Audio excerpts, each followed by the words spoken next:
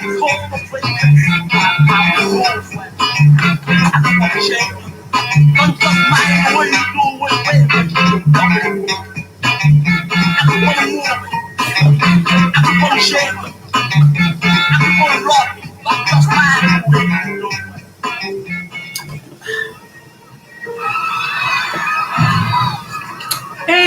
who's the one person on here?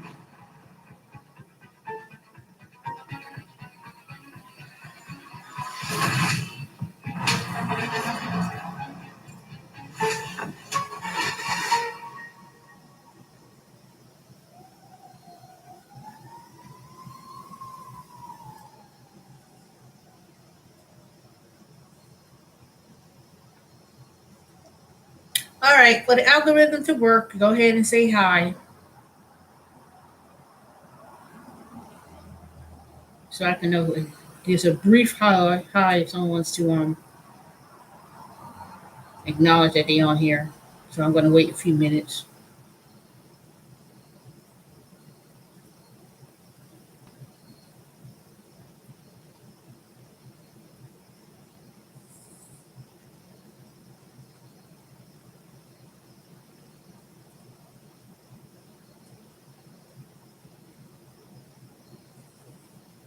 Hey, Vicky, what you doing on here? What you doing today?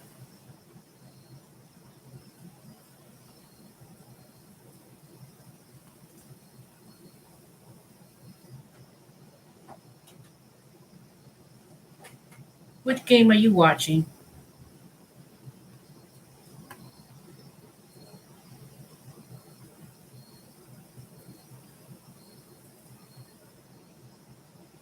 Clemson and Georgia. Yep, just as I thought. I was watching that too.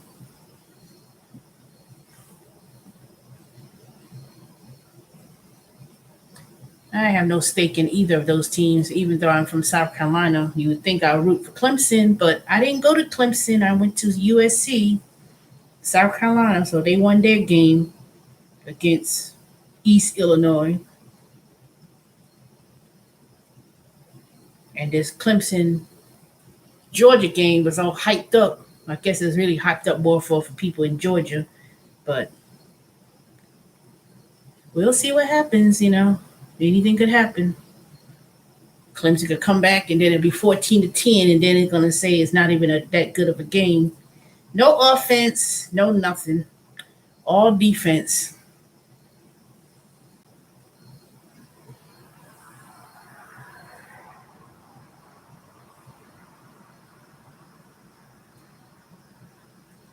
So I'm going to wait a few more minutes. Oh, whoever dropped off, good. I want no trolls to be all up in here because I know, like I said, I pretty much know who'll be on here, depending on who respond, and the ones who don't respond, pretty much I know only about hit. Well, to me, Georgia should have been ranked that high anyway. They were ranked way too high. They didn't. So we'll see. They probably going to number 3, but who knows? It's just the beginning, so it ain't like it's only week 1. So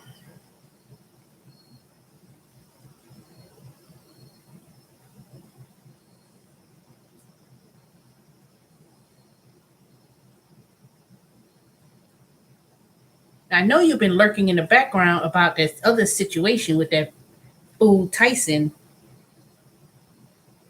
Put it this way, Vicky. He was strange.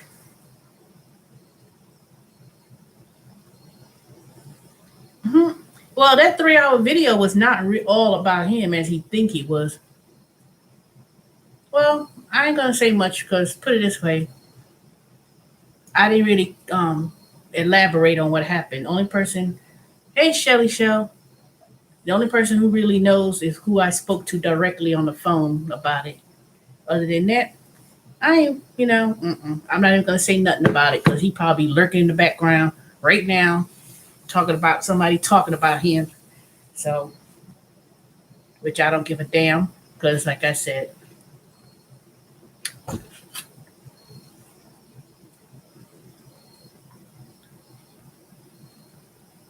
I wasn't. I'm not gonna be made a fool of or be. Um, and I'm not that. I'm not that. Oh, let me go ahead and Mm-mm, nope. See, in the background, I was very cautious. So, but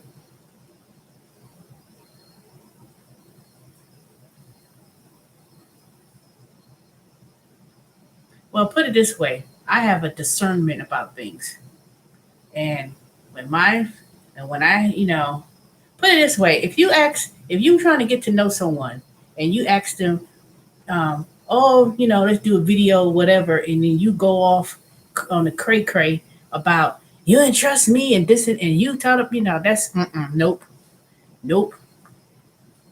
I was like, nope. So,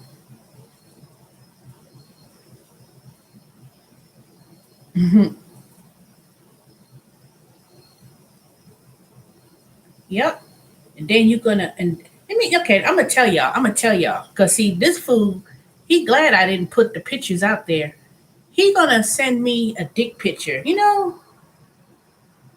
That's what he did. He gonna send the very first picture. It wasn't showing everything. It was like hair. It was like Then he gonna show. Then I last night, cause I went to a deep sleep after I took that medication. Then he sends a deep picture. I was like, I cursed him out and said, don't, I said, don't, mm-mm. So if he really wanted to get embarrassed, see, I would have posted it, but see, I'm not going to get flagged on YouTube for putting, for putting that out there like that. He going to put up and show his whole penis on the stuff. I said, he glad. And what I was going to do, he wasn't big. Put it this way. Anything with length don't mean shit, you know. Hey, Monica. So it wasn't like, put it this way, I'm 50 some years old. Trust me, I've seen it all. I've heard men in the past have done stupid stuff, you know. So he wasn't like something appealing, like, oh my God, it's big. No. Mm-mm. I won't say it was like small, but if you stretching it out, making it look like it's big, shit, I was not impressed. So I was like, boy, put your, he could, I was like, I just, I said, just leave me alone. And if he was to do, you know what I would have done? I would have went right up to the Snellville Police Department, went there, not go inside and make a report. I would have took a picture of the police department and be like, and your response. That's what I would have done. I would have went to the police department, took a picture, because the police department in Snellville, even though I live in DeKalb, is right up the street. I would have went right there, police station, took a picture, choop choop, and sent it back. So dumb. People are idiots. And darn well, if you send something on internet, it ain't so much about other people seeing it or whatever. It's the fact that in some states, you can't do that. You can't send nothing like that across state lines because you could actually, how people, these dumb men and women, but most of the time you hear men do it, um, having doors kicked down for pornography and downloading child pornography and all kind of crazy stuff. It's illegal to some extent when you do stupid stuff like that. I had a guy who did that before. He was driving Uber or Lyft or doing food delivery, and I was doing deliveries and stuff, and he was, interested in talking to me. He's a perv using fake pictures online. Well, I don't give a damn what size, 15, 50, 50, 50, whatever. You don't send that to me.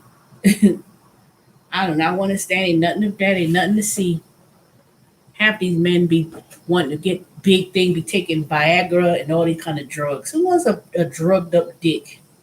People who take drugs to get like that. Man, bye. Most of people, most I don't know much about it, but most men who want to get that big size, they be taking these drugs and stuff to do that. That ain't natural. That is not natural. If you look at porn, and I ain't gonna never say I never seen porn, but when you look at those porn people and stars on those tapes and online porn, and you see those men to be having big old whatever, and they, it be just unnaturally like that's too much. That ain't. I don't think what people think that's so appeasing. That's not appeasing.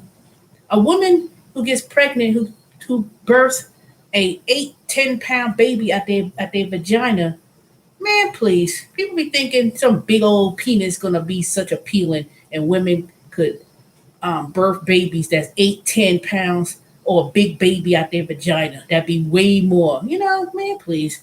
I don't know why men thinking that's something. You ain't doing shit. Shoo. Yeah, I asked them. I said, when you get home, I want to get to I want to see you on. You could do a Google, whatever, private Google, so we could talk. Who wants to you texting all the time? Anytime you texting the same thing all the time, over and over again.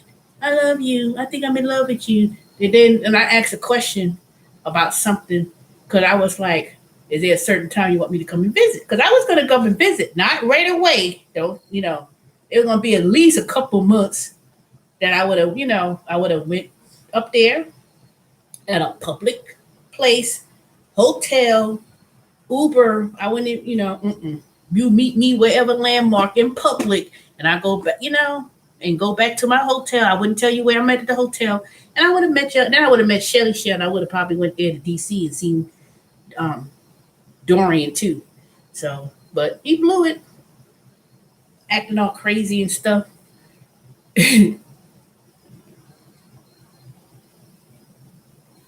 No, I didn't. No, I did not. I did not get warm and tingly. I was being cordial. That's what I was being. I was not being, oh my God, I'm just in love. Mm-mm.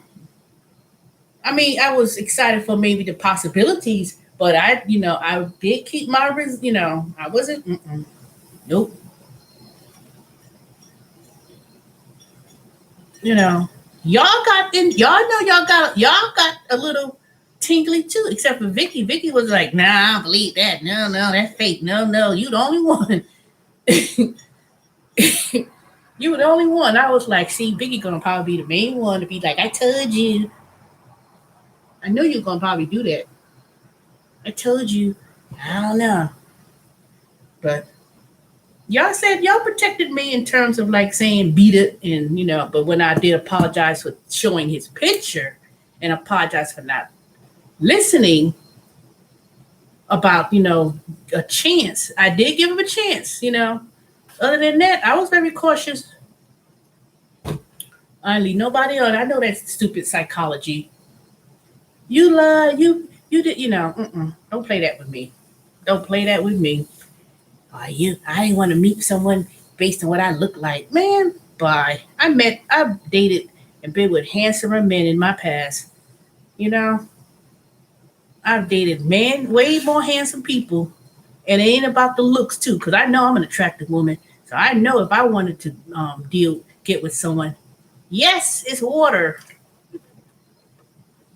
I went and got water. This is water. I ain't drink no tea today. Only thing I drank today was milk, and I don't even think I drank orange juice today. Nope, I didn't drink any orange juice. Nope, I didn't drink no. I just drank milk and water, milk and a little bit, and that was it. I didn't even drink no tea.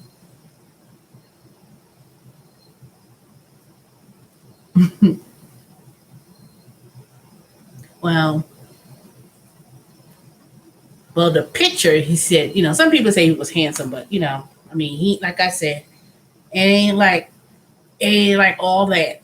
Trust me.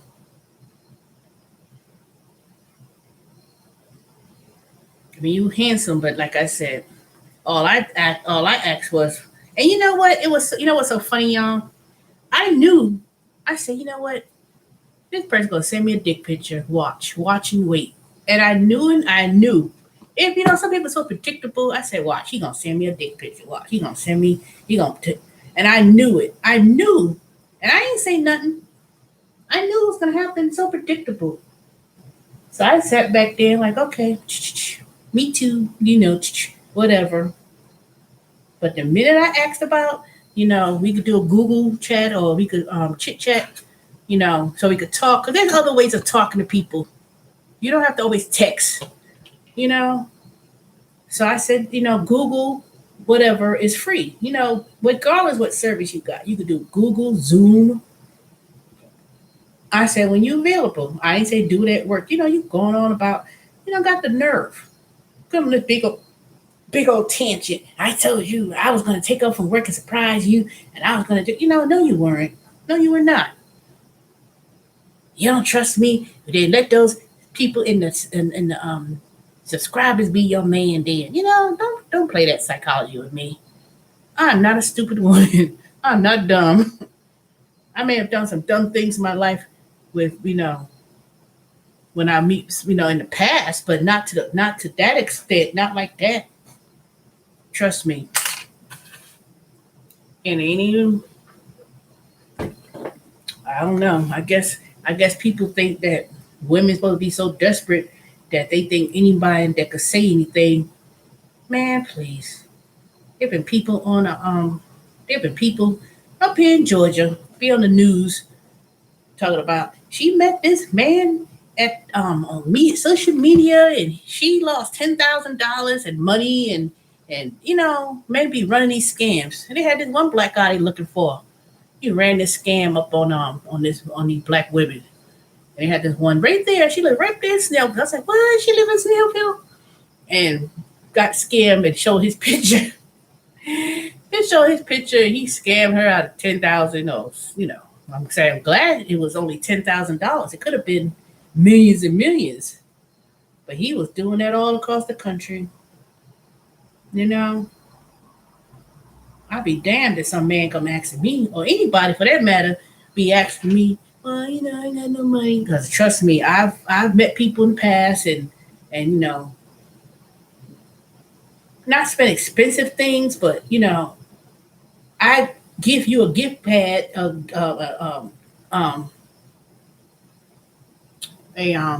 iPad, and then you get some cheap whatever. Man, please. Mm-mm. Trust me, I might have been duped in the past, but it only take us one time, and after that, I'd be like, okay. But anyway, he ain't getting that much attention because I'm quite sure he just lit back listening with his crazy ass. He probably listening, saying, I know that bitch. He better not text me because in the morning he'll come back. I heard you. He gonna text me about he had listened to the whole entire live, played it back. I said, boy, bye. They were is not the focus of no conversation in that 3-hour chat or the previous chat before. So don't come becoming of yourself. I said, you thought I was gonna come on here. You thought I was gonna come on here and start crying and be like, oh, what you make? Can we work it out? Man, bye. Get the hell out of my face. That's what you could do. They're like, you gonna be fat. I could lose my weight. I am very attractive, very, very sound-minded.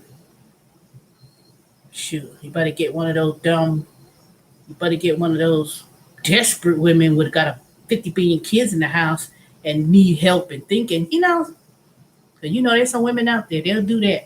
They be on Section 8, living in, whatever, and some dumb nigga be living in the house, living in their Section 8 housing with other kids, and they ain't doing shit. They ain't paying no bills, they ain't helping with nothing, and they're gonna complain. They only want my money. Nigga, you ain't got no fucking money. How the hell, I'd be dying when I be hearing stuff like that.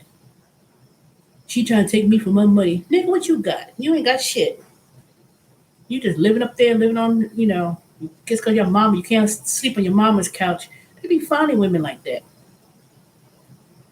They be finding women like that. And it goes vice versa. So before anybody say, you be bashing men.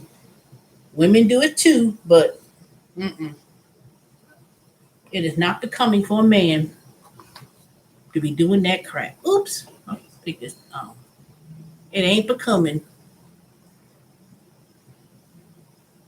But there's women that'll do it though. That's why this economy and Georgia may actually beat Clemson 10, even though it's gonna be 10-3. They got 1 minute and 44 seconds. Well, it ain't that important anyway. Clemson, after that other quarterback, went on to the NFL, and most of the team went on to the NFL. I figured Clemson ain't gonna come back like that anyway.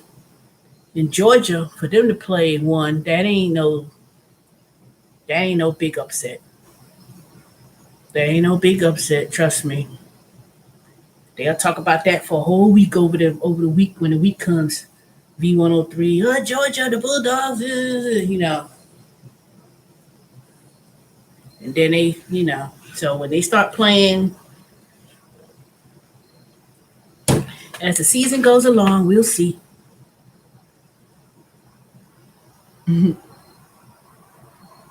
Vicky, well, I don't care. Anyway, what was I supposed to be talking about? Oh, okay. So my discussion today is about people. I'm seeing all these silly videos people are making about food shortages, going to Walmart and going to all these grocery stores and doing videos as content. And I was like, I know I have a video out there when I was talking about it, but I was doing my assignments, survey assignments and stuff. And some people just driving around to different ones just to go there, just to make videos and saying the same thing over and over again. And oh no, now Target is um, empty and stuff. I'm not saying it's not happening here in Georgia or Atlanta Metro, but I did say that depending on the area, social areas of, like for instance, when I was up there in Buford today. They paid me $30 just to go and clean some machine. Not even clean, just wipe it down and put some samples in the machine, but they ain't had the box. So they told me, oh, can you do this, tomorrow and today? So it was like $60 plus an extra $20. I'm gonna get paid $84 just to go to one store. So I'm gonna go there tomorrow at Sam's Club in Buford. And it's not that far. I mean, 30, 40 minutes, 45 minutes. It ain't really far.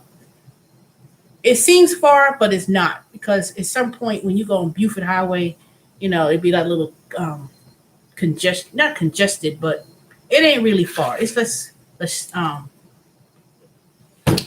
straight shot. So I went in there to Sam's Club. I don't have a Sam's Club membership. So when I was going to the back to find this sample box with this Downy um, sample product, dang it, I left it in the car. I was going to show y'all.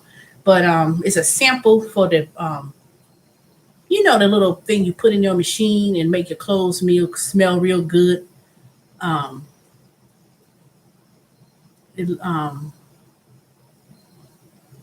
think you put it in the machine, or do you put it in the dryer? Y'all know, one of those boost something or whatever. It's like little Downy pebbles and stuff you put in the machine. So you get a sample for free through the machine. So that's what I had to serve. It's the Freos machine.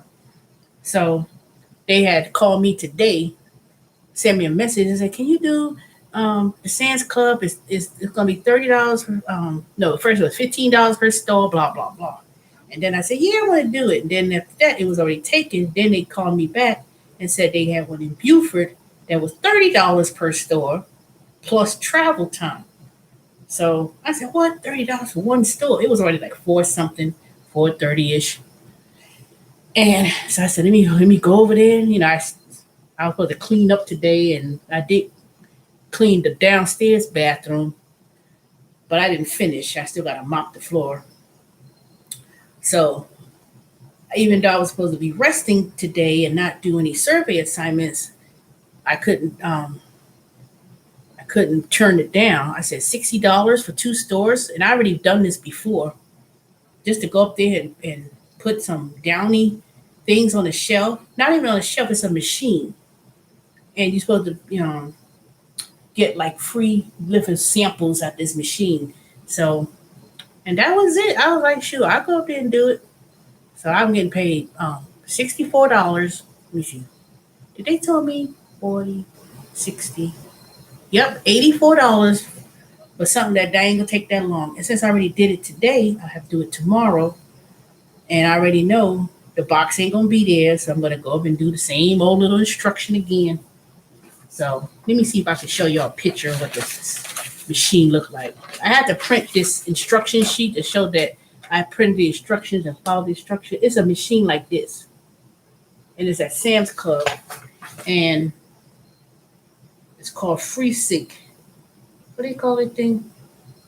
Well, anyway, I just go to this store, go to Sam's Club, services store, and simply put the stuff on the shelf in the box. Man, I'm looking at this. I didn't put the thing boxed the right way. Well, I'll do it tomorrow too. So I'm going in tomorrow. $30, easy peasy money. So that's what I did. So when I was in the Sam's Club, I walked around. I said, let me look and see. And then I saw the meats, and they didn't see, well, because Sam's Club is a membership, and it's not like anybody can just walk into Sam's Club and buy groceries and stuff. They seem to be pretty well stocked in regards to buying, if you want to buy bulk. So I think that I'm going to get me a Sam's Club membership tomorrow, because I saw they had these big old things of pork chops. And I was like, man, that's a good price, you know? So I said I could go up there and buy me, not like several packages of meats and stuff, but just like maybe, um, I'll see tomorrow. But it didn't seem like empty or nothing. It just, because I don't think people going to be buying up, a whole bunch of meat and a whole bunch of chicken like that, unless you like a restaurant, Asian restaurants, they like to go in there, buy chicken wings from the bulk, buy up all the chicken wings like they ran out of style, and then turn around and cut it up, because they'll make their money back doing that, you know. But so tomorrow when I go out there again, I'm going to do a video, not a live stream, because I don't. But I'm gonna make a video and show how Sam's Club looks in regards to pricing, and probably buy me a couple of things. I'm not gonna buy junk. I'm not gonna buy no chips. You know how people get those big old bags and boxes of chips. I'm not gonna do that. So what I'm gonna buy at Sam's Club, I don't need no more cleaning supplies, because I've got so much cleaning supplies. I don't need to buy no cleaning supplies. I need to use up to what I got. Now I may buy like a thing of bleach, like I may buy a bottle of bleach. Other than that, I'm not gonna buy any more cleaning supplies. I may buy maybe the box of bleach, like they have the two bleach. I may and get the big ones. I may buy that. But tomorrow, when I finish doing that machine, I may look and see what kind of meats they have. But it seemed pretty full to me. I saw people, I was going to the back stock office, and you had to pass by the dairy and stuff, and I saw, they had plenty of milk, plenty of eggs and stuff. It didn't seem empty, like, oh my God, people just buying up everything. But when you go to like a Costco or a BJ Club, and you have a membership and stuff, they probably put limits on certain type of things. Like I didn't see the paper towels. I didn't see nothing like that. So depending on the price, I'll buy certain things for the stockpile, but I have to see what the prices are first. But if I could get some coupons online, I'm gonna see if I can get some coupons because I've been using these different apps where you could get points for the receipts. So I'm gonna try to do things like that. Oh, Georgia won 10-3. There ain't nothing to talk about. There ain't nothing to talk about. They're gonna be going on crazy tomorrow. Oh, Georgia did this. Oh God, Georgia ain't gonna be number one, and they ain't gonna beat Alabama. That's for sure. Stoppable stuff. Yep, that's what it was. The stoppable. It was a sample, and you could go to and that's what I have to do is make sure the samples has been in the machine. But I can't. I don't see where the box is. But it did have some in the machine though. So I just take a picture and just say nope. There was no box available, and I checked. I cleaned the machine, and that's it. And it probably take and put it this way. If I wasn't waiting for the cashier and ask them, is there a manager? I need to know where the box is. I would have finished that thing assignment in 10 minutes, if not less. So I said, shoot. But that's how that went. And after that, went back home. So tomorrow I'll do get the other $30 for the second day and then get my travel bonus. And that's it. I don't think there's anything else that I need to do other than continue to clean. I got the boxes already for my donation and what's going to be thrown to the curb and what's going to be kept. So, but I'm getting there. Hey, what happened? 4 people just dropped off like that. Mm-hmm. Hey, who retracted Shelly Shell message? What happened?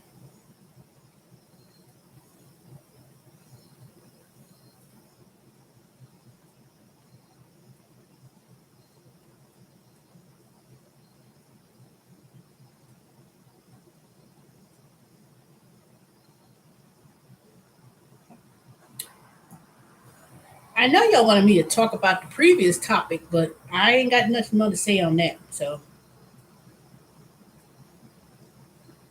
I ain't got nothing to say on that.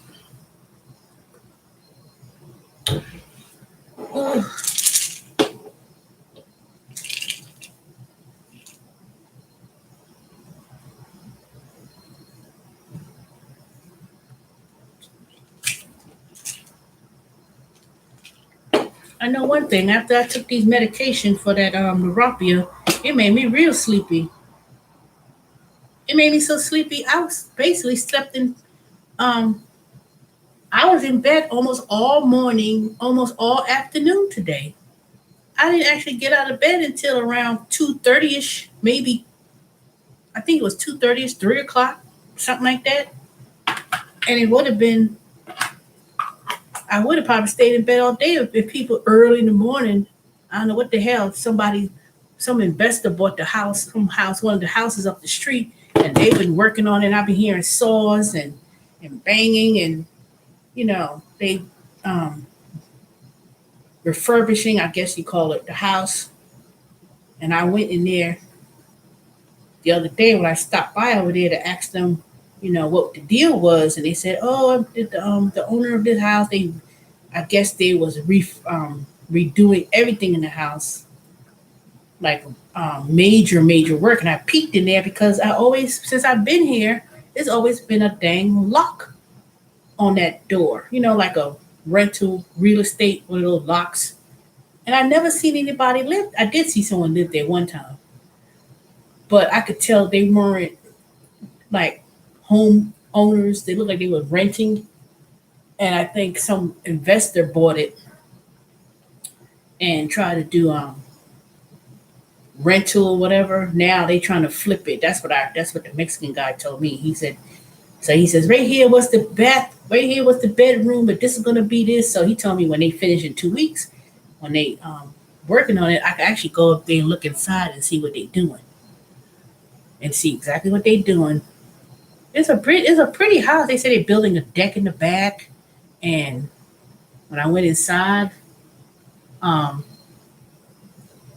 to be honest, my square footage in my house seems bigger than that one, or the style and how my house, because every house in this subdivision do not look the same.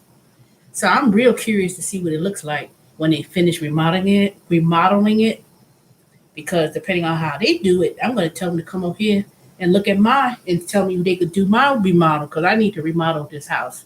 I'm going to be remodeling, like all the bathrooms going to be remodeled, all the kitchen, because it's I bought this house for real cheap, you know, 119. So I'm almost finished paying off half of the price what I paid for, but I could take a home equity loan of $10,000 or $20,000 and do a whole remodel of this whole entire house, from the bathrooms to the kitchen to the living room to the bedroom, maybe build a deck in the back. I don't know.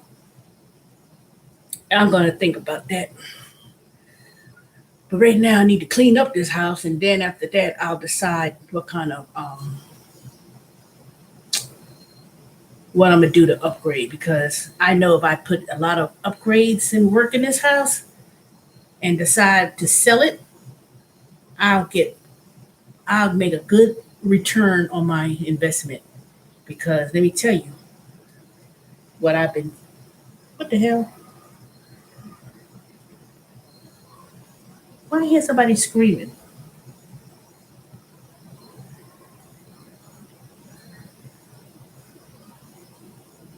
Is it screaming or that sound like a dog? You can't tell these days. So I was on YouTube. I don't just watch stupid stuff all the time, but I do watch other big YouTube channels that speak about the economy and things like that. And they were saying that the housing market, Wall Street, everything else, it says, oh, it's fake, it's going to be a collapse.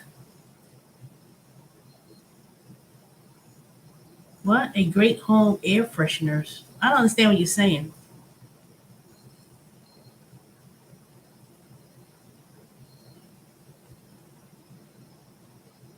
A great home air fresheners.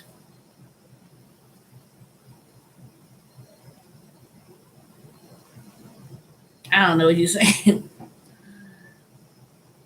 So, so what they were saying was is that the real estate market is slowing down, but it depends on what part of the country is it slowing down. Not every place across the country is slowing down. And they were saying the prices of rental and real estate is going up because it's going to continue to go up. And for those people who wanted to look into buying a home, they said they're going to be priced out. They won't be able to buy a house. And God forbid for those people who had rental, that had did all that deferred on their rent, not paying rent for a year and a half and 2 years. They said that if with the rent moratorium not being extended for COVID, a lot of people, they say in the coming months, there's going to be a lot of people going to be evicted from their house, from wherever they live. They're going to be evicted regardless. They ain't care. And the people who own the house, especially small real estate investors, that makes this is their business. They're gonna be so, because they haven't been getting paid rent for a year and a half, 2 years, and they've been trying to hold on to the house through foreclosure. They're gonna get foreclosed on because they've been working with the bank to not get the house taken away from them. Because when I was going through that thing with Wells Fargo, when I was behind, what, 2 months last year? Not last year. Was it last? No, it wasn't last. The year before last, whatever it was. Y'all know when I had that issue with somebody gonna write me, see, karma gonna get you. You've been talking about people. I surely did. Wrote back whomever. You know, come on here writing a book. Come on, you've been following me for years. So anyway, I tell y'all how my mother helped me, catch up on my mortgage It was almost 2 years ago, if not, I think it was a little bit over 2 years ago. Y'all remember? So, um, hey Romeo. So then, the people who are small home owners that rents or buy houses and flip them or whatever as investment, after this ordeal of not getting rent from these people who didn't choose to, yeah, it ain't about good mothers. It's people, it's mothers who got money. Everybody could be a good mother, but some people can't help other people because they can't do it. So my mother was able to financially help me because she, but I never wanted to be in that predicament. Never again. Every mother be good. Every people got people to help. They be good people, but everybody don't have financial. They don't have people that could financially help someone. You know, some people would have been like, "No, I ain't got it. I ain't got it." And then you lose the house, and then you may have to move back home with your mother or your parents. You know, but it's still a good parent regardless. But I'm saying my mother was able to help me. All mothers aren't good. That's true. It's not about being good because see, I was holding on to my pride because I did. My mother said, "If you ever don't lose this house," and she came 2 Thanksgivings ago. That's when that around that happened. It was right after 2 years ago from Thanksgiving. Yeah, it doesn't all have to do with money. It's not. It was the fact that I had to fess up and say I was behind because my mother was like, "That's what happened with Travis." My cousin, he lost the trailer and stuff. That was hopefully it wasn't the land that was on. It wasn't financed because the land belongs to my grandparents. So luckily that wasn't a situation where the land was tied to the trailer because they would have lost that land. But they didn't do. So it was never financed that way. It was just the trailer. And he lost the trailer. So he ain't told nobody nothing and didn't say anything. And my mother told me the same thing. Don't lose that house because, and then I had to fess up. I had to fess up and ask and tell her what's going on. So, you know, and I wouldn't say it was pride. It was the fact that I never really been the one to ask my mother for help or whatever happened. So, but the point I was making is that this economic situation in the economy that's going now with food shortages and people not want to go back to work and you have to work 2 3 jobs and you really do have to work 2 3 jobs these days to stay afloat and have multiple streams of income. These people who own these houses and trying to do real estate, they were small investors.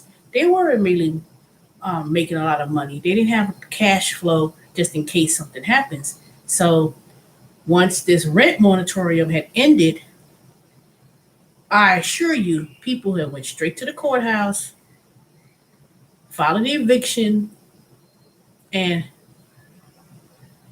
oh, that's the fan. That's the ceiling fan. That's the string on the ceiling fan that's going up, that's going around in a circle. That's the string for the fan. I need to turn it off. Oh, this it ain't that. Oh, it is not that hot in this room. Matter of fact, it's a little bit chilly. I got the window. Let me turn this fan off because it's a little bit chilly. I'm getting cold.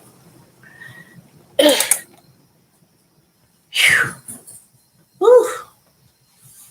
So so a lot of people in that situation, they're gonna lose the house because they had to do a forbearance of some sort with the bank.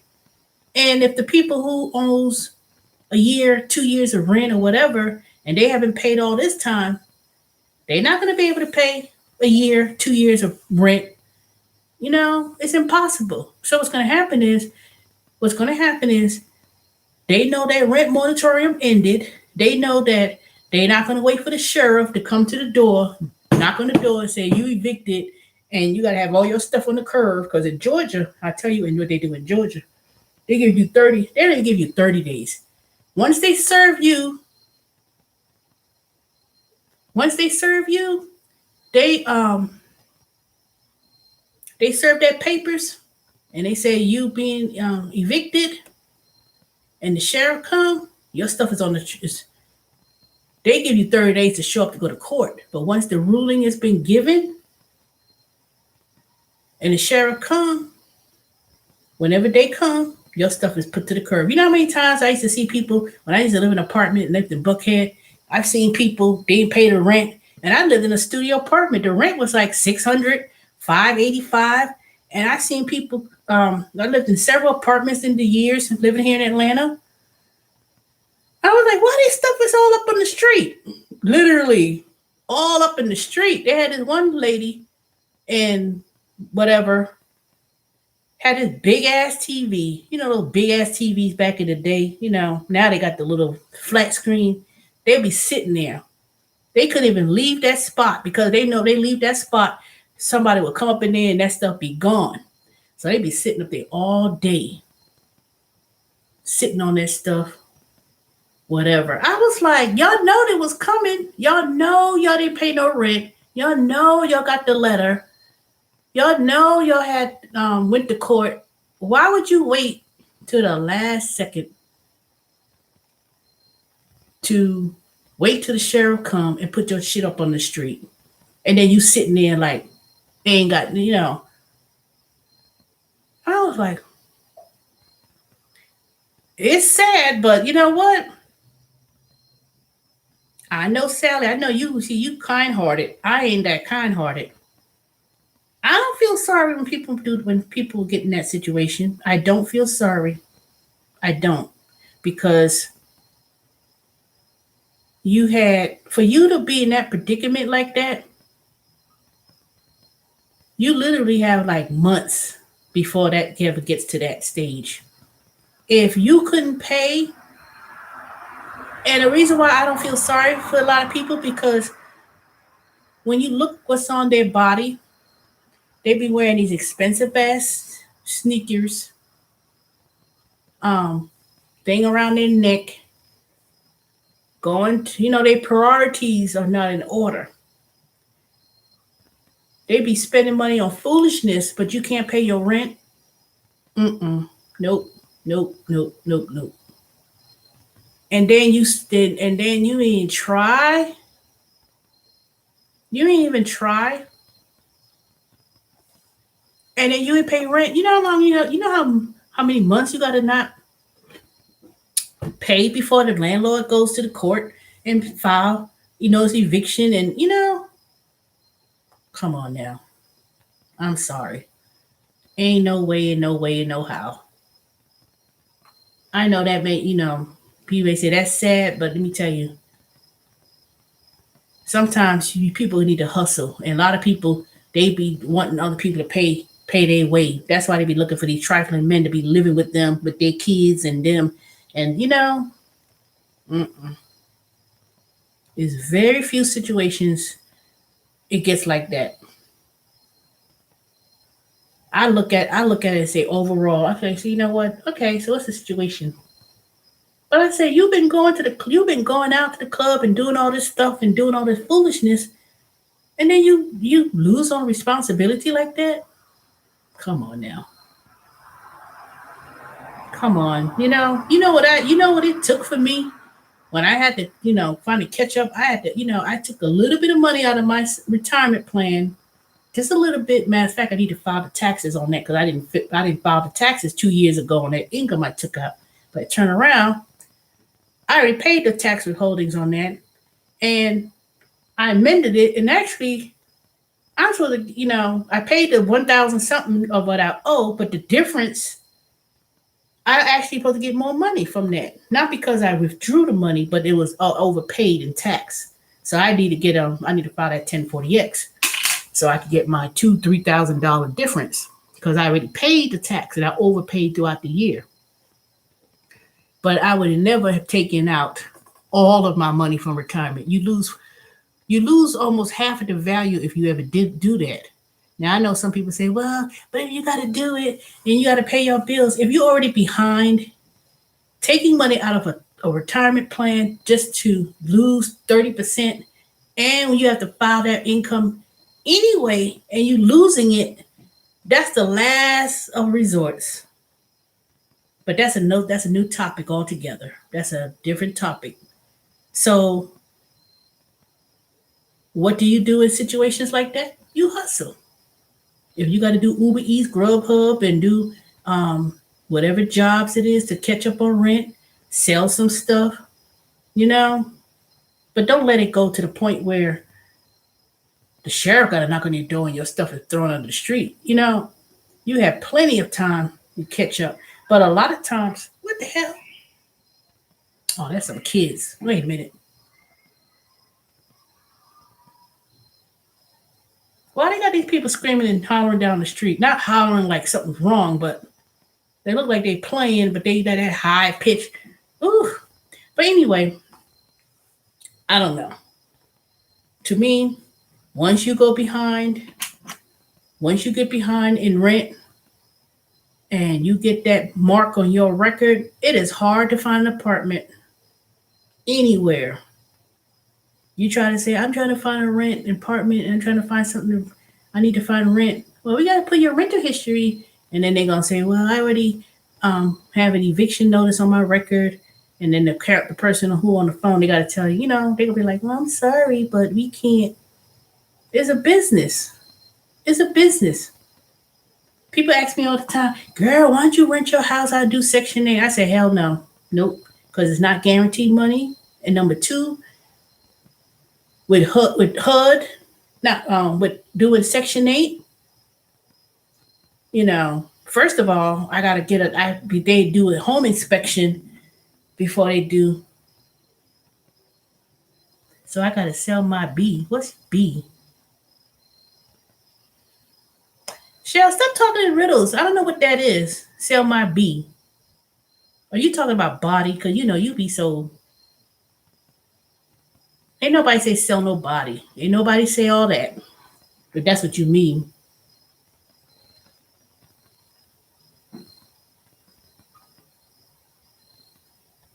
Oh, you back? Well, you gotta pay. You gotta hear the replay. I ain't repeating it again.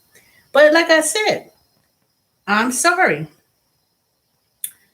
In Georgia, you get evicted and you get a thing on your record, you cannot find an apartment unless you go to one of those what they call next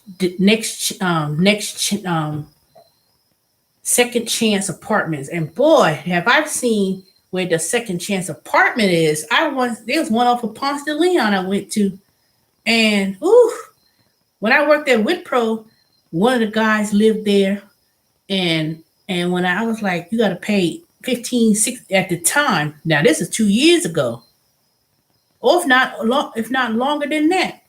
It was like $1,500-$1,600 you got to pay, non-refundable, last month rent, some high application fee. And then when I went there one time to deliver food or what Uber Eats or Grubhub, pick whatever one, and went to that little second chance apartments. Man, that place was so raggedy and trash all over the place. Sanitation like they never picked up the garbage. You go to the door's taken off the handle, no entry door to open the door. And then some people come to the door. Now I know some people, I've seen people, Mexican, black folks, whatever. They come to the door and then they got like a whole bunch of people in the house. Look like a mess. And I know people ain't got no money. And I'm not shaming people if you in that financial situation. But it's like I'm speaking to those who just no kind of responsibility and they let things go. They focus on the wrong thing. They focus on the wrong thing. And living in DeKalb County, that's the worst. This is the worst county you can live in and have housing issues. They were saying DeKalb County was one of the highest eviction rates all across the country. So DeKalb County courthouse is going to be real busy in the next coming months. Real busy. It's going to be, I bet you if I put an ad on Craigslist right now, room for rent, must share bathroom, or if I do it where I can stay in my bathroom and use the other one, I bet you I'll probably get a call within an hour. There's still room for rent. I need it by tomorrow. I'm like, hell no, nigga, no. I ain't need no background check. There'll be a lot of men. That's why I ain't doing it. That's why I wouldn't do it. Unless it's somebody I know, and I mean really know. Like my uncle. Something like that. If he ever decided he want to move to Georgia, and because he's in a predicament, but he never said nothing because he asked. He suggested it about at least 2 Christmases ago about moving in with me to Georgia, and pay $600, $700, whatever. And that was now my uncle may be the one I may share this house with, and then my mother was thinking it'd be a great idea because she don't want me to live in this house by myself, and it'll best to have someone to be here. So my uncle will be more. Why they keep screaming? Y'all ain't hear that? So something like that I'll probably do. One of my relatives, they finally decided to leave New York, and they wanna because I keep telling them they ain't gonna find no apartment that's gonna be 1,100, 900. I was like, you ain't gonna find 900. You're gonna be living in. Some people be swearing up and down that they think they gonna get some house for 900. You say you don't get no 4-bedroom, 3-bedroom, 2-bedroom, 3-bedroom, whatever for no 900 something. Not no house. No matter how small it is, ain't no way, no land that somebody gonna rent a house for that small amount. It might be a basement in the house where, or a room in the house, but there's a whole house for that price. You got to pay water, gas, electricity on top of that. So maybe 8-10 years ago, it might have been like that, but not now. A crack house, exactly. And even the crack house, they be, these big companies are buying up these,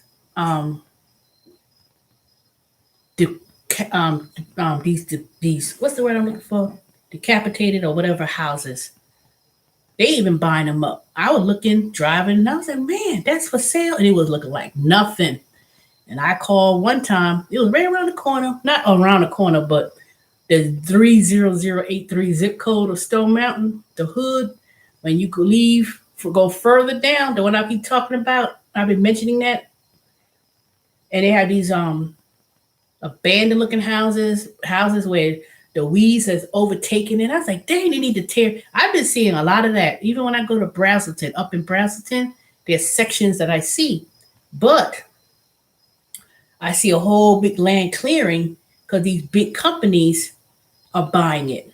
There's companies buying whole subdivisions, whole apartment complexes, whole land, and they are not selling it for people to buy. They're selling it to rent, and they are making profit. That's why the real estate market is high and rent is going to be high because these big companies are buying apartments. Because I was thinking about investing $1,000 in this company Fundrise. They're looking for investors. So I said, shoot, I was supposed to make that transfer, but I'm going to do it Monday. No, I'm going to do it Tuesday. Monday's a holiday. And they're buying up apartment complexes or building apartment complexes. And the rate of return on that is like 15, 16%. I said, dang. I said, I could do that.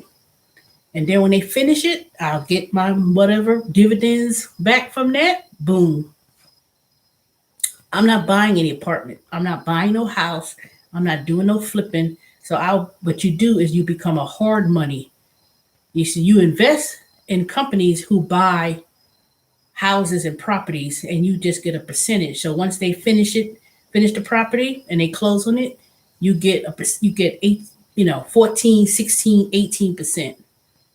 And I'm gonna tell you right now, DC is hot in regards to that. They running black folks out of DC. Black DC used to be Chocolate City. Man, they turning DC into white people. Here, D nuts. They changing DC. It is not just DC. It's Atlanta, anywhere in the South. Um, probably. I want to say Philly might be one place that's gonna be a good. I don't know, but a lot of people, in terms of making investments and stuff, it ain't, everybody ain't, economic distress. So when you hear people say Wall Street making money, Wall Street, they leaving Main Street alone, I like it how it's going, to be honest. Yeah, I do need to find a job that pays more money and not be all these, do these two, three jobs. But from a financial point, if you have, don't listen to people talk about, oh, the market's going to collapse. It's going to go down. I'm like, you know, it depends. It may be going down because I did invest in, let me tell y'all, I'm going to sell those silvers, the coins I got. I'm going to sell those things back because I ain't doing no silver coins. I'm lucky I only spent $100 something on those coins. But um, I did Robinhood stock. Let me show y'all. I ain't gonna. I had bought Robinhood stock. Robinhood was out like almost less than a month ago. Now, do regard this red screen how it's gone down. So I bought this company called Agent. It was a free stock. So I bought one share. The thing is down $6.04. I bought GoPro. When people use those videos, I bought that for $12 and some change. That went down to some nine. It was like $6 or something, and then it went up, and then now it's like $9.92. But I bought Bank of America. The shares, I went and bought 2.48 shares, and I made $41.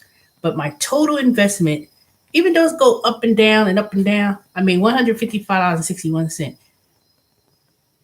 But I had $100. So I made $50. And that's only a short period of time. So, but I have, oh, you have GoPro too? You have it stock or you actually have the GoPro product? I'm talking about I got the GoPro stock. And I just picked it because it was real cheap and real low. And I said, you know what, I'm gonna buy that.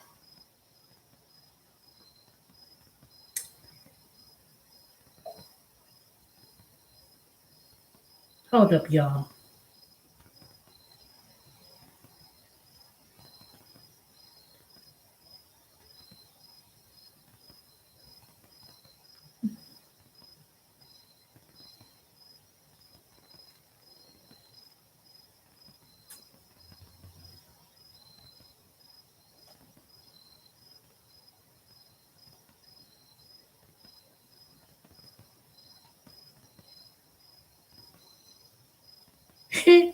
This fool, remember I tell you someone lurking in the background? This fool lurking in the background ain't gonna write me a book. I didn't even block the number at first.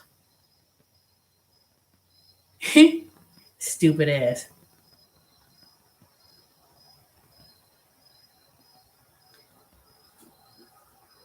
I'm not even gonna read it. I'm gonna delete it and block. Don't block me.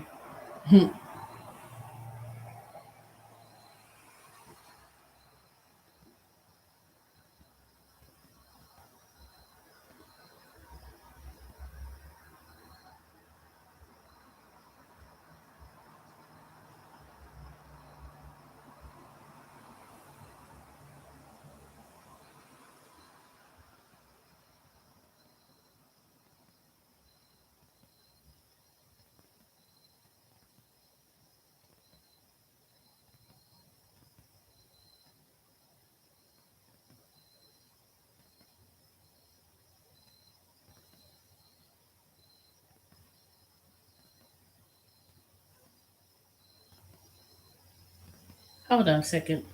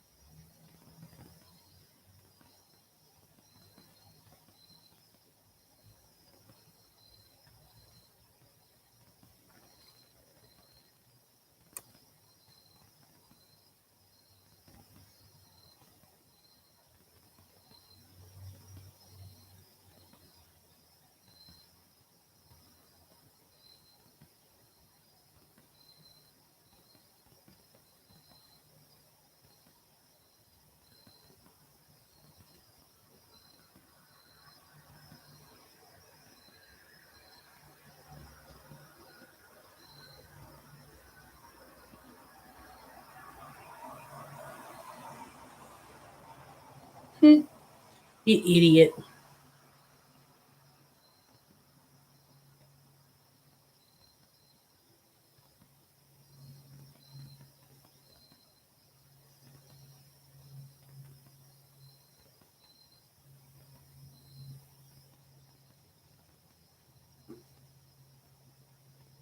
Oh, I'm not gonna read it. I ain't gonna be reading it. You gonna talk about you coming in with that tight dress? Who don't clean their house in months and did it? Man, fuck you.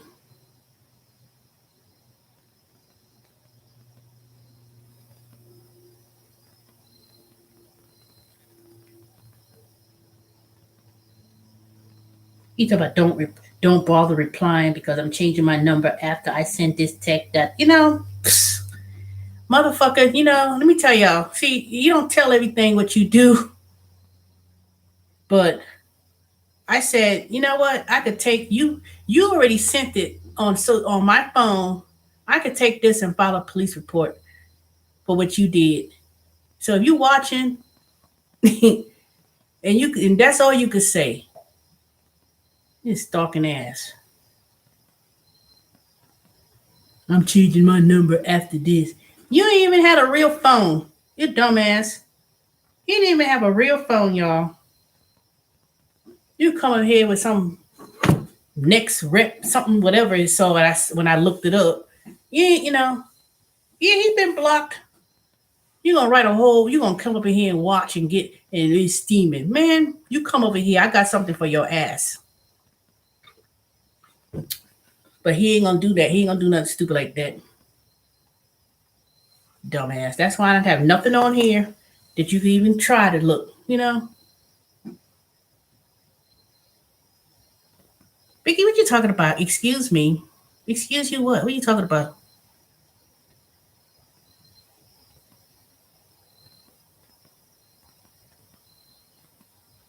Oh, I'm not gonna read that. I'm just small minded people, small brained.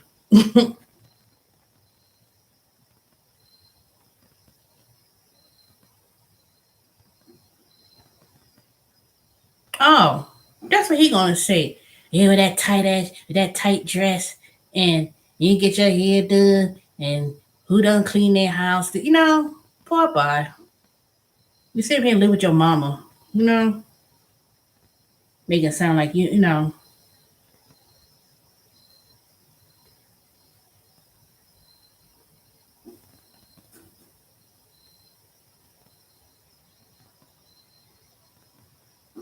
I said you want to go there with me? I'll put that picture you put up there in that damn dick pictures you got up there. You talk about I'm gonna change my number after I send this message. Man, just because you change, let me tell you something. I worked for the federal government. I worked in the telecommunication industry for a long time. You could change the phone number or whatever. There's so many ways of looking. I already looked this up anyway. Change your number. I tell you, you say you ain't coming on here, don't come on here. He blocked. And so if y'all see someone who looks like a troll or who say something crazy, they're gonna be blocked too. He's been blocked to come on the channel. But when you block, somehow with YouTube, you could block someone, but they could still see your video. I'm not deleting my video. Just keep on. Because all reviews are held. So you could write whatever you want on here. Ain't nobody going to read it. I'm not going to read it. And you surely, and you an idiot anyway. Respond. That IP address, let me tell you something. Just like I had to tell these previous trolls in the past who want to write me a book. I've been following you for years and writing, and making up fake names. You're such an idiot. That IP address, it shows you who you are, exactly who you are, and go right back to directly where you at. So,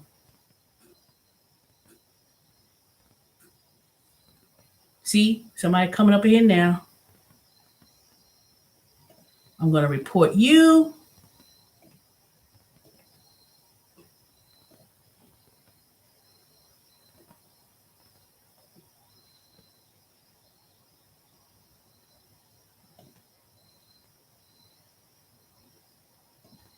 See?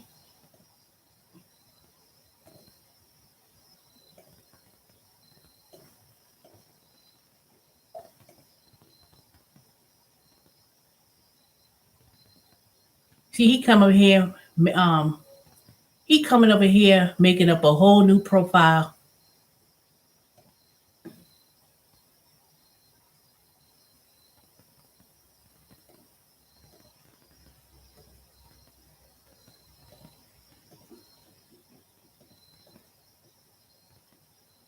Mm-hmm.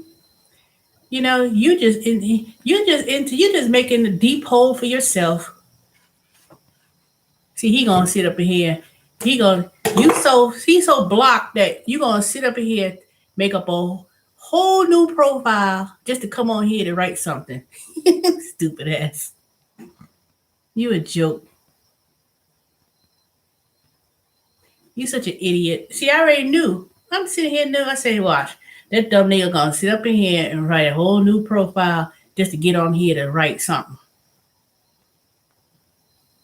And then about it put down, it said former crackhead Willie. That's when I mentioned that, you got scared. You really thought that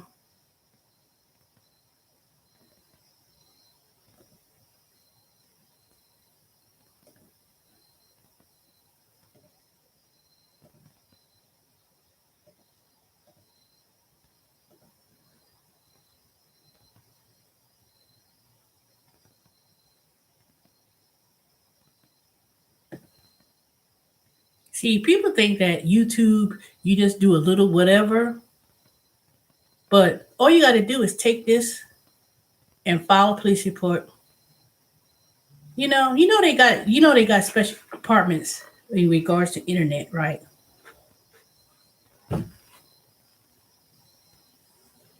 See, one thing for sure, I ain't one of those people to play with. I'm the last one to play with. So you take that somewhere else.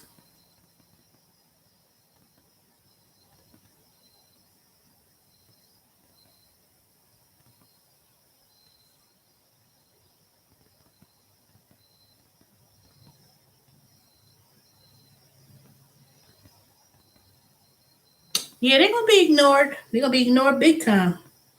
They probably sitting up here now going crazy. So you know what? With your small little minded dick. That's what you are. That live with your mama and then walk around showing yourself. You a fucking fool. You a dumb idiot.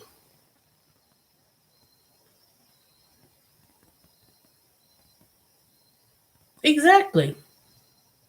You ain't seen nothing of my house. You see a background. Shoo.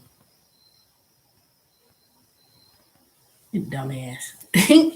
You a joke. Only reason why I can't put that thing on YouTube and those things, those messages and pictures you sent was because one is you can't send illicit type of pictures like that. That's the only reason why it ain't been on. It ain't no thumbnail of you showing yourself. Dumb, you idiot. Anyway, what was I talking about? That's what I was. Yep. Let me see. Make sure everything been blocked.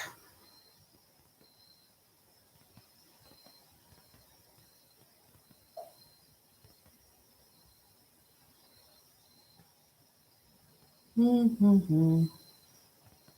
Yep.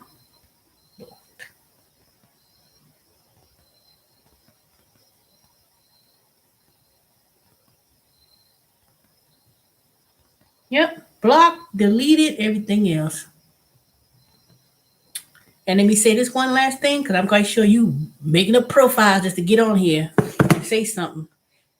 Send me any message or text message, and I could assure you, I will be contacting the police and filing a complaint, and I will do so. So if you harass me, you send me anything, just move the fuck on. I told you that to move the fuck on. You know, because you're nothing but a loser. You sit up in here, I mean, man, get the hell on. Move the fuck on, because now I'm going to get real ruthless on your butt. I'm the last bitch you want to fuck with. So fuck with me if you want. You can send all the text messages you want. You can say, I'm going to change my number. Change it. You could, shoot, while you at it, change your fucking drawers, you stupid ass. Faggot ass. Coming on here talking about, I tell you, leave me alone, get the hell on, you know, move the hell on. What you worrying about? What you worrying about me? You want to hire a maid service? Go right ahead. You fool. Take care of your mama as you claim that you doing. And and move the hell on from me. Nut. You're such an idiot.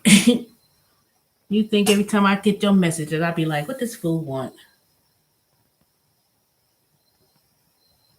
Anywho, so with the housing market, a lot of small investors that buy houses and stuff, they're gonna lose their house because if you don't have the capital to pay, if someone doesn't pay the rent, utilities or whatever on their investment property, a lot of people gonna get fed up and gonna just um, sell to these big companies anyway. These companies are gonna contact them. They're going to offer them whatever kind of money, and they're just gonna take it. They're not gonna be able to hold those investments because they're already behind. And those people who've been in behind in rent for a year and a half, whatever, they're not going to be able to buy a house. And the way it was going, they said a lot of people, especially the generation, I ain't gonna be millennial, but say the next generation, why they not gonna be able to buy a house because they already gonna be pushed out of the market. So rent's gonna be high, buying a house is gonna be nearly impossible, and a lot of people are gonna try to move to certain states. And you know, at one point, South Carolina, Georgia, um, those outskirts in the southeast, if you didn't buy, say, 10 years ago when I bought my home, when it was that last economic downturn, buying something now, it ain't gonna be feasible. I ain't being negative. I'm just telling y'all that some people was able to buy a house, fortunate to buy a home, but you had to catch it. I was reading about a lady that bought 3 houses and rented them. After the pandemic, she stopped getting rent for all of them. She lost the house and she was living in the. Okay, Lillian. So it's 10 of y'all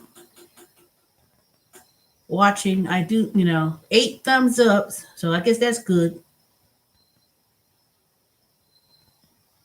See, that's what I'm saying. You buy. See, if I was her and I bought 3 houses and rented it, hmm. See, you have to have a lot of money backed up for situations like this. I don't know if people thought that would ever happen, you know, because sometimes people, because I remember I had a friend, a coworker rather, she was buying these townhomes. She bought a townhome in Austell. She had a house, her and her, now it's her husband, I guess. I don't know. Did they ever get married? I guess they did. I don't know. I don't remember. So they had 3 kids and they had a house. Nice little house up in Austell. And at the time, I think it was like 100 something thousand for the house. It wasn't, 300,000 or nothing or 200. So she wanted to do investing. So she bought this townhome. They just built it up there in Austell. And it was in 2018 when she bought it. And I said, and it was like 145 at the time. It was real nice. It was like looked like you could do a floor roommate floor plan. You had 3 bedrooms or whatever, and each side had its own full bath. So it looked like it was split where you could actually have it. Um, it was where you said. I told her, I don't know. That price seems a little bit too high, and I said that we about to go into a recession with the economic thing, whatever. So she bought it anyway, and she rented out to the first person. This one woman said, I don't have no job. And this was 2008 when when people say there was an economic situation. So she rented out to this one lady because they said she had no job and she needed a place to live. And so she rented it anyway because she had to pay that mortgage. And she just bought the house. And she was so desperate to get somebody in there because she had to pay the mortgage. And this was only the first month. It wasn't even months. It was like, so she quickly tried to get a renter in it. Then, of course, the situation was had a boyfriend, they had a dog. The dog ate through the drywall, destroyed the house. It was brand new. It was just built. Still could smell the brand newness of the carpet and paint. So she had to evict her, go to court, pay 100 something dollars, go to Cobb County, file eviction. Um, she tried to settle partial money to pay the rent and whatever. I said, Natalie, I wouldn't do that. So I think the lady eventually left, moved out. She got another renter. Same thing. Ain't had no money. I ain't got no money for the application. I mean, I said, did you do the background check and stuff? She ain't did none of that. Same situation. And it was 2008. 2008, it was like people losing their jobs. The same stock market. Things were bad back in 2008. And I said, no, you should wait. So I bought my house the following year. But see, I was looking at 50 houses and over, looking and looking. And then I got house tired and I bought this property. But I had buyer's remorse because I was like, But in a way, I'm glad I did it, that I did buy for the price because I wasn't trying to spend 150,000 and stuff. I wasn't looking for a house in that price point.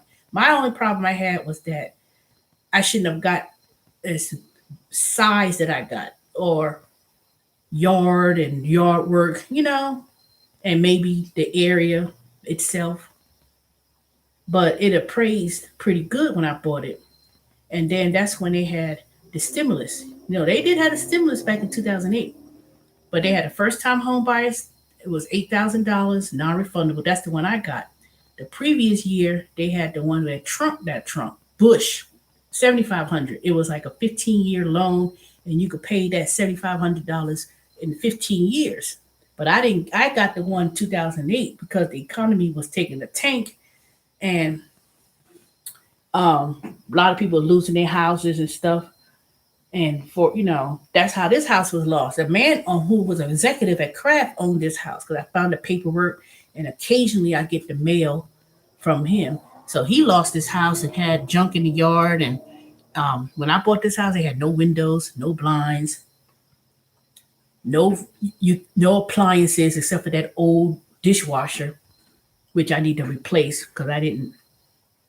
I said I could wash my own dishes by hand, so I didn't get the brand new dishwasher because I bought me brand new refrigerator, stove, washer, dryer, or whatever. But and then so I put a lot of money in this house, and when I bought it, but I always said to myself, this gonna be an investment property eventually because I wasn't planning on staying here in Georgia. I was gonna um, settle the agreement of the $8,000 first time home buyer credit with the federal government when they was giving it 5 years. I had to live in this house 5 years. So when 5 years came and gone, um, I was like, no, I don't want to sell. I was so attached because I didn't want to move, and I didn't want to go through all the things of renting and all that stuff. And then, as the years gone by and prices of rent was going up to the yin yang, because I lived in an apartment in Buckhead. The Darlington apartment was a studio apartment. It was a gas, electricity included. It was like when I first moved there, it was like the high 500, 600. You know how much that apartment, the same apartment, is now, even though it was one of the first apartments in Atlanta. Um,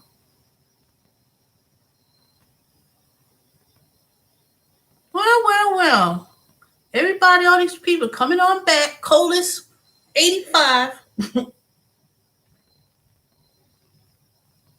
Yeah, I changed my mind about the tiny house because um let me finish my thought because I never finish a complete thought about something. So the house appraised at 30,000, 130, whatever. And then as the years went by, I even went back to uh, the Darlington Apartments up in Buckhead. They did change inside of it. They upscaled everything. It had everything in that building. They had a laundry, hair salon. It had everything in that particular grocery store. They had a convenience store, but not a grocery store. Man, I went up in there, that same apartment that I paid 600 something back in 1998. No, not 98, 96, whatever it was. Well, I lived there for so long. I lived there for a good 7 years. The highest that rent went when I left was $620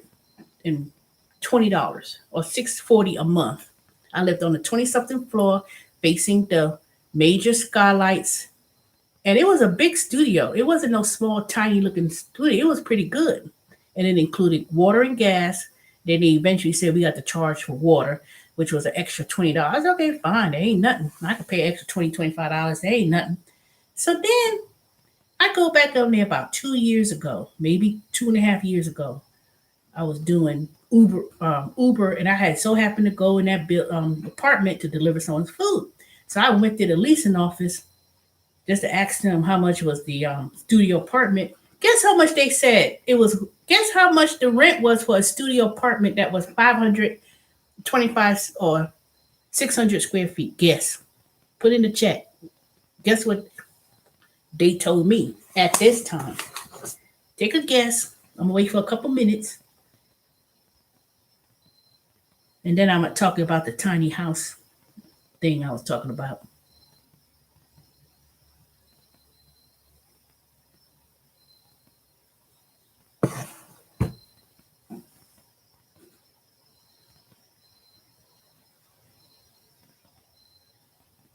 Call this when people write stuff like that to me. I've started to think that people starting to be in the troll. So I have to question people. Nope. You there, Sally, but it wasn't that. I wish it was 1,000. They told me that apartment was 1,400 $1,400 or something like that.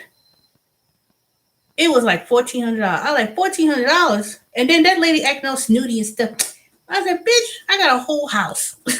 I just, I was just being nosy just to see how much they were trying to charge for a studio apartment. You know, I lived here for 7 years, so she acting like it's gonna be 1,400. Acting all snooty and stuff, and then the application fee and blah blah blah. I was like, "But girl, bye."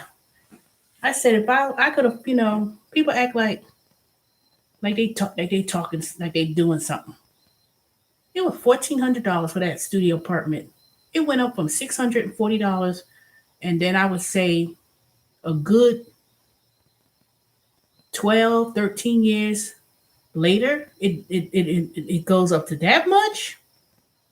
And that's one of the cheaper places in Buckhead in regards to apartments. It was an old apartment building. It wasn't like it was a brand new and had all these, you know, big things compared to the other ones I've seen that was more like penthouse and whatever. But that's what it was. It was, it was.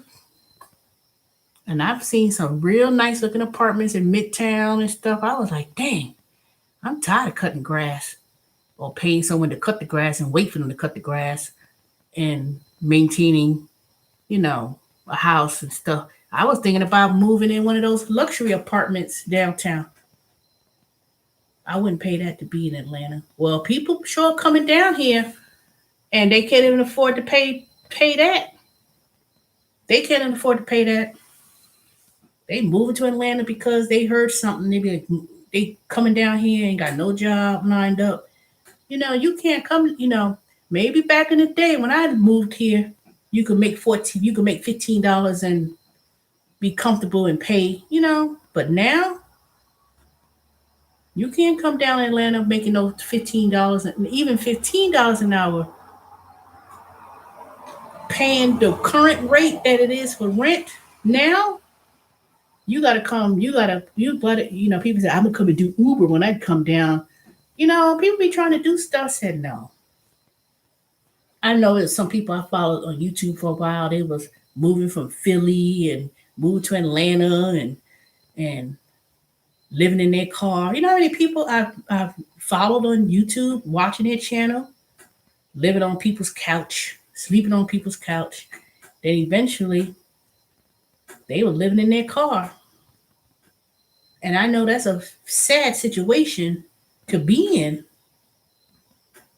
but you can't move to Atlanta with no, unless you came into Atlanta and you had one of those IT technical jobs and you making um maybe $20, maybe $20 an hour, you may be able to pay something if you could find an apartment that you just can't do it now. You just can't do it now. The only reason why I'm in the situation I'm in because my mortgage is less than $1,000, and then of course it goes up because of property taxes and stuff. But and I know how to hustle.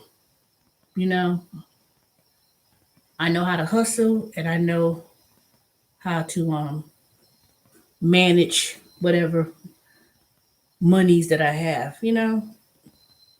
But it is expensive. It ain't that huge. Y'all think it's huge. Y'all see the pictures. Y'all think it's huge. I don't think it's huge. 1,996 square feet. Y'all think that's big?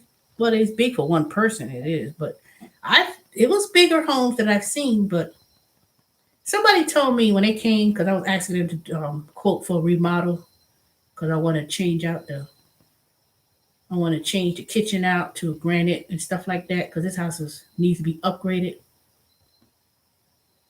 That's not a Peloton bike, Colas.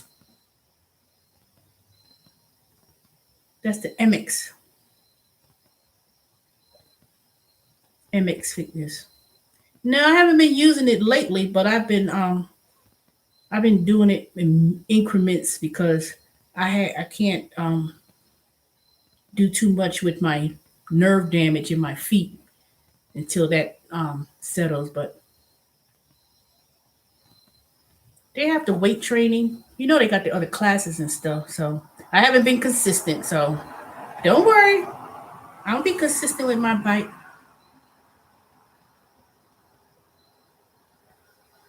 Because I'm gonna do because they have this new company that came along that offered these other video training classes.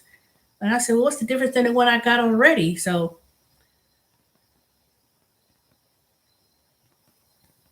it's been raining this whole summer every day. I can't even go and so I haven't gone to Snow Mountain since a month, 5 weeks now, something like that. Because it's been raining every day. Like every day it was literally raining. I was like, God dang. So I'm gonna I think the raining season I guess is stopped now. So and it's getting cooler. So I'm gonna start walking Stone Mountain again. I'm not gonna go up the mountain for now. I'm gonna still go around and I'm not gonna climb up right now. I'm gonna wait. I'm gonna need to condition myself back into climbing again. So I'm gonna start doing it. I'll probably do it tomorrow. I'm gonna take a good walk. I don't think it's gonna be cold. I don't think it's gonna be hot anymore. I don't know. I can't answer that. I thought you asked me that quick question before. A lot of people have been moving to Atlanta. Well, one because it depends who. I can't answer why people moving now, but I could say when I moved here in 1996, which was Valentine's Day of 1996, Atlanta was hot. You know, the job market was great. You know, housing and stuff was not as expensive, and Atlanta downtown had it going on for black folks. Now it ain't the same. So a lot of people moved to Atlanta because it was, you know, the hot place to live at the time. I would say from maybe late 80s to 96, 97, whatever. It was, you know, it was a good place to live at this time, at that time.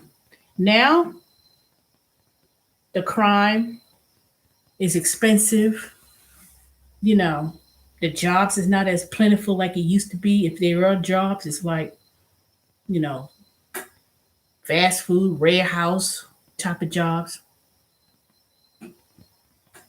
It is like that. People moving out in the suburbs, you know, just to find someplace decent to live. That's what I'm saying.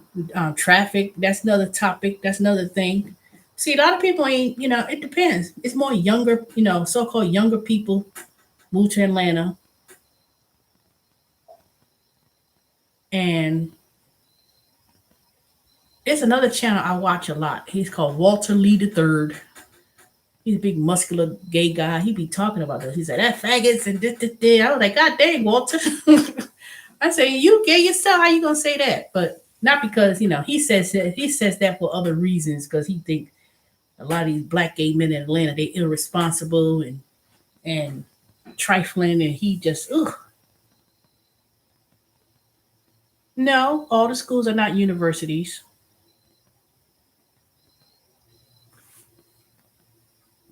So he gives a perspective about people moving here to Atlanta, but a lot of people move to Atlanta with no job, no skills. I'm gonna move to Atlanta. I'm gonna do Uber, and you know they thinking they could. You know, mm-mm. I tell people all the time, y'all need to move back. Don't come here. The gates are closed. We don't need no more people. We don't need no more people. So I guess you know people think that I'm gonna be a rapper. So they thinking, because at one time Atlanta we had L.A. Reid and Babyface and um, you know, I guess they think they're gonna get discovered by Tyler Perry, and they think this is the black Hollywood.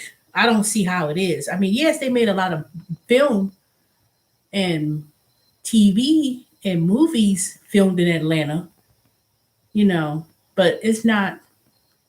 I wouldn't want to say it's the black Hollywood because at one point, there was a lot of the black celebrities and stuff. They used to live like in Alpharetta. You used to always hear they say they got a mansion in Alpharetta, Sandy Springs, but those same people that used to live in Alpharetta, Sandy Springs and stuff. And now I heard like the Real Housewives of Atlanta, some of them try to live in Gwinnett County up in Sugarloaf, you know, these gated communities. I've been to a lot of those communities, gated communities. I say, oh, this is nice, but I don't know who lived there. I've never seen these, but I know where they live in terms of the area. So they don't even live in Buckhead and in town. They live in outskirts in Gwinnett County and whatever. But because those people, you know, so-called have money and stuff, they don't live in Buckhead. And Buckhead's talking about making it becoming its own city. I believe it's going to happen because they want to control things themselves. They want to break away from Atlanta because Atlanta has a high crime rate, a lot of stupid stuff been going on. So, so a lot of people they trying to find places to live, and they trying to move back. See, white folks used to live in Stone Mountain. They used to say, "Oh, that's nothing but the Klan." When I moved, before I moved here in 1995, downtown Stone Mountain had all these Confederate flags, and they had a whole bunch of white folks that used to live in Stone Mountain before I moved here, and that was back in the 80s, late 90s, not late 90s, 80s, early 90s. Then all had white flight. They all moved. They try to move all the way further up near, all out of the county, DeKalb County, try to move to, I ain't gonna say Loganville, but they try to move away like Loganville, Snellville. Snellville's only up the road. And then now, Loganville, Snellville, all these areas, they start to turn black.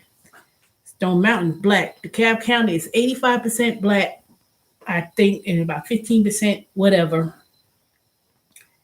Or it may be, well, put it this way, people of color, black folks, Indian, and Mexican, and Hispanic. And they may make up 80 something percent of the county, but there's some white folks, some people say they never left.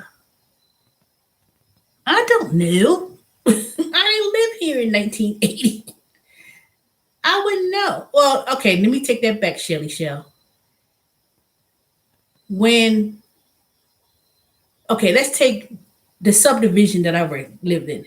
When they built this subdivision was like known to be creme de la creme upscale. They had some real beautiful houses along this community I lived in. I could probably show y'all in film one day. I ain't gonna show y'all because some creep may be trying to scope me, but he probably got no intelligence to even know that because I don't pat my stuff out like that. But they have beautiful homes. When I picked this house, it was another house I was gonna buy near the lake. I said, no, I don't want to deal with no lake. That's too much. And I have to get flood insurance. And I said, no, this is way too big. That's why I try to understand why y'all think this is big, but I guess it is big, but not that big. So this community had beautiful homes. It's still beautiful homes. It's just that people ain't kept up with it. And I'm probably one of them. But at least I fix my house up. I just want to do the upgrades on the kitchen, bathrooms, and stuff like that. But I've done upgrades like and windows and brand new door and garage. I did the exterior. So I did. Someone said you make good decisions on what you need to fix. Don't focus on the inside. You could do that later, and then you could do an upgrade on everything. But fix the window.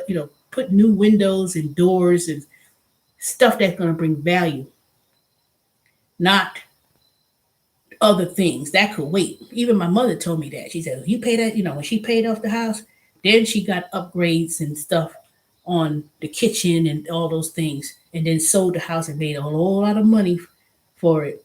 So that's what I'm going to plan on doing if I choose to continue to stay here. Because I want to move somewhere else, but I don't know. I'll let y'all know when I set that plan in motion. Back in the 80s, DeKalb County was a real beautiful county, I heard. And houses, what they call, um, what you call that? What's that? It's a term when things start not go down. What's the thing? It'll come to me. But when DeKalb County, like Memorial Drive, y'all hear me talk about Memorial Drive, ghetto, da da da, all the time. They had like big movie theaters and all these stores and major stores and stuff up in Memorial Drive. And I heard this from the pastor of the church I go to. He was talking about it. He was mentioning it. The Cab Memorial Drive, they had movie theaters and they had. I said, "Where is that?" Because I sure don't see it. And it just it sprawl. That's what I'm thinking of. When they start having a sprawl, that's when things start declining and everything else. I think that's what that's is economic sprawl. That's not the word. I know it's sprawl. And they had very good schools in DeKalb County, beautiful houses. Even in this subdivision, it had beautiful homes. They said, and even the sister community, because they do have some communities. If you go around this corner and go up the street, they got horse ranches. I see. I said, people have horses in the yard, not regular old yard, but like a house. And you could tell, you know, they had house ranches, and people had houses and had horses and stuff. Um, so they had some real beautiful homes. I could look at, I could tell. But things after 20, 30 years and stuff, the house start going, and then people start moving out, crime. Um, White folks start moving out. Not to say that white folks make it better, but I'm saying white folks they lived here. Because I spoke to one of the guys that they do, depending on where you at. Yeah, they do. Buckhead, they got big, big, beautiful mansions, older homes of mansions, College Park. When they said Gone with the Wind, and they said, oh, Tyra Boulevard, and and you go to those downtown, even downtown Stone Mountain, you could tell at one point it had some nice looking houses, but it goes through its downturn. But you could see the beautiful homes and stuff, and you could, and then Atlanta tears stuff down so quick. Atlanta will tear down old Confederate, old, not even Confederate. They'll tear down when the Olympics came, all the stuff in downtown Atlanta and those neighborhoods, and it was like run down city. It was like, ugh. Now, those same communities, Ponce, Highland, and um, some other neighborhoods, Morningside. There used to be black neighborhoods. Black folks used to live there, but they abandoned them, run it down to the ground. Those white folks moved in, scooped those houses up, um, bought up, made tons of money when that happened. When the Olympics came, all those housing projects they had, Perry Homes and Grady Homes and whatever, those projects, they tore all that down and built up all these expensive looking it wasn't expensive at first, but they they push all the black folks up in the South Side and the suburbs. That started happening. When I moved here in Atlanta, I lived in Grant Park, beautiful neighborhood. I lived there, I was renting a room in a house, and I lived in East Atlanta. Then I moved out and rented a house, well, up a part of a house. This white man owned it, and I wasn't paying a whole lot of money in rent, but they Atlanta's known to tear stuff down. They'll tear down whatever, whoop, and there'll be a plaque on the street. This used to be with Gone with the Wind, Margaret Mitchell House. You know, the one who wrote Gone with the Wind. They tore that house and put a plaque. You wouldn't even know what was there. You know, so they do have some those old beautiful homes, Victorian homes, and you never watch Designing Women.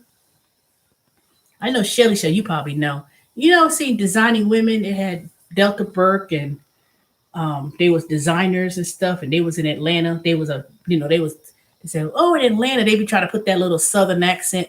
Hey y'all, and, they try to think that that's how people from Atlanta speak. That might be how white folks speak from Atlanta, but black folks in Atlanta orange and don't know how to pronounce their words. White folks Atlanta and black folks Atlanta is two different dialects altogether. But if you want to think about how Atlanta was, that series, that TV series, it was like in the 80s and so, 90s. And that's how I remember seeing that. Yeah. So when they show those houses, they show that White House, I could actually tell y'all where it is because I've driven it's Tuxedo Road, and that's going towards where the governor's mansion. So you go around. When I used to take the back streets, I love taking the back roads and back ways of Atlanta rather than jumping on 75, 85, 20, and all that stuff. I take the back way. So when I took the back way, I would see these series of beautiful homes, lime trees, and um that house is like somewhere like North Buckhead, but it's like um very residential tree line home. So it's beautiful. I've been to different parts of Atlanta when I was driving around and about, and but there's some but it declined after a while. Like College Park, there's some parts of College Park that's real nice, but there's some parts of College Park. That's how they say it. College Park. Where you from? College Park. College what? College Park. There's not College Park, but College Park. Man, no black folks up in there. Some places could be, ooh, but there's some nice homes and stuff, and people run it down, and then they don't like it, and they move on out and try to live in some brand new subdivision that the house they just threw up in 2 months. I was like, and buy up all the land and clear it out, and people, they start moving, and when things start running down, like with the West End, gentrification. They had those beautiful homes up there in these areas in certain parts of the city, or mostly in town. That's why I'm holding on to mine because I said, shoot, I live in the central area. It ain't that far from the downtown. I get on 78. 78 take me straight to Atlanta, downtown Atlanta, 12 miles, you know. I don't want to live way, way, way out, But see, a lot of people now, this coronavirus, everybody want to move out because they want a lot of space. A lot of people ain't want to live in the city, live on top of people. Some people they want a backyard and they want, they want space and they want someplace that's cheap. So what they do, they go right on back to where black folks live and buy them out. They've been calling. See, I haven't been getting a lot of calls lately of people trying to buy. You want to sell your house? It used to be notorious. Last year, this year, it was like I still get calls. But see, people now with the economy the way it's going, these small people who want to be investors, they ain't got the money. A lot of banks started rolling back credit, and the only company now is big, huge companies. They got the money. So I'm still getting calls. I said, stop calling me, stop texting me. No, I'm not selling. No, I'm not buying. No, I'm not selling. I'm not buying. I'm not selling. And see now, a regular person trying to buy a home, they people from California and other, those states where it's burning down to the ground, and then the people from New York and Northeast, they moving out of New York. My uncle and aunt, they live in the Bronx. They bought a house in Savannah, I heard a couple weeks ago. They moving to Savannah, and my uncle, they retired. So, but see, my aunt Margaret, the wife, she's from Savannah. So I guess then wanting to move out of out of New York, they bought a house. So I don't know. I don't know what it looks like. I haven't seen it, and I don't know if it's in Savannah. It might be outside of Savannah, but they in the apartment they live in the Bronx. My cousin will be living there. They'll be living there. Ooh, my hair is so dry. So they will be living. She will be staying there in an apartment. They lived there for years. So I don't know if they rent it or did they do a co-op or something. Because a lot of people be buying their apartments back in the day, and they have rent control. So if they under that condition of rent control, ain't nobody leaving. They are not gonna give her their apartment. They'll pass it along to the next person. It depends on the store. I haven't seen no major shortage. Only thing I know is prices are high, but in terms of like, oh my God, there's no meat, all those. I know that's what my video was supposed to be about. I went on to a whole new tangent thing talking. I It depends where you live, to be honest, but it's not like full. But I could tell when I do my merchandising gig jobs, and I have to check their hood milks and certain brand of milk. I see certain shortages of items and milk, but not like like oh my God, everything's gone. I ain't it depends where you at. The more poor the section is, the more lower working class people. Meaning that if you go to a neighborhood, like if I went to say the Walmart up there in Norcross, where there's mostly a lot of Mexican lives at and stuff, and I go to the supermarket, it may be looking dingy and stuff. And I was like, this Kroger looks so ugh. Then I could see shortages, but this be at night, milk section be looking, no one stocked it. Um, the meat, like the luncheon meats they call luncheon meat, that be, empty or space.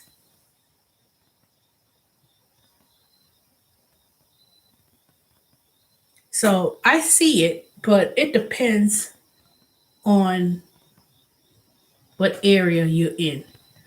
I'm not saying that some stores are all filled up. Like I went to that brand new Kroger. If y'all saw my other video when I was going to that, and I told y'all about that old Kroger got torn down, they built up that brand new Kroger's.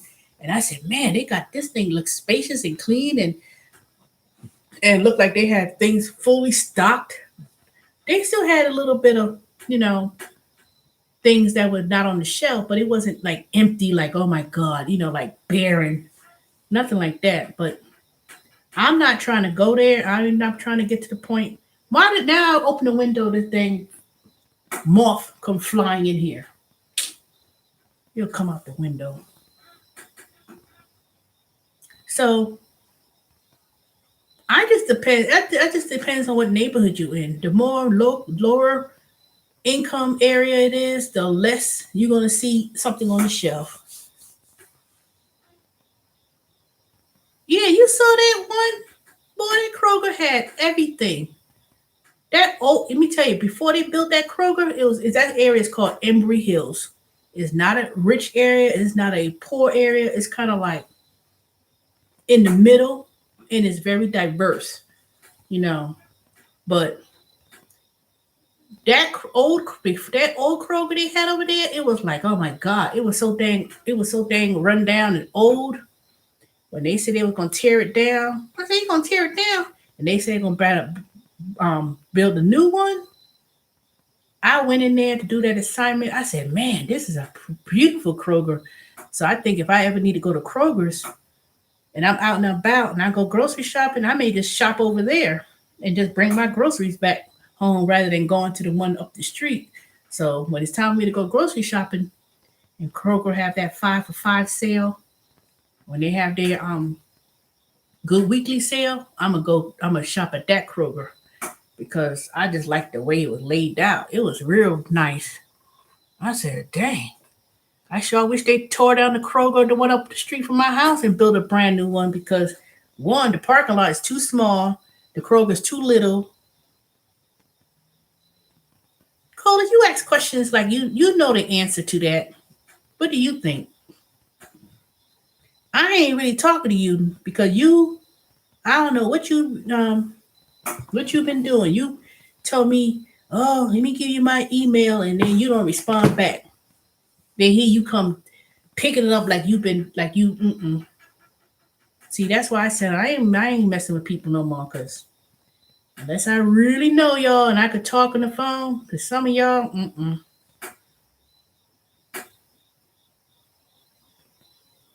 you didn't even try to. I could text you back. You so text me, I text you and stuff, and you ain't even. Nope. I don't want no stalkers, and I don't need nobody to be stalking me and talking crazy.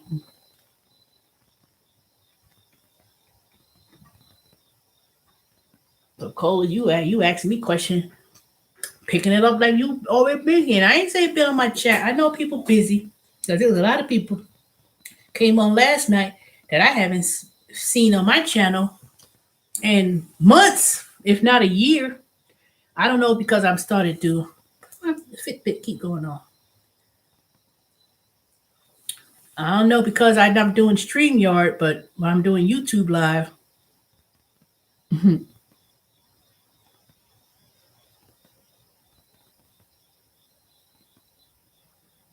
uh,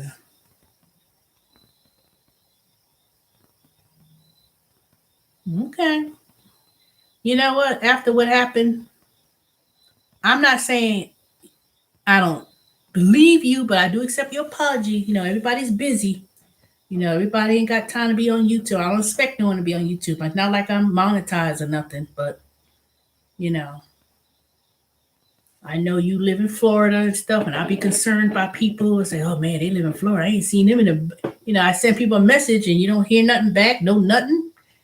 I be thinking something that you died or something. You don't know what happened these days.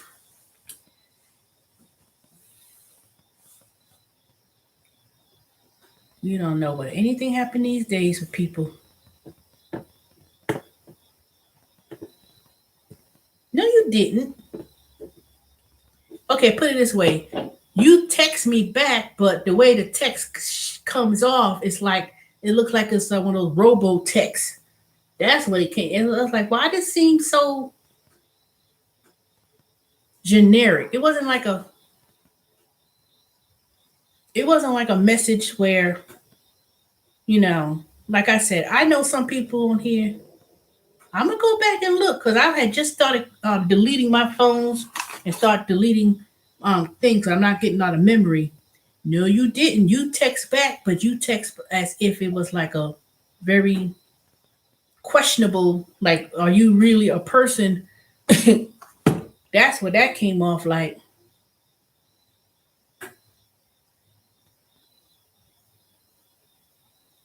You text me, but it wasn't like no. I'm not gonna go back and forth, but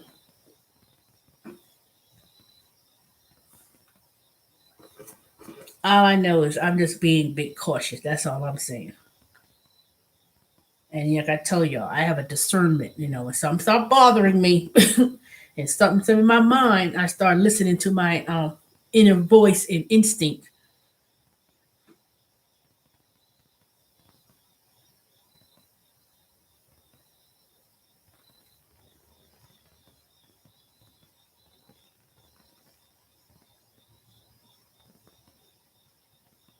Mhm. Hey DJ, you know you can't curse because your message has been held. Mhm. Exactly. So I'm gonna be a little bit more um cautious about it. That's why some people they tell me they don't want to really meet me in person, even though we live in the same city or the same state. Some people don't want to meet people they meet on YouTube, especially if they watch my videos and I may say, oh, let's meet up for lunch, and, and some people may be say they busy. They tell me they will say, no, I'm busy, or they may not be comfortable, and I could understand that and I could respect that, you know, because even like Avon when she came to visit me, she wasn't always so apprehensive of telling me about herself personally. It how long that took? 2 years, maybe longer. And we met, and she came to Georgia and stuff, and we met and stuff. So that wasn't always like a that took a minute. That took a minute. Trust and believe. So don't take it the wrong way, Colas, because I don't, to be honest, I don't know. Someone asked me, they said they would look at you, they look at the names. A lot of people be noticing stuff in chat that I may not pick up on or whatever. I don't know if you're a girl or guy. People ask me that. I said, I just don't know. Because I can't tell by your name. So now that we're on here, now you can tell me. I don't want to see your picture. You ain't gotta send no picture. But go ahead and respond, Colas. Because I don't even know if I'm even pronouncing it right. K Soul Miss 85.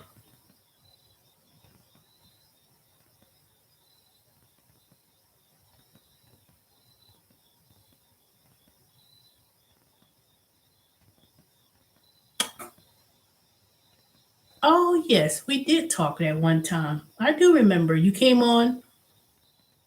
I heard you. Yeah, I'm bad because I couldn't.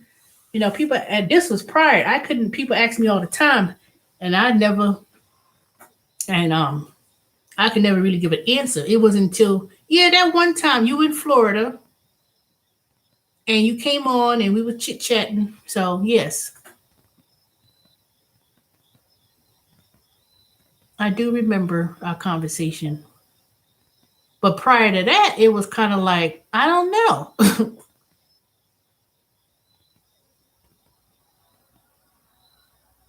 So my bad. I apologize. I do remember you did came on. You did came on here because I sent the invite link and you came on briefly and you chit chatted. We talked about something. But still, even though when I text you and I called you one time, but you never answered and you said you was working, I said, okay, well, just call me back later, whatever. And after that, I ain't heard from you. But we did. I know enough about you. You originally from New York and you moved to Florida, and that's and after that, I ain't seen you in a while. But I wasn't on. I'm not on YouTube consistently like that either.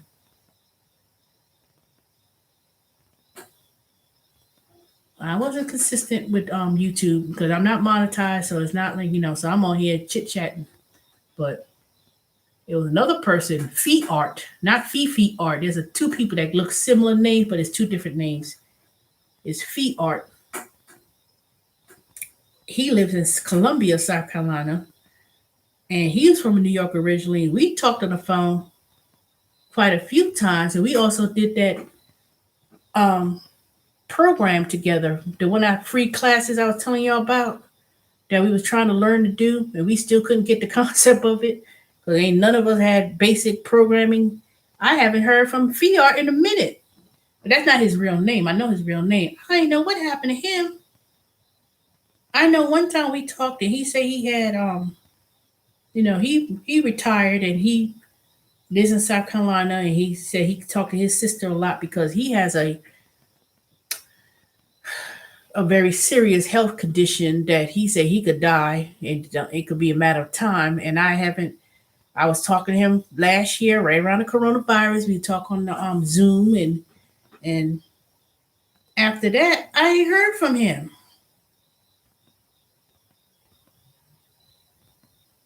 Yep, cybersecurity. I've been trying to go into that too. There's so many programs is out there about it. I've been trying to decide how to go about it.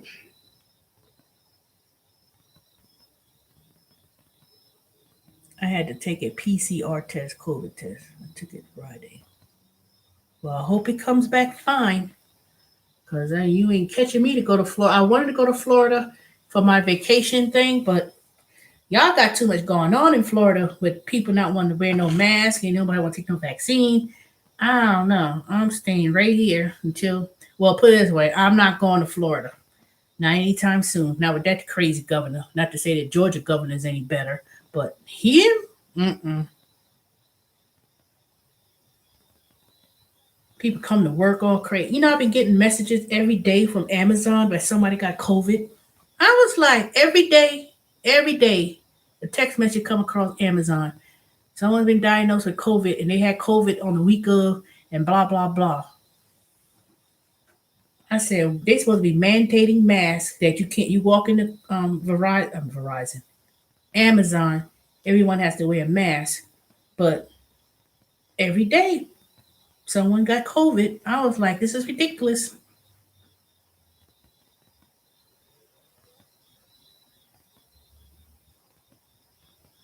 And continue to call out sick.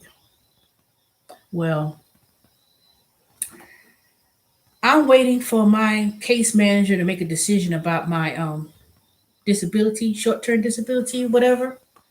And that's gonna be a decision. So sometime next week, I'll let y'all know. But I have short-term disability, so I could get paid 50% of my pay if I get approved. If I don't get approved, that's it. Then so be it.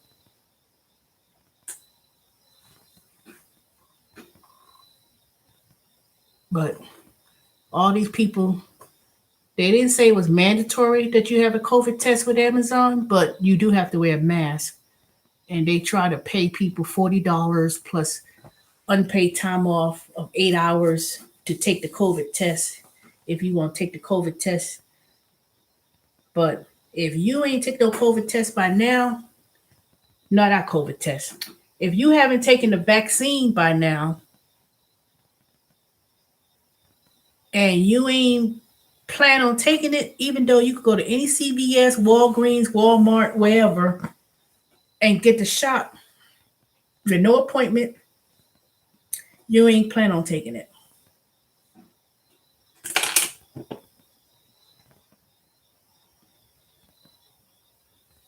You can start your own security company. You just have to.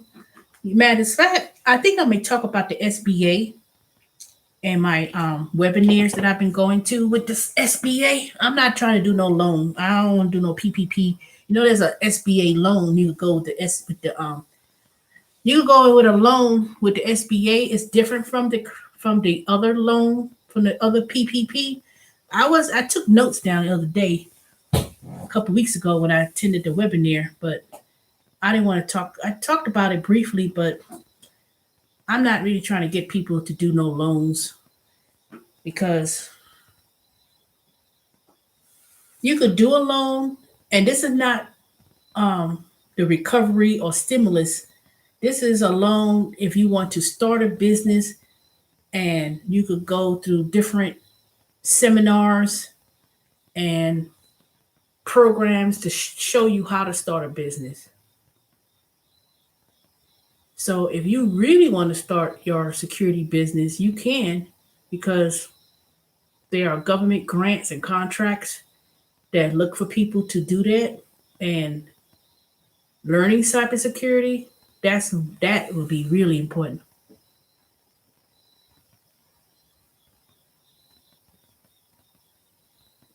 That's why I'm not really trying to start a business that requires that I need to hire people because ain't nobody want to work. That's why I'm doing my business, which is tax and business consulting. I could consult people on my own, one on one. I don't need to hire a staff of people to do that. What? Which security company is this? Is this Ackerman? Ackerman? What security company you work for? Ackerman, sir? And how much they pay at the security place you work at, if you don't mind telling me.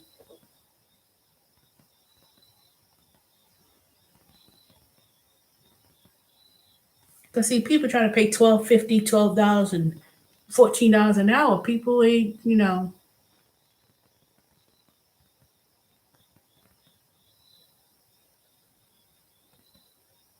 that's the problem. Premier Security is $20.84. That's good. $20.84 an hour. But I have a G license. What's a G license? A gun license or permit? Oh, okay. All right, I understand. But what if you didn't have a G permit or a license or a gun permit?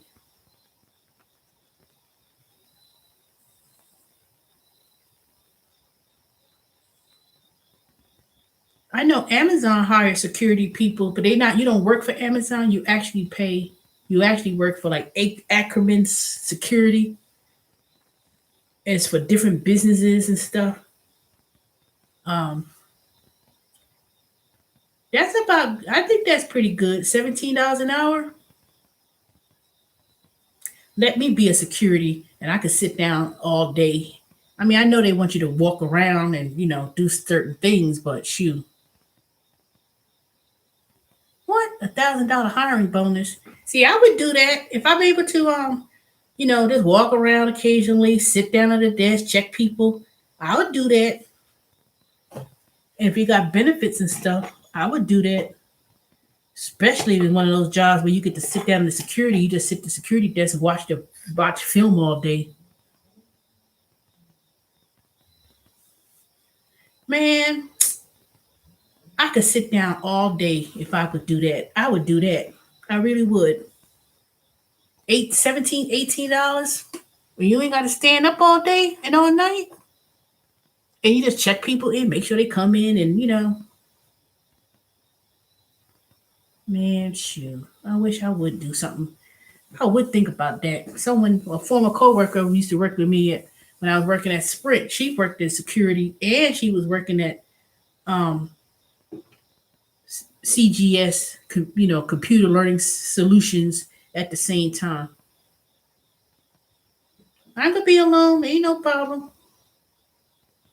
I ain't got no problem being alone in a lobby doing nothing. I could read a book. I could study for my exam. Shoot. Because I know they were looking, I mean, a lot of places here in Atlanta, they looking for people to work a lot. I don't understand why people don't want to. I know a reason why people ain't trying to work or they can't work because some of those jobs you require to take a drug test. And people be smoking weed just because they think weed is legal. They can't get a job because they know the minute they say drug test, they ain't gonna pass. That's why a lot of people ain't working because a lot of these places, if it requires a drug test, you can't get no job. No, no.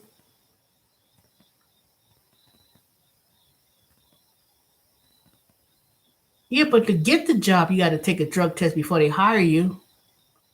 So that's why a lot of these jobs. That's why a lot of these jobs now they do the drugs test on the spot. They give you that little thing, and then you do a swab, put in that little thing tube, and that's it. And wash their butt. They just come straight to the club. Well, you can't cheat the test now because at Amazon they give you a swab test. They give you a little bag. You go in there and you swab in your mouth. You ain't got to pee no cup. You got and put that thing in there, and that's it. And so I don't know how people are cheating, but they doing now. You can't. Mm-mm. I know people do that. Oh, pee for somebody else, and you go there, but the temperature. By the time some dumb people do stupid stuff like that, and they run the test, it has to be. It will come back inconclusive. One time, it was a guy. It was on social media. Was he? He took a drug test. Had the wife take the drug test for him to pee in the cup, and then it was her pee, but he would say it was his, and they said, "Oh my God, the first man to be pregnant." She was pregnant. He tried to use her urine, and then the test came back positive that he was pregnant, and it was like,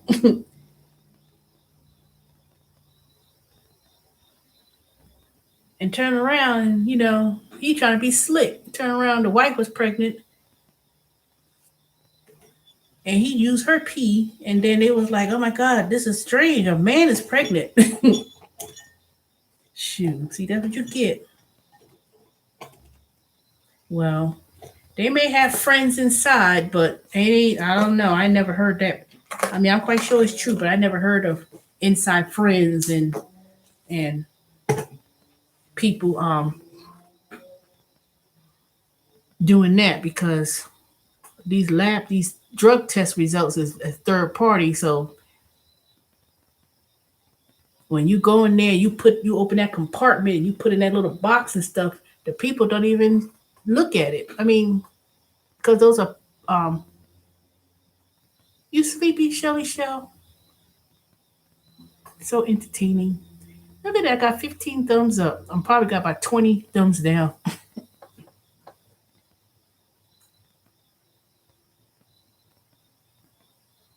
Well, it ain't worth all that. That's all I know. Hey, where everybody else at? You the only one chatting, Colas. Who else is? Vicky, Sally, Blue True, Monica. All right, who wants to be a moderator? Because see, now that I'm gonna make let me see. Colas, you want to be a moderator? I'll make you a moderator. Who else gonna be a moderator? Shelly, you want to be a moderator, or you don't want to be? I ain't like I got a bunch of people, but what? Only two thumbs down? Probably that same fool that made the profile twice. Idiot. Hey, sitting some soil 55. Hey, y'all say hey to sitting soils. She's the one that was on my on other channels talk about gardening, and she came over. I still haven't done my seeds in the ground yet. I'm still trying to patch out a little section in the backyard or the side of the house so I could plant some of those seeds like kale and beans. Hmm. Oh, you was cooking? What you cook today?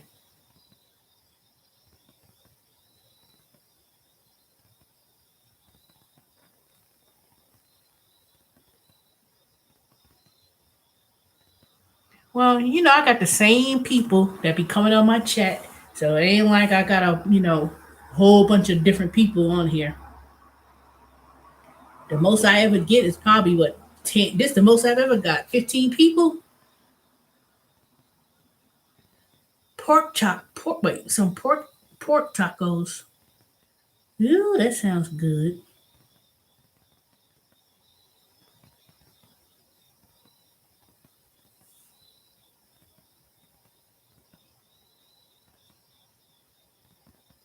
Well, Shelly, you be moderating. Ain't like I'm not monetized, so it'll make no difference. Jackfruit, you can make fake pork. Ain't nobody doing all that. You could buy jackfruit in a jar. I heard. You have to know how to season it. You can't just. I don't know. I heard they got jackfruit in a jar that you could buy at a can or a jar at Trader Joe, and you can make faux meat.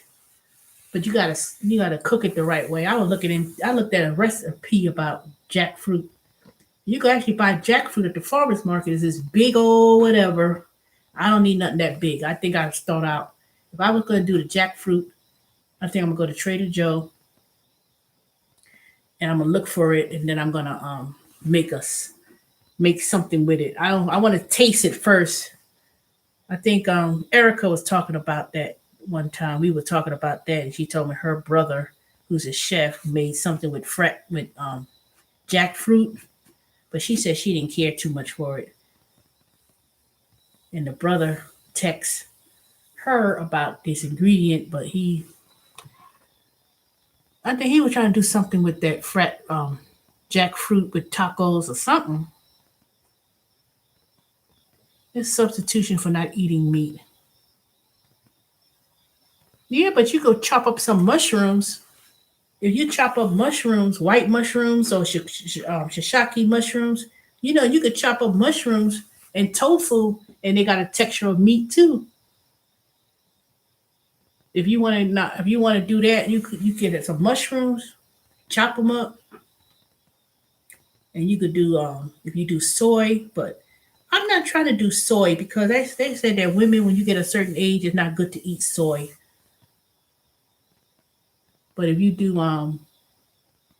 mushrooms and other vegetables put together, and you could make meatless.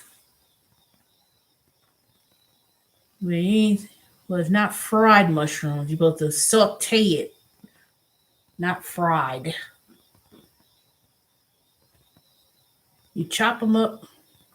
Oh, I'm gonna try the fruit jack, but I'm gonna first see if I can find it in a jar. I don't want no expensive. I don't want no expensive $5, $6 can of fruit jack. I'm gonna find a small fruit jack. I know they say that's at Trader Joe, and I could do that. I could try to make some tacos out of that, or faux meat. Faux meat. I call it fake meat, but it's faux meat. And then do yeah, I'm gonna do vegetables, mushrooms. I'm gonna take that jackfruit and put some spices in it, and then make it a taco.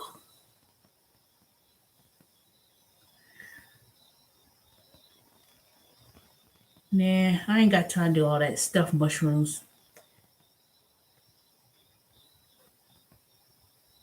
I could do stuffed peppers and stuff, but price of food is getting expensive, so you gotta, you know, gotta make what you do. But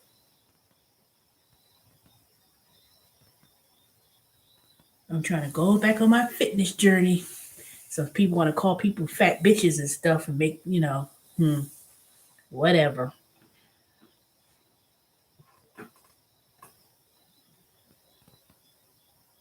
You know how they say meatless Mondays? You start making dishes like every Monday you go meatless.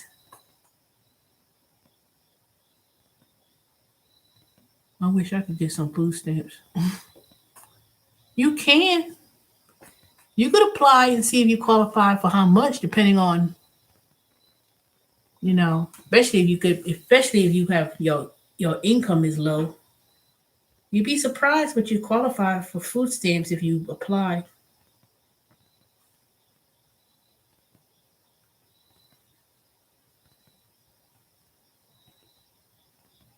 Yes, I do that. What, you do the meatless Mondays?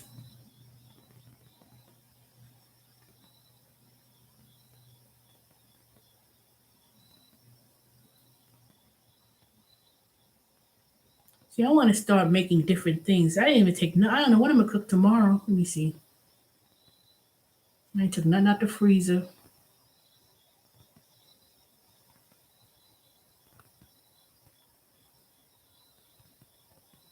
I could make. I don't know. I got me some jalapeno peppers, sweet peppers. You know, those little peppers. I want to make something with those because I did put that in the jalapeno peppers in the freezer, but I don't want to be, I don't want to waste food. So I'm trying to think what I want to make with those peppers. Stir fried cabbage is good. I had me some cabbage and the thing is spoiled. I was like, God dang it! I had this green cabbage and the crisper, that thing crisper. So I gotta throw that cabbage away. I was like, dog. I said that's a waste of cabbage. I think what it was when I went to the church and they had that food and they were giving out these little hello food things. And I think I had got that cabbage and not to say it wasn't fresh. I think it was fresh, but I didn't cook it right away. So I wasn't planning on buying. I was gonna go to Sam's Club tomorrow because they, see if I get a discount on that membership card. I was gonna start stocking up on different meats and stuff. Cause Sam's Club they had like these big things of pork chops. It was like big, huge. I said, man, that's a good price. Hey DJ, you still here?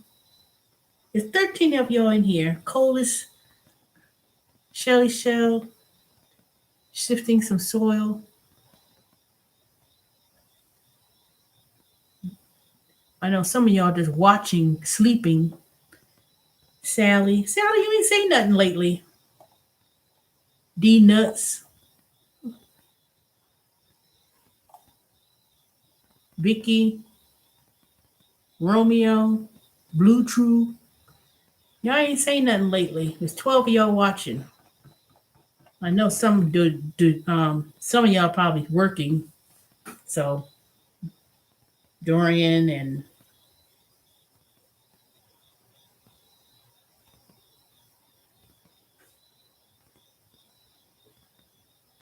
that's D Nuts' name.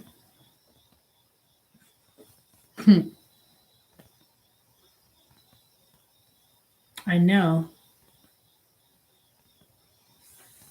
After Labor Day, everybody in New York go back to school, but I don't think they be going back to school with that weather and that flooding and stuff. So you know how New York go back to school right after Labor Day. So now I think they'll be delayed. I don't know. I haven't read anything lately about it.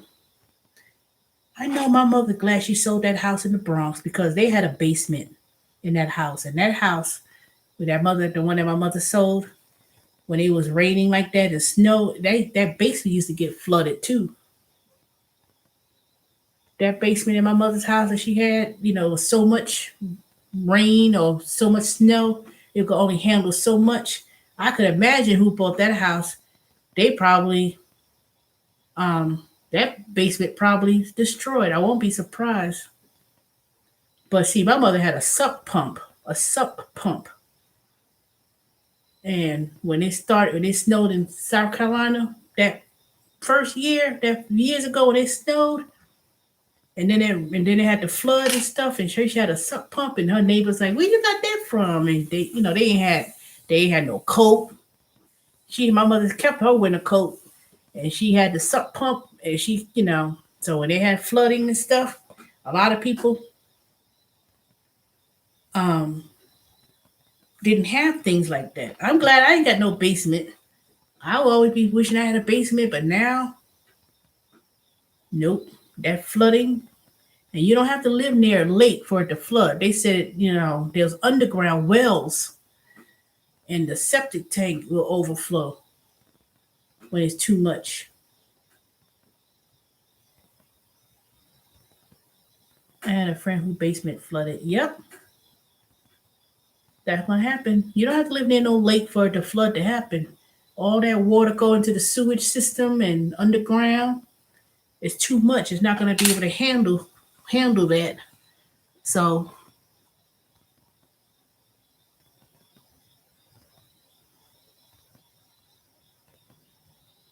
well, a lot of systems are bad. Not just New York. A lot of systems, the infrastructures is bad.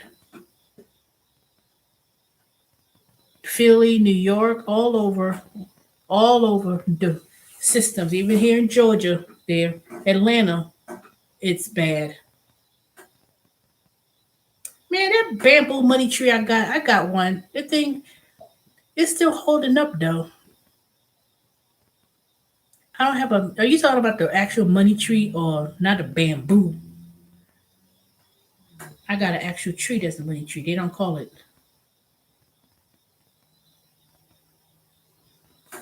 See, there are a lot of structure infrastructures that's old.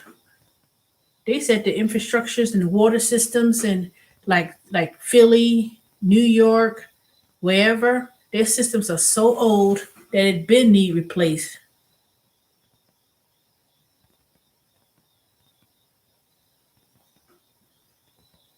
So you can imagine.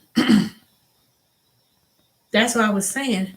The even though people criticizing with Biden with the infrastructure bill and stuff, um, that's where a lot of these jobs are going to come into play. You don't have to be a welder or nothing or construction, but anything technology wise, anything everything with infrastructure is going to need every facet of skills. That's why they try to skill up people for 10 years because they need all these jobs and all these things of people to build and to everything deal with technology, build whatever. That's why I'm trying to learn and get myself in the door to do that because I would surely I figured I'll be what 60, 63. A good I could work I could work 12 years. I'm not doing no physical laborish type of work, but shoot, you have to put yourself in position for things like that. You got to put yourself in position like that. That's why I'm going to let y'all know about this other program I was talking about. I want to do cybersecurity too. That's what I was trying to learn for all these 3, 4 years I've been on here. I'm trying to learn Python and basic coding. I'm trying to learn the basics, but it's hard to learn basic things on resources where you can look at videos and stuff. Not saying you have to go to a college or university, but some of the programs are not that. It's not that deep, but it's a starting point. And they on Facebook there was so many ads about training for cybersecurity. I looked into that. I got seen that. I even contacted Kennesaw University. They offering is for the cybersecurity, but it's on. I got an email from them, and they supposed to have a program to start soon. And I was looking through it. I didn't finish looking at it today. They had like a webinar about it, and they were saying you still interested. So I'm still trying to look into doing that. And then there's another program. There's a nonprofit organization. I'm gonna talk about it when I do StreamYard, so I can share the screen, and y'all got to come back. Matter of fact, y'all may have to come back tomorrow night, and I'm gonna talk about what I found. But it's a program where Verizon Wireless, not Verizon Wireless, but Verizon offered this nonprofit organization this $1 million grant where you get to learn. Um, it was I'll talk about it tomorrow, but it was different careers. And the thing is, it started in Dallas and some other countries, and then they expanded it to Georgia, Washington, D.C., Florida. I know Florida was on the list. And the thing is, you had to be available Monday through Friday from 9 to 5, like during the day, because you actually do live training and stuff. So it wasn't no self taught program, but you had to, you had to be flexible like that with your schedule. And they offer different assistance if you need it. So I applied a couple of days ago, and I'm waiting to see. if they'll have the next. Yeah, no, I never got no 12 people. I think it went up as high as more than that at one time. So it wasn't Coursera or nothing. It was, like I said, I'll do a live stream and talk about it so I can share it, tell y'all if anyone's interested. But I know a lot of people may be interested in knowing about the different things that I've been finding. And it's supposed to start October, and it was actually to become a junior software developer. And you're taught by people actually in the industry. I think it was like it's free, and it's a nonprofit organization, but Verizon sponsored it by pay. It's supposed to get people prepared for the 2030 because they say they have so many people they need to um, train, and they're offering this training. And I do believe, I don't think cybersecurity was on one of the lists, but you still could learn one of these high demand careers. But tomorrow when I do it, I could show y'all what I'm talking about. I heard it on the radio coming home one day, and then I Googled it and I found it. Let me see if I could find it real quick. So y'all could, if y'all want to go and look at it, you can actually look at it. So hold on, I'll be back in a second.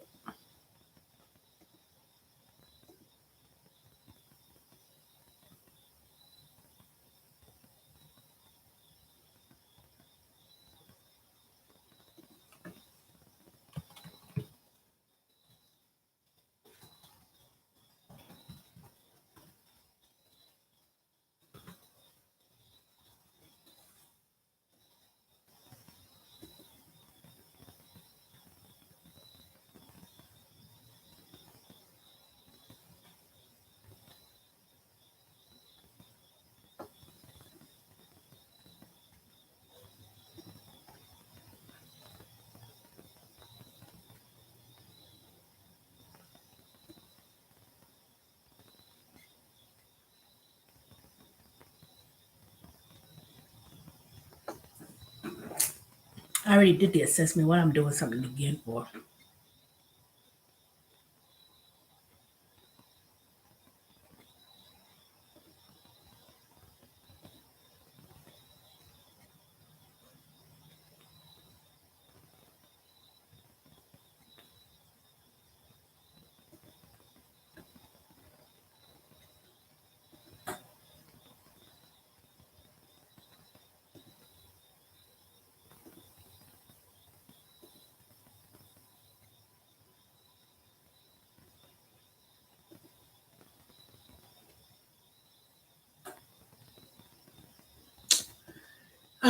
I was trying to log on in, but it's called. I'm gonna write it in the chat. It's called Generation.org,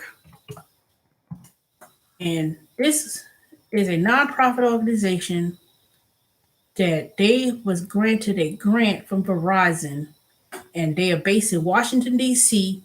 And it's been a few couple years they've been around, but they started out in selective cities first.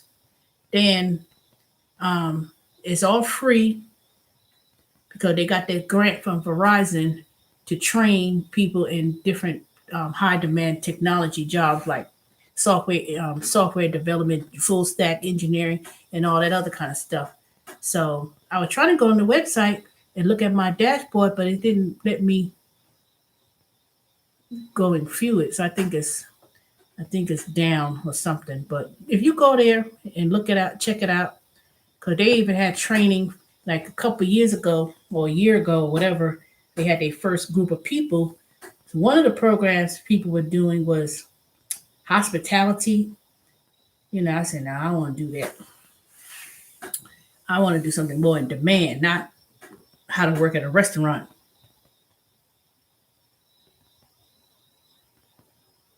Real money grow from it.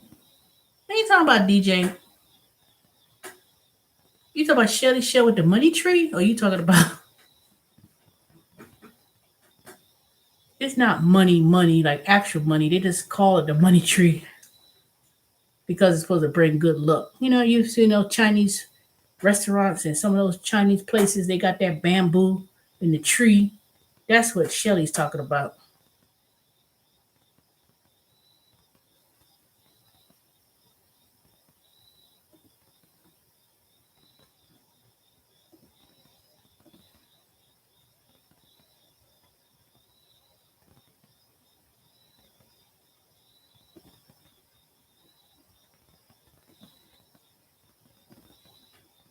I was trying to look at the dang website, but when I clicked on it, they said move on to the next step of the assessment. I already took the assessment test and everything else, so I don't understand.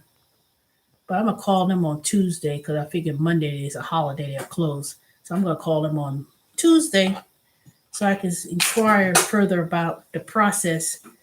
But I did do my assessment and video conference thing or whatever.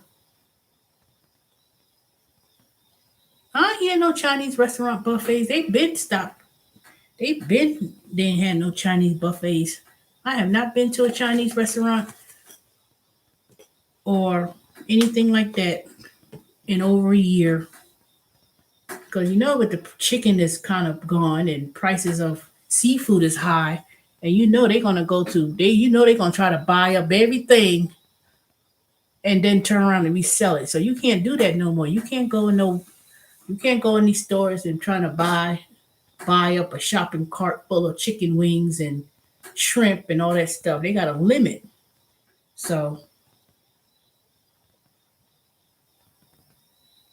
and like I said, I bought me some chicken wings the other night. It was like $8 and some change at the Aldi's, the little small pack. And after I finished eating that yesterday,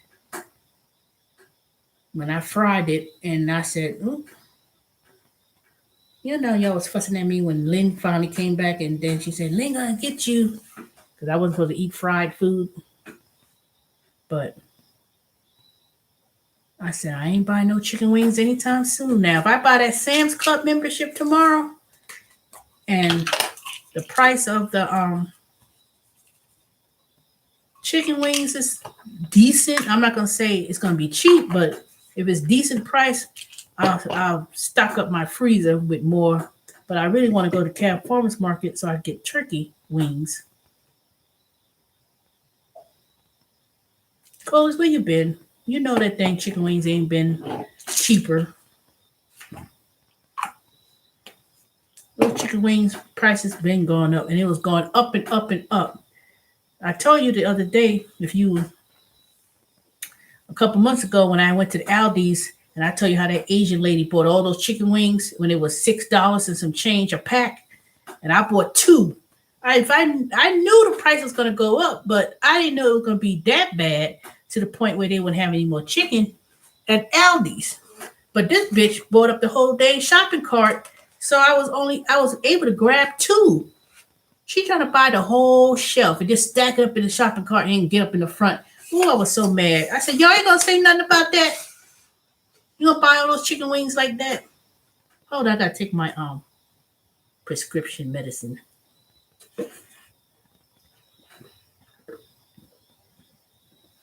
Chicken wings, the pack. You know how you get 1, 2, 3, 4, 5, 6, 8. You know how you get 12 chicken wings and it's in a pack, not the big family pack, but the one is at least 12, but it was still a good price.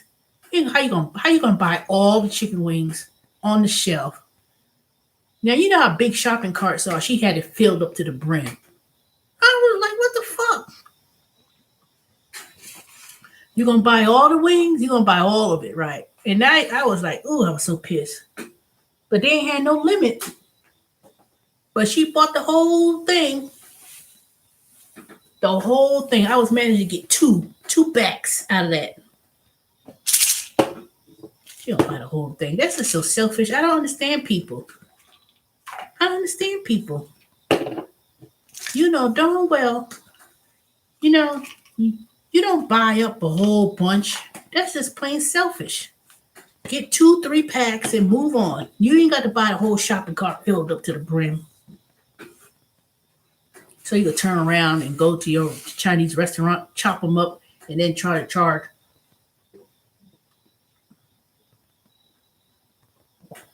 then trying to charge way expensive price on Chinese food. So I don't eat at Chinese restaurants. I don't eat at Chinese food. I don't eat at Wendy's. I barely eat at McDonald's anymore. I have stopped eating at McDonald's.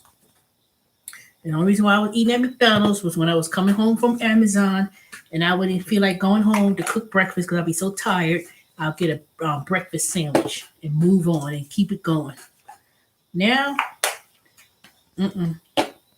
so Chinese restaurants is on the list. I don't even eat Chinese food. I don't go to no buffets because I don't even think they allow. I don't even think. Yeah, I went to one Chinese restaurant I used to frequent up the street from the house next to Publix. I went up there and I wanted some chicken wings. And she told me she ain't had no more. I said, you just put the chicken wings in the basket. What do you mean you ain't got no more? You had a big old thing at the, you could see, they got to fill up the chicken wings. I'm looking at the chicken wings. I said, well, what's that over there? Ain't that chicken wings? I was so mad. And I used to always frequent them and praise them for good service. But that day, I said, forget it. I don't want nothing. And I left. And I said, I should have gone home and cook anyway. So ever since, so I don't, nope. I don't go to no those crab places. People love to go to crab places. I was like, what's so special about eating crabs? Half the thing ain't that good. So buffets, nope. Ever since the only time I ate at a buffet, last time I ate at a buffet was when Avon came to visit, and we and what was that, around November, and we went to that buffet seafood place. Now that was good, but that was the last time we went. That's the last time I ate a buffet. Was last year when Avon came and we went to that seafood restaurant and had all those. That was a lot of food, and it was not as expensive at that time. I think I had food for days after that, and she'd even eat all her food. And nope, I don't eat no crab legs and all that stuff. I do not do that. You be going to one of those Chinese restaurants, all you can eat buffets, and they have the crab legs, and you pay an extra whatever.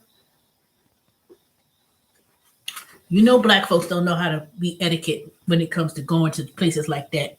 They go to a damn buffet, and they, Lord forbid, they had crab legs. They'll try to take the whole tray. The person just came out there with the whole tray of crab legs. You're gonna put all of it on your plate and go back to the. I was like, God damn! Can't you just go back? Just go back with your clean plate and get. You don't get the whole thing piled up. Yeah. Oh, I can't see that. I see them on Amazon. Y'all talk about stuff, but I don't understand what y'all saying. I see them on Amazon. You see what on Amazon?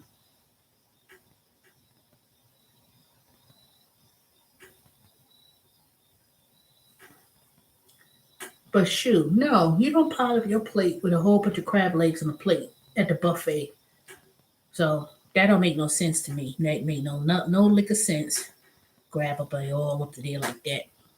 And besides, I don't want to eat no food that requires all that work just to crack open for a little bit of piece of crab meat that that's too much. I don't like crab like that. Now I do want to go to Maryland because they said they had that blue crab. I remember way back when I was younger, they would have these blue crabs, but these were actually wild. These were caught, and it was something. It tastes so good, but that was years and years and years ago. Crab lobster. No, it wasn't no lobster. I know that it was crabs, live crabs that they had boiled them in the boiling water, and you either have a hamlet, no, but it was something with the blue crab, but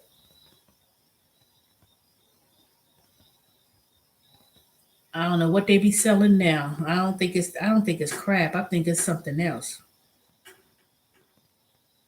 I used to be real particular about eating seafood anyway. When I lived in New York, they had City Island where people go and get seafood right up in the water and stuff. I just couldn't go to places where I don't know where it came from. You know, most of the seafood and stuff come out of China, and you don't know what be in that thing, mercury and all kind of stuff.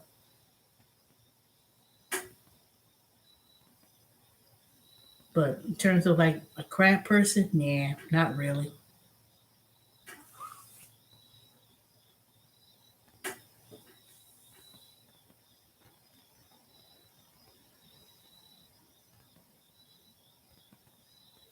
Yep, City Island.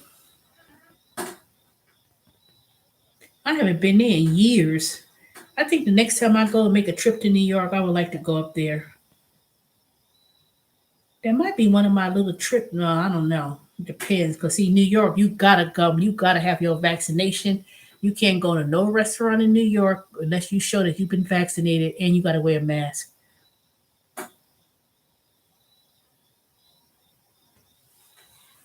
Everything changed. Things don't look the same. When I go to New York and stuff, I'm like, oh dang. Certain neighborhoods and so many people left New York or they don't even I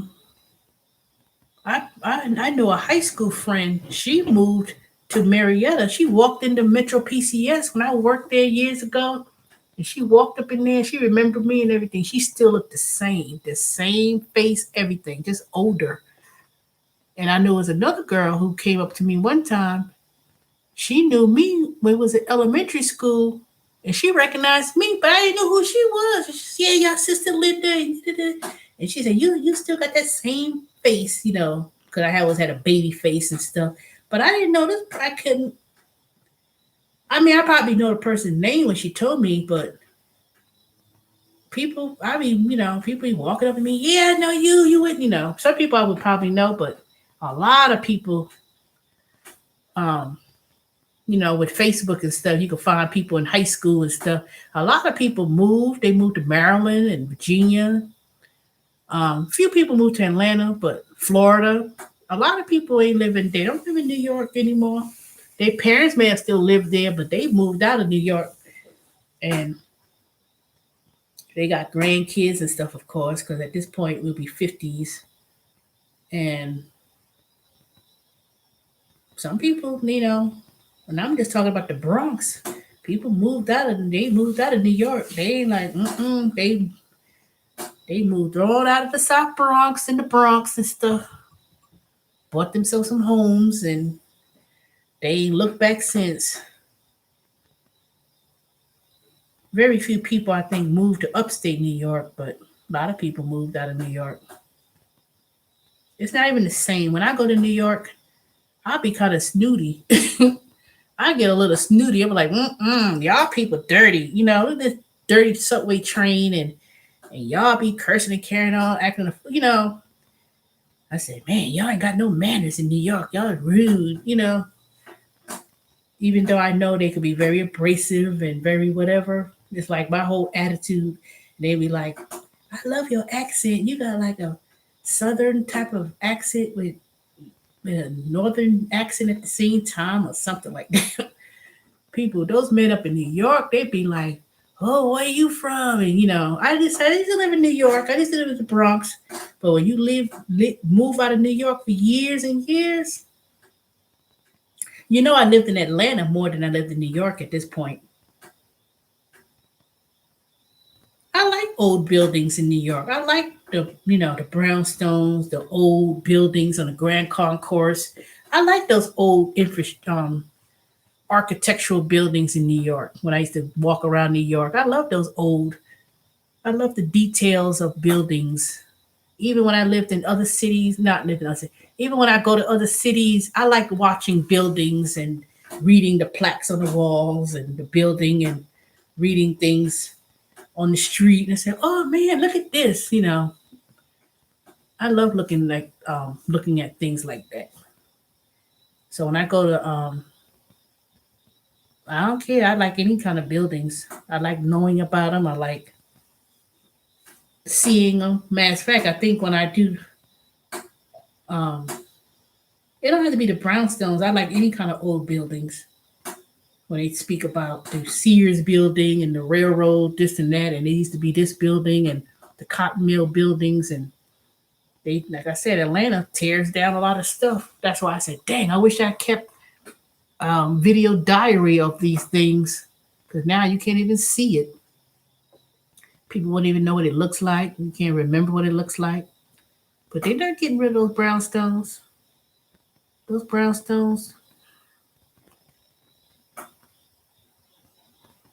the ones on Morris Avenue, they used to have those brownstones. It's different from the brownstones you may see in Brooklyn. I love those brownstones and how they have those apartments at the bottom and stuff. Man, I always knew it was going to be something. If I was old enough at that point to buy real estate, I would have been a millionaire by now. Well, put it this way, I would have been a millionaire years and years now, because I knew, but I wasn't of age to do it. So, but I would have loved to. I know some people, they had lived in brownstones and stuff, and their parents had the house and stuff. I wonder what they decided to do. I think a lot of them probably just sold it, but they didn't know.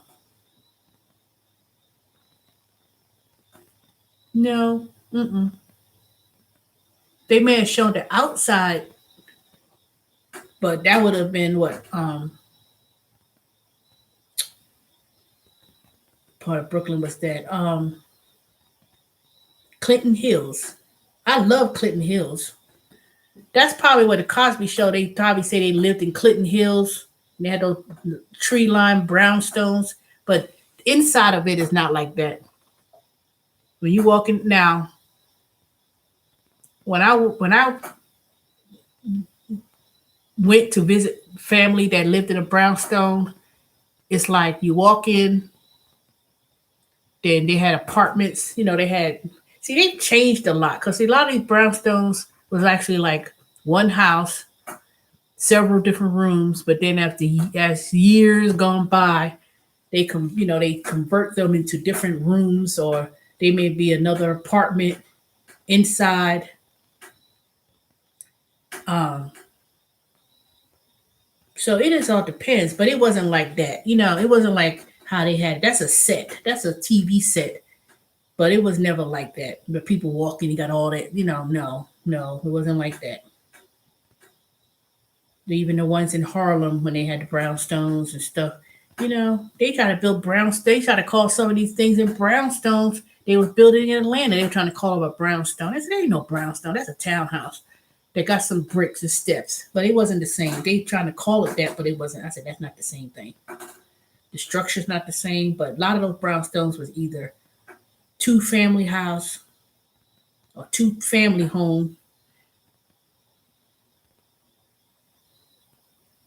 Fried green tomatoes. When you gonna take me up? Take me there, Dijon. Dijon.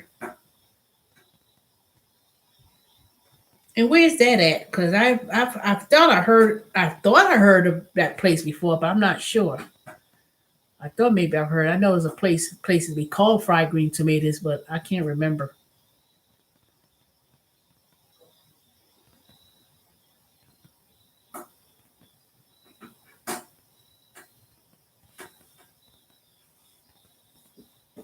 All right, now I took my medication, so after a while, this thing gonna make me drowsy. So I already been on in here for 3 hours, and it's 1:45. I don't know. Like I said, the way things used to be, and you know, and people say, "Boy, I wish I lived there." I wish, and we don't know what happened. Like I said, when now they say New York occupancy in Manhattan, so many people moved out, and they got, it's like you want to rent an apartment. somewhere you can, and prices have gone down. Everything goes in cycles. Those brownstones in Brooklyn and Harlem and stuff, it was like 1 million and all that prices. And then the real estate market is gonna affect cities like that. People start moving out. Um, the young buppies or whatever, people with that's not buppies, that's for more black professional, but white folks and stuff with family, young kids, and they want to live that lifestyle at first, but then they want to move somewhere with land. They don't want stuff with space, you know. And then I won't be surprised eventually when sprawl hits again. Those areas that used to be like millions of dollars and all these houses and stuff they start to move out. You start to see for sale signs and people start moving, you know. So you can go around Atlanta. I go around Morningside, North Side, all these nice, expensive looking houses, areas that black folks used to live in and white folks moved in. And now I see a whole area for sale sign, for sale, for sale, for sale. You know, when stuff starting going down and stuff, houses start not being kept up and people start moving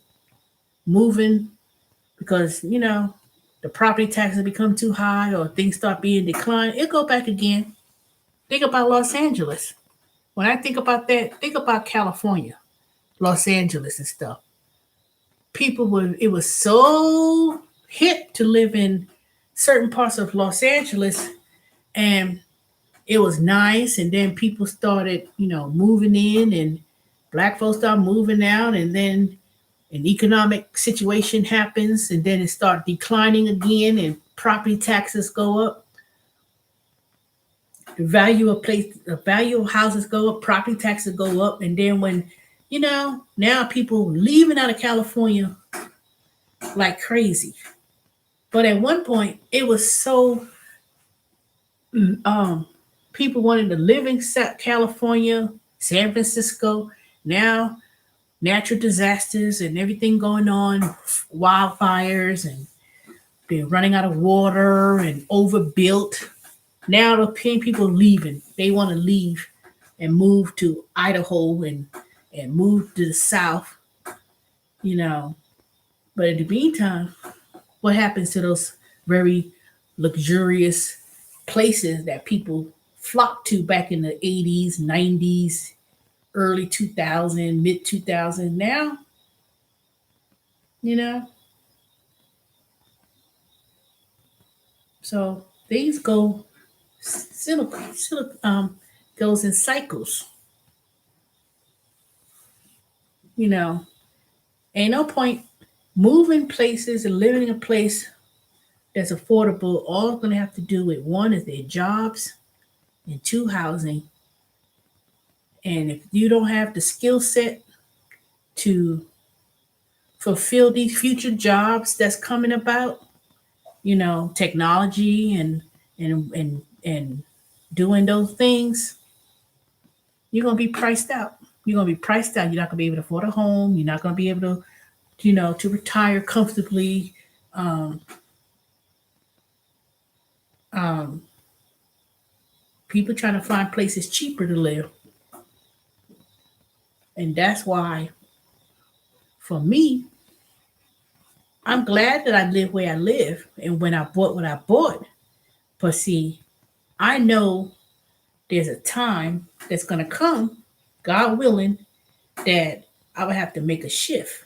See, that's why I don't tell everything about myself or tell everybody about stuff. But I do try to give advice about, try to learn new things. Yeah, it's been 4 years I've been trying to learn all this coding and technology and trying to start a little business, trying to start a little consulting business, which I would be real serious about because I've been giving free advice too long and I need to start, you know, why they got these knuckleheads on YouTube, this beef sector and people acting all crazy on YouTube, getting 20, 30, 50,000 subscribers. and they be on, do my Cash App, making money, and they ain't doing nothing but just, you know, making up fake beasts amongst each other, or making YouTube videos about, oh, go ahead and sign my referral link to do Uber. And then when that got exhausted, look what happened. You know, what happened to these big YouTubers that used to be on YouTube? Look, I make $4,000 a week and I was doing this, showing everything. Now, here it is, 4 years later, those same people, well, I got to do TaskRabbit and I got to do, I'm now doing moving furniture, and riding an electric bike, or can't even ride it. You're not even in your car. You're on a bicycle trying to do food deliveries in Atlanta. You can't tell. You can't tell me you making a whole lot of money, because ain't no way. Ain't no way, no how.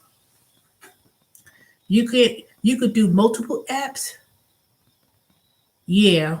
But see, some people who are big YouTube channels, they do have sponsorships. They do actually have companies that say, try my product, and they getting paid to do sponsored videos. That's where the money is made. If I was able to grow my channel to the point, and that's why I have my second channel that I'm going to be promoting my business, you know, but I work at TurboTax. So at the same time, one thing about working at TurboTax is that I am able to work at TurboTax and have my clients separate. There's no conflict of interest. I just can't work at H&R Block, Jackson Hewitt, and TurboTax at the same time. I can't work for three competing companies, but I can work for myself doing taxes and work for TurboTax. So they won't let you work at TurboTax and H&R Block at the same time. At least that's what the manager I had said. Now, I don't know. I may have to inquire about that, because sometimes she says stuff that's kind of questionable. But she said she worked at H&R Block, and then she came on to TurboTax, and she's a manager now, but they made her a manager after a year. And she was working at H&R Block, and she had, thousands of clients and stuff that she couldn't do. H&R Block and Jack, and TurboTax or whatever. So it's understandable. You can't be too you can't, do that at the same time. That's a conflict of interest. But you can have your own tax business, but because that's my federal tax ID number, no, my PTIN number, my parents' tax ID number. So there are people who are CPAs. They have clients they work with, and they work at TurboTax on the side. Does Jeffy? Yeah, all of them you could do it online. But some people may not feel comfortable doing it themselves, so they could go to Jackson Hewitt, and they could go, or H&R Block, and go to an office and do it. But you gonna pay. You gonna pay some money, and I don't know if they're gonna be open like that. Because come next year, with the whatever happens with this, how this virus comes along. A lot of people say, I don't hope they don't shut down no more. I don't want to stay home. I hope they don't close nothing down.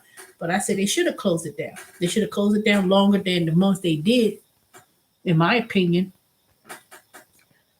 It ain't gonna hurt no business to close down, because if say I had a business like a pet business and things like that, what I would have done, I would have had a grooming truck. I would have had a truck, and I would go to people's house, get their cat and dog, groom them, wash them, and do whatever. And I would have had a mobile business, just like people who have restaurants. You could have had a food truck. There's so many things. Or if you do nails or hair. Nope. I already answered that question about that. Look at the other video I made about that. There ain't gonna be no fourth stimulus check. No.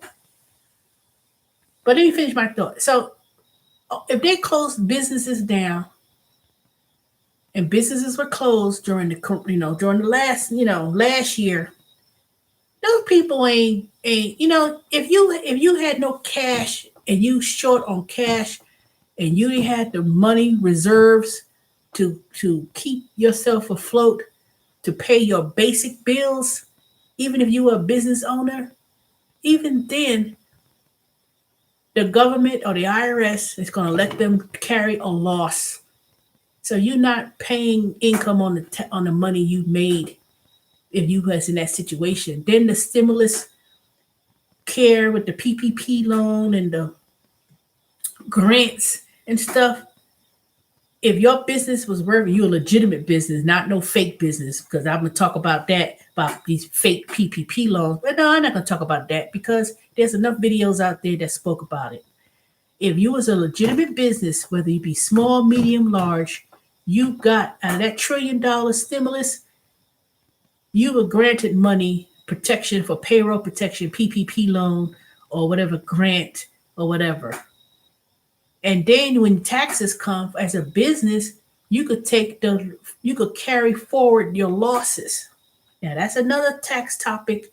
See, when y'all get on these YouTube channels that these like all of a sudden y'all talking about Uber Eats and food, and then all of a sudden tax season come around, y'all want to talk about, oh, you could do taxes. Y'all act like you're a tax expert. I could prove I'm an expert. I ain't got no reason to make up stuff because I know what I'm talking about. And then, so as a business, you could either carry forward the loss, take the loss, you still got the stimulus, grants, PPP loans, and everything else. If you did it the right way, you weren't, like, oh God, I'm asked out. Now, the question, Cole, is would it be no, there will not be a fourth stimulus check. No, it will not be. There will not be another stimulus check, whatever. You can forget it. They already did the 3, and that's it. Now, the state, if you go back on my previous video, I spoke of it. Now, I should do a timestamp, but just to give you a brief, I'm gonna do a video where I'm gonna tape it and talk about it. I'm not gonna do a live stream. I'm gonna give my commentary in a 15-minute or 12-minute increment because y'all lose the message in this 3 hours and 17 minutes. But no, it won't be a fourth stimulus check. But Georgia, Florida, I put it in the link last time. They having their own stimulus. When the states were given monies from the CARES Act package, each state had so much money they was given. Certain states are given a fourth stimulus check, but it's going to be going through the state. So for Georgia, for instance, if you was a school teacher, you got $1,000. They're gonna give you $1,000 if you a school teacher. If you part-time, it's $500. That's it. That's Georgia. California had its own stimulus for the state residents, for state people who live in California. But it's only gonna be about $500 to $1,000 based on whether you a first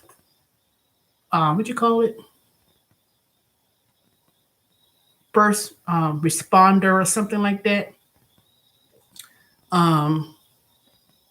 Most states, and I'm only projecting this, but most states probably going to have a tax credit when you file your state tax return. Florida don't have state income tax, so some states are going to probably have a tax credit, meaning they may give a refundable tax credit, and they may say, okay, we're going to, because each state have billions of dollars and they need to spend that money up by 2024.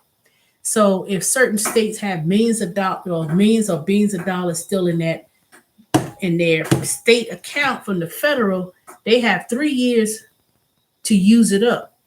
If they don't use the funds, it goes back to the federal government. So some of them is going to distribute it based on either a tax credit on your state tax return when next year come. I won't be surprised.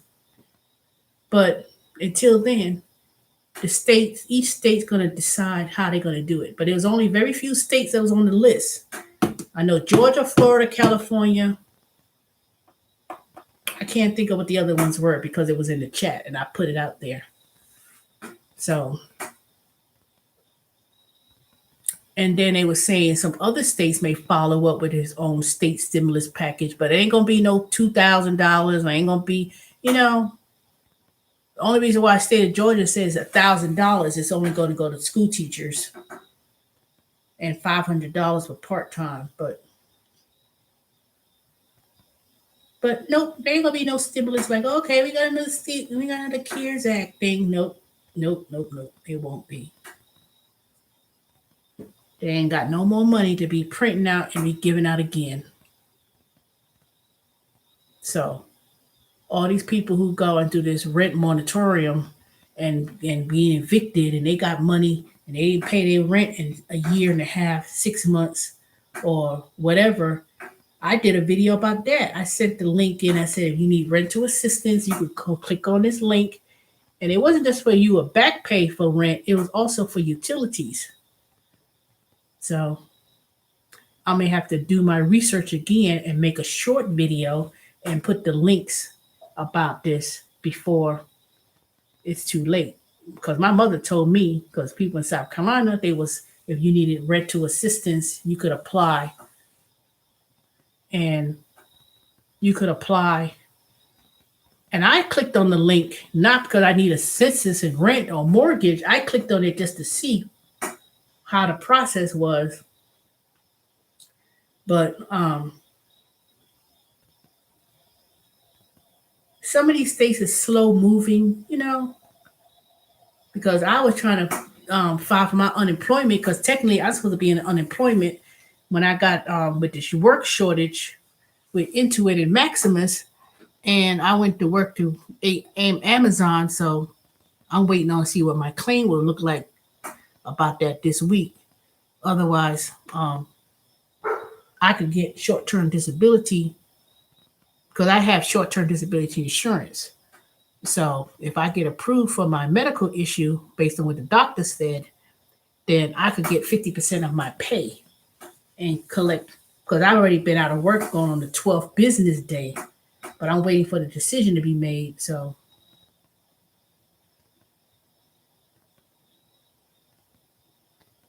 they could lose the money if the people who rent don't file. They have to file for that money. If they have rental issues and stuff, they have to file to get that money for back rent.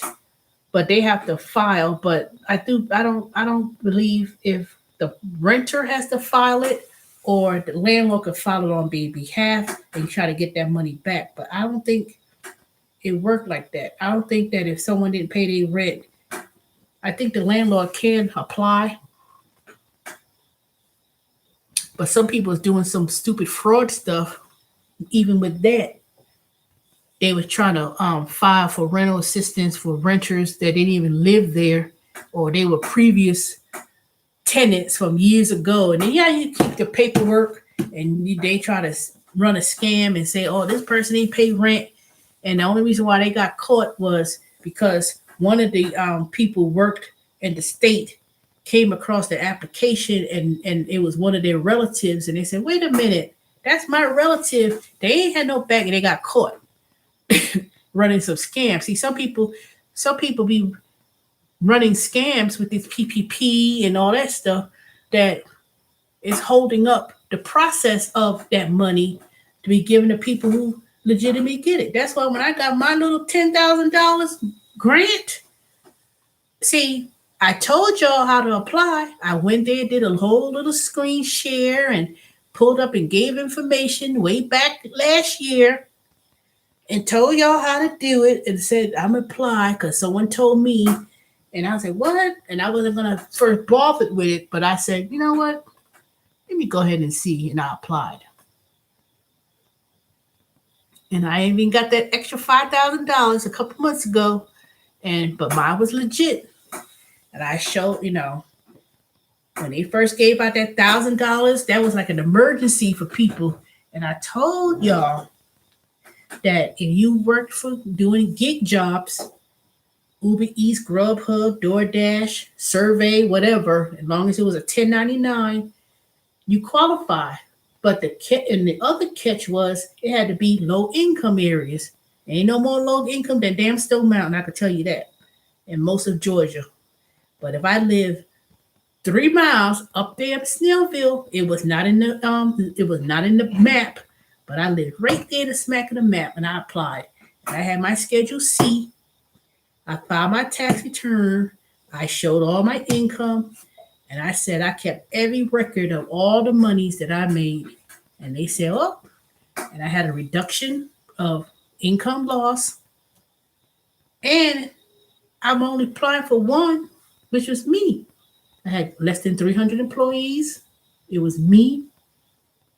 My income did drop from what I was doing to when the coronavirus came along, and they said, oh, and they ask you for your tax record from the IRS. So of course, when I file my tax return, the records they verify with the IRS your income, and that was it. Then I spoke to people, when I'm out and about doing my little assignments and stuff, and I told people, and people, I ain't heard about that. They heard about the PPP, but they didn't know if they truly qualified. And then when some people did qualify, and they come to me and they ask me, I try to tell people how to do, what to do. I said, did you do this? Did you submit this? Did you do that? Blah blah blah. And now when they get towards the end of handing out that money, it's too late. They, how many times they asked me when I first got that first $1,000? They was calling me. Do you want to go for the PPP loan? I said, no, I don't want to do no PPP loan because I don't know if I'm going to be able to make the money that I need to make to pay it back in the 15 years. I said, nope. They called me, message me, text message me, and it wasn't no scam. I was like, no, I don't want to do no PPP loan. Nope. And some people believe that they were setting people up. Now, some people, if you legitimately had a business, even if it's a business of one person and you pay payroll, or even if it's two people, whatever, and you had a business,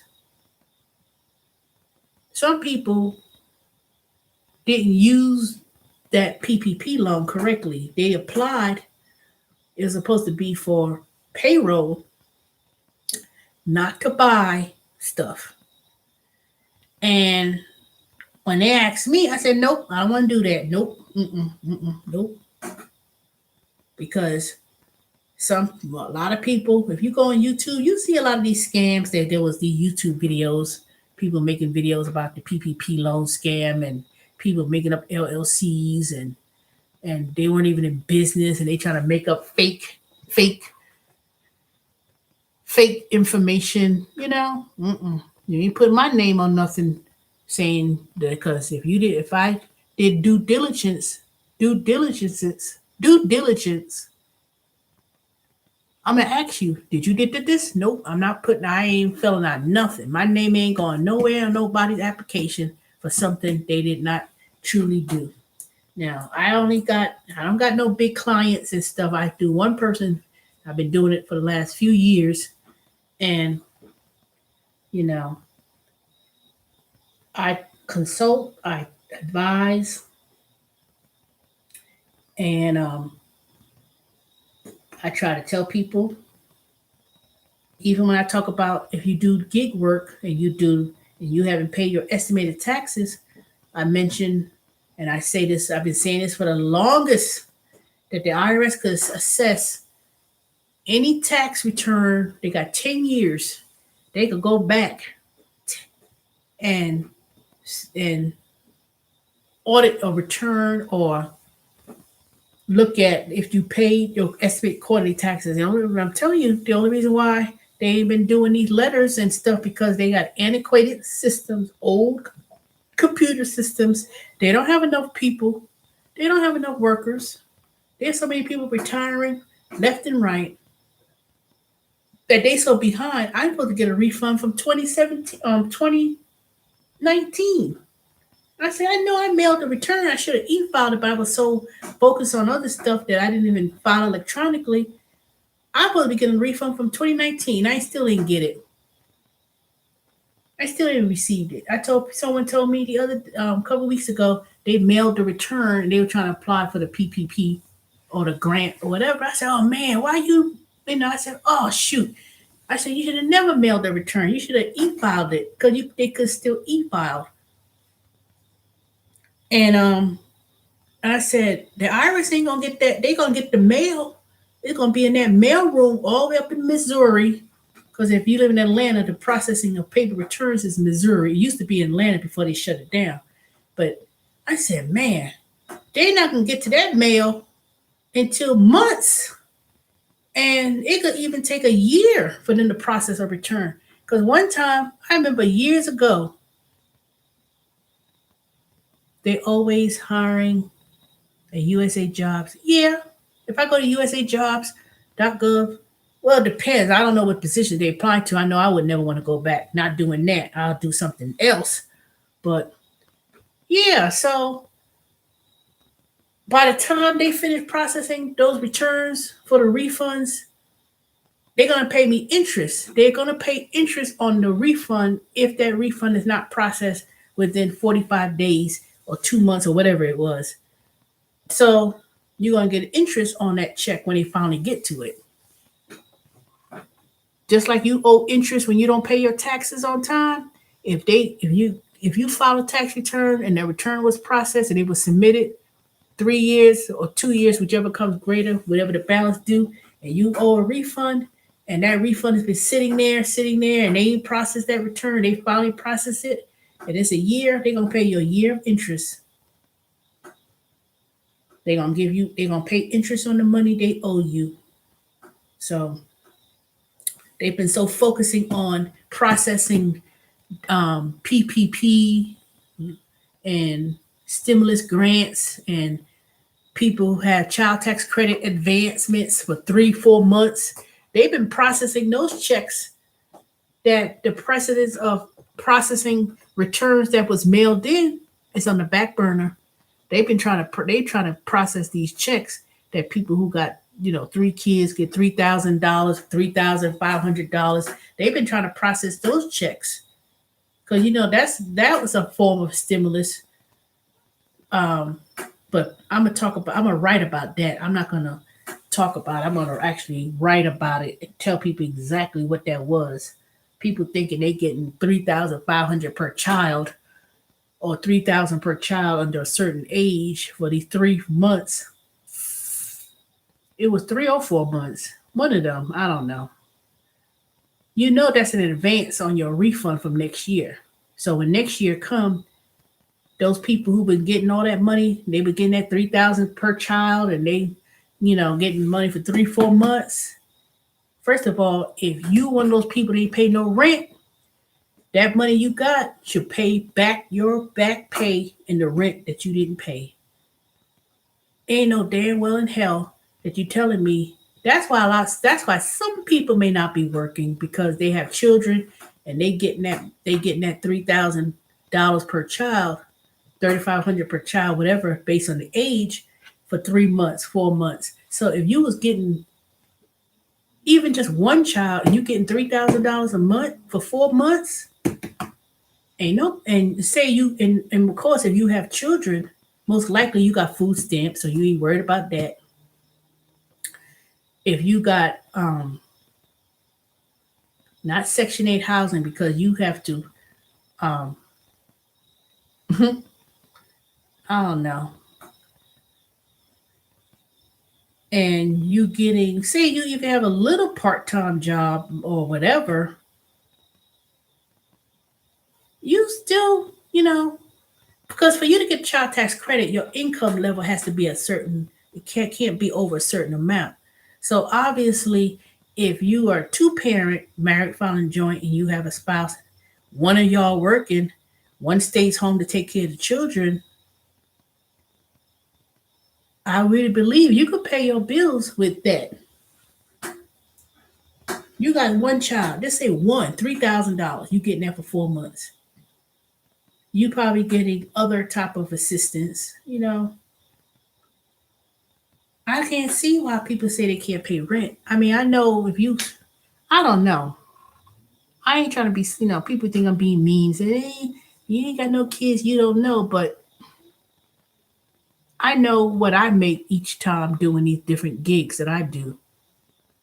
And what and the stimulus, and then on top of that, you got the stimulus. So some people got the stimulus because you got a higher amount of a stimulus check based on your filing status. So why were you not paying your rent? You're not, it's not like you live in an apartment that's so expensive, but most of the time you just have to cut out a lot of stuff. Pay your basic rent, food, electricity. All these other little extra stuff, sometimes you have to cut out. No cable. I don't got no cable. I don't have cable in my house. I got this big ass TV here and I got no cable. I said, nope, no cable. I look at internet stuff, or I look at the free apps and stuff. Um, I don't drive the Nissan Rogue as much because that takes up a lot of gas. So I try to drive between two of the cars, but I really don't drive the Nissan Rogue. I need to take it back to the dealership and flip it and say, okay, how much can I get for it? But I don't work. I work from home majority of the time. This is the first time I've really worked away from home when I was working at Amazon, but that's 3 days a week. You know, 60 miles to both ways, and then I go home. So I'm not really spending a whole lot of money in gas, filling up and stuff, because I try to um, strategically try to do as less miles and stuff. Now, yesterday, when I had to go all the way to Canton and Alpharetta to do those two assignments, they gave me another little assignment to do at the same store. I did two assignments for one store, and I had made $25 for one store just to put some stickers and do whatever. So, but I took the back way because I didn't like driving on 400 or going 285, 85 to get back home. So I took the back street, which gives you, and then it gives me, I put in extra miles than I need to. But other than that, I just want to take my time to get home. And I just started monitoring, like for some reason my gas bill seems to be a little bit higher than normal. I said, why the gas bill so high? But I turned that, see, tomorrow I'm going to turn that thermostat down a little bit. I think I got it too high, you know. So I need to look at that gas tank thing and turn that heat down a little bit. I think I got too much gas running and all these lights on in the house. It's not all in the house, but shoot, I be turning off lights. I be like, gloop gloop. I need to turn off the power box for the rooms I'm not in. And said, no, you know what? I'm not in this room, but I'm running electricity. Even though the lights might be on, it's still running electricity. So I need to, you have to kind of cut back on some things, some little things, you know. That's why I turned this fan off. This fan be running and running all day. I'm just running up the dang electric bill for no reason. It ain't hot. I got the windows open. It is electric, but I have electric and gas. I don't just have gas. I don't have just electric. I have electric and gas. So the water heater, when I look in there and I got that thing on very high, there's high, very high, and low. So like right now I got the lights on in that in this, leads into the other room in the hallway. The lights is on. Ain't no reason to be on. I need to turn that off in a minute. So every little thing, because my electric bill and gas bill don't be real high. But it was kind of high for that gas bill. I was like, wait a minute, $80, where that came from? So, but my But that's because if something's running, like um, I used to have one of the lights on downstairs. It was on all day, every day, all day. And I was like, wait a minute, I'm running up my electric bill over to something. That's too much. So I said, shoot, I need to go right on that box tomorrow morning when I wake up, and I'm gonna turn off all the unnecessary electricity that's running through this house that don't need to be. I'm mostly in this room. I mean, I go to bed and in the other room, but I'm not downstairs. I don't have no TV downstairs.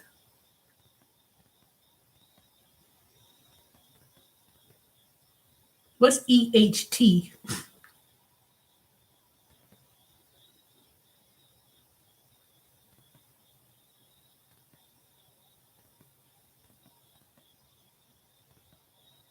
Oh, I know why my thing was high. Because at one time I was running the air conditioner. That's what it was. That's why my bill was high. I was wondering, I said, wait a minute, what caused my bill to be? I forgot. I did ran, I had the windows all open, the air conditioner was on. That's why it was high, because I was running the air conditioner at one point. One point it was hot. And that's why my thing was high. But it'll go back down to $40 or something like that. Now it's not hot no more. That's exactly what I was thinking. I said, why am I thinking so high? And that's what it was. Because I do have this smart thermostat. When I got me the brand new units and stuff, and I'm going to sell the brand new one that my electricity company gave me a few years ago. Never took it out the box. I got two brand new ones. I'm going to sell it on one of these websites, Upside or something. I'm going to sell it. Unless one of y'all want to buy it, but you have to install it. But it's pretty good though. It is good to monitor your um, utilities with the thermostat. So, because I had that old thermostat and stuff, and y'all bill be running up high, but that smart one is pretty good. So let me know if anybody want to buy one before I put it online and sell it. Somebody's gonna buy it. Trust me. Somebody's gonna buy it. Especially I'm selling it for $100 because those things are $200 something, if not a little bit higher. So I'm gonna just sell it for 100. So, and then if I had two, then I'll do a deal, 250. Because if you go to Home Depot and Lowe's and look for that same thing, it's not that price. Trust me, you ain't gonna get no smart thermostat for no $100. So nobody better not try to talk me down. I'll give you 50. Nope, 100. Matter of fact, I may jack it up a little bit higher and then let them talk it down to 100. That's what I'm gonna do. But I'm gonna see what happens though. If nobody don't want them, then I see my mother has a smart thermostat, and then I'll give it that. I'll give that to her. Not that she needs it, because I don't think she has a working thermostats. But I'm gonna see if I can get rid of it, because I need to purge. I got stuff I need. That's why I tell y'all today I was supposed to um put all these stuff in these boxes to be donated. So ain't no point holding on to things. I said, have you worn it in a year? Have you read the books? And after a while, I don't even know why I'm holding on to it. So it's time to purge and get rid of them.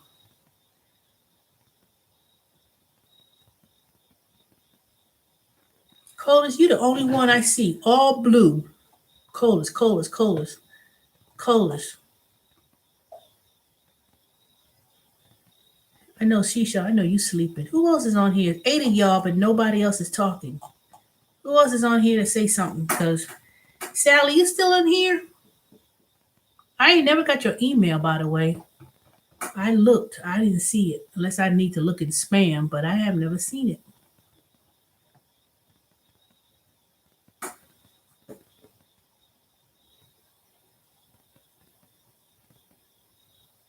All right, I'm gonna be over here another 5 more minutes, and when it gets 2:30,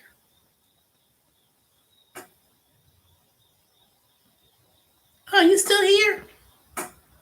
I don't wonder. I see 8 people, but I didn't know who was saying anything. Yeah, I need to get rid of stuff. I don't know why I be holding on to stuff, and I said, "Oh, I'm gonna keep this," and then I didn't even look at it. It's time to get rid of things.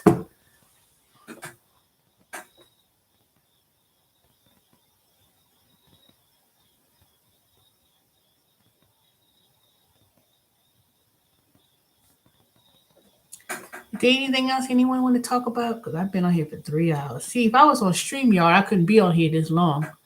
Because I got that free package, 20 hours, and I know I would have been used up all my hours. But for some reason, it seems like more of y'all come on YouTube when I'm on. I mean, more of y'all come in the chat while YouTube versus StreamYard. When I'm on StreamYard, I get like 4 or 5 people, but I'm saying 8 people is not a lot, but you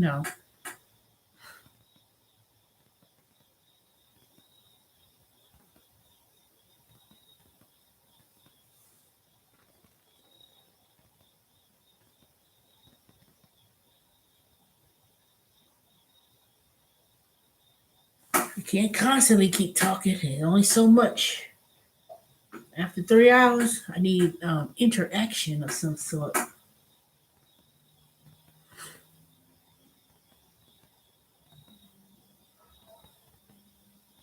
Oh, I know what I'm gonna say. On Gmail, there's like you could create a group chat on Google. It's not like YouTube or nothing, but it's um like a special group chat. So what I'm gonna do with my business when I start talking about different tax topics, if y'all want to join the group, where I do different, I could share different presentations and stuff. Y'all could leave an email and I could send it out to y'all once I start my series. Now it's not going to be it's not going to be on this channel. It's going to be on another YouTube channel that I have that's going to be exclusively about business development, taxes, and more business type of related things. Not that you have to start a business or be in business for yourself, but it's going to be more like tax planning. Because a lot of people who do gig work, a lot of people, I'm quite sure y'all don't have no type of estate planning or tax planning, because it's more to there's more than just filing a tax return, keeping track of your miles and deductions and stuff. It's taxes planning. When it comes to, even if you're a gig worker, it has a lot to do with your estate planning, protecting your personal assets. It ain't for everybody who has to be an LLC, start a business. Everybody, you hear these people on YouTube, oh, you can start a business, you can start a business. Everybody ain't meant to start a business. Everybody ain't meant to be, some people like working for other people or work. They don't want, it takes a lot of responsibility to start your own business. And I think a lot of people overrate about starting a business. You could be a consultant if you in an industry like myself, and I want to be a consultant. I could be a consultant of taxes or consultant for merchandising, working for different companies, and I'm an independent contractor, merchandise, or doing resets of stores, that's a consultant. I want to learn about grants for home repair. You mean you want to do home repairs or you want a grant to help you do home repairs? So when you say you want to learn about grants for home repairs, are you talking about doing home repairs for others, or are you talking about grants to help people pay for home repairs?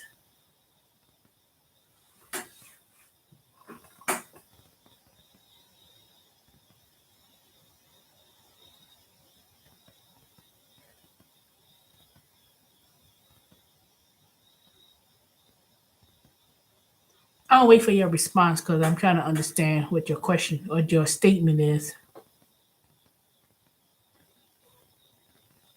Because you if you want a grant writer or you want to learn how to apply for grants, that's why I said I was going to do a separate. My channel is going to be separate from this one, so I could speak more on my consulting business because I'm going to learn how to do ebooks and how to put different packages together to give people some ideas or knowledge, because the government, if you go to sba.gov, they have a lot of grants that people could apply to, but it depends on, are you wanting to do business for the government? You have to apply to say I want to offer this type of service, but a grant to help pay. No, there ain't gonna be a lot of grants like that. I know what you're saying. Some people say they need help with repairing their home and they want to look for a grant. There's no grants for stuff like that. There's grants and programs to help people get into a house, like Habitat of Humanity, where they built someone's a home and then they help people get into homes. There's grants for that, but and then part of that, they have organizations, nonprofits that go to help people fix up their homes and stuff. But it's not a, if you're looking for something like that, that's gonna be more for nonprofit organizations that may help people. But the biggest one I know is the one that started by Jimmy Carter, Habitat of Humanity. They help people build a house, and they people apply based on income, based on areas, and they help them get into a house. And then you got to live in the house. There's terms and conditions when you get that Habitat of Humanity and live in one of those Habitat of Humanity houses. But a lot of that is really nonprofit organizations. You have to seek that type of assistance from nonprofits that helps people. But a lot of that about helping people fix up their house and stuff like that, I don't think there's too many programs that you're gonna find like that. I know what I know that's major one is Habitat of Humanity, but they basically build houses to put people in, and then there's some other nonprofit organizations that trying to get people into housing. And then once they get into those housing, see a lot of those things where you see people helping people fix the house and stuff like that. You have to hunt and look at a whole bunch of people, different foundations. You know, that's how I was telling you that's how I was telling y'all earlier because it's already been 3 hours going on 4 about there was Verizon was offering that grant to the nonprofit organization for training to get people skilled in high demand jobs that's needed, like in home no IT and um, some nursing programs, whatever.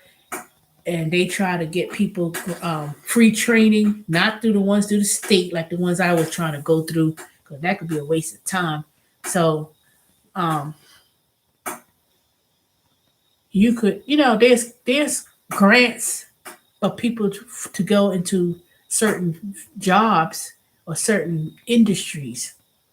But I know the biggest one that I've been coming across lately, like do Udacity, Coursera, is all these training to get people to be skilled up in becoming software developers and IT and stuff like that because they try, especially for black folks, they've been trying to get black folks to get into those type of careers.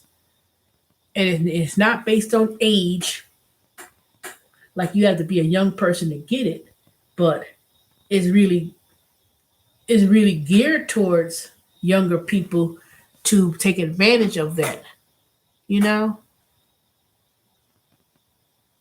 because they trying to get. So it's like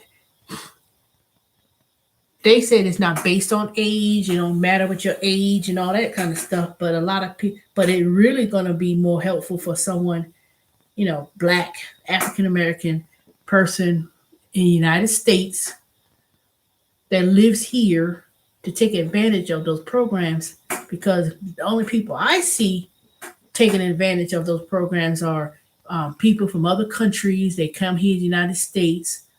You could tell that they're immigrants. They could be a family of immigrants from other races, from other countries, taking advantage of that, taking advantage of these programs. The children of immigrants, they're the ones taking advantage of these programming and, whatever it could be, you know.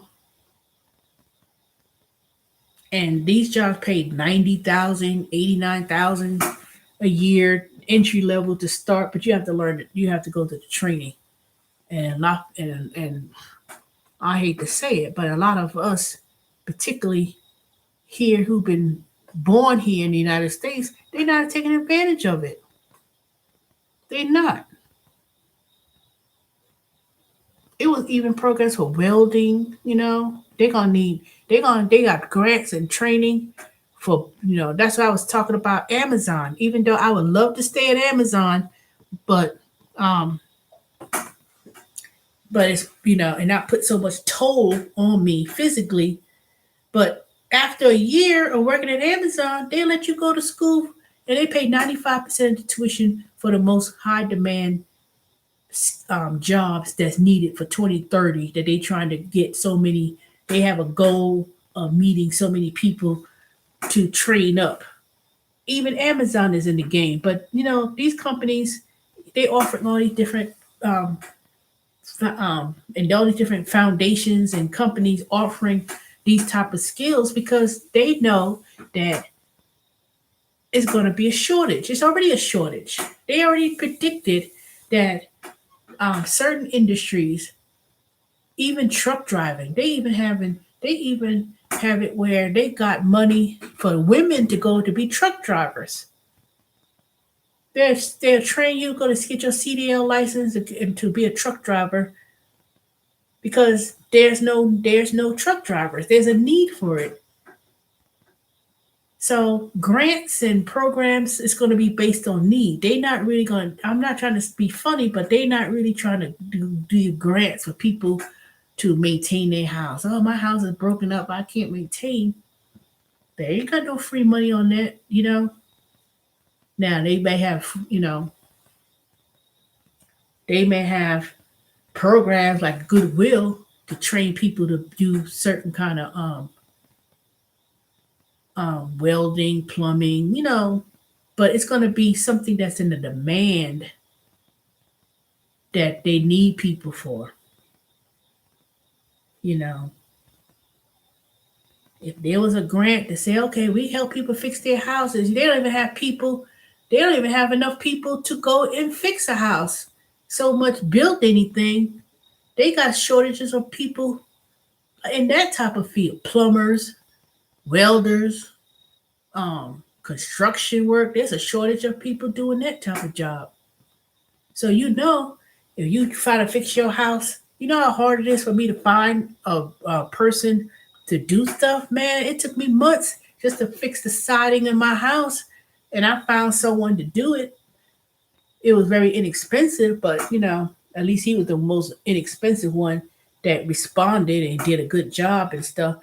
But shoot, I'm trying to get someone right now. One of my friends, she got her townhome and she getting fixed by this guy that she been dealing with for 20 years, Duran. She been dealing with Duran for 20 years because she bought houses and flips and stuff. And he's been the contractor for all her properties and all her investments. And I said, well, can you send him over here? He busy, because he fixing her house. He's slow, but he's very meticulous and very good, I heard. He came over here and told me what he could do with that 4-year of mine and fix, And he said, well, I could do this and that, but he's slow, but he's good. I don't know how much he charged. I don't know, but I can't even get him to come over here to at least give me a project quote of what I need to do so I could at least take it in stages. But it's hard to come across someone to fix your house. You gotta find people because they don't got enough people to do it. They don't have enough people in the field to do that because a lot of these people, these older men, they was doing it for 20 years, 25, 30 years. They getting up in age. They don't want to do that no more. That's very labor intense. And then you got these young kids walking around here like, with water bottles on the side of the street trying to sell you water. Y'all better get your black ass in school and learn a trade.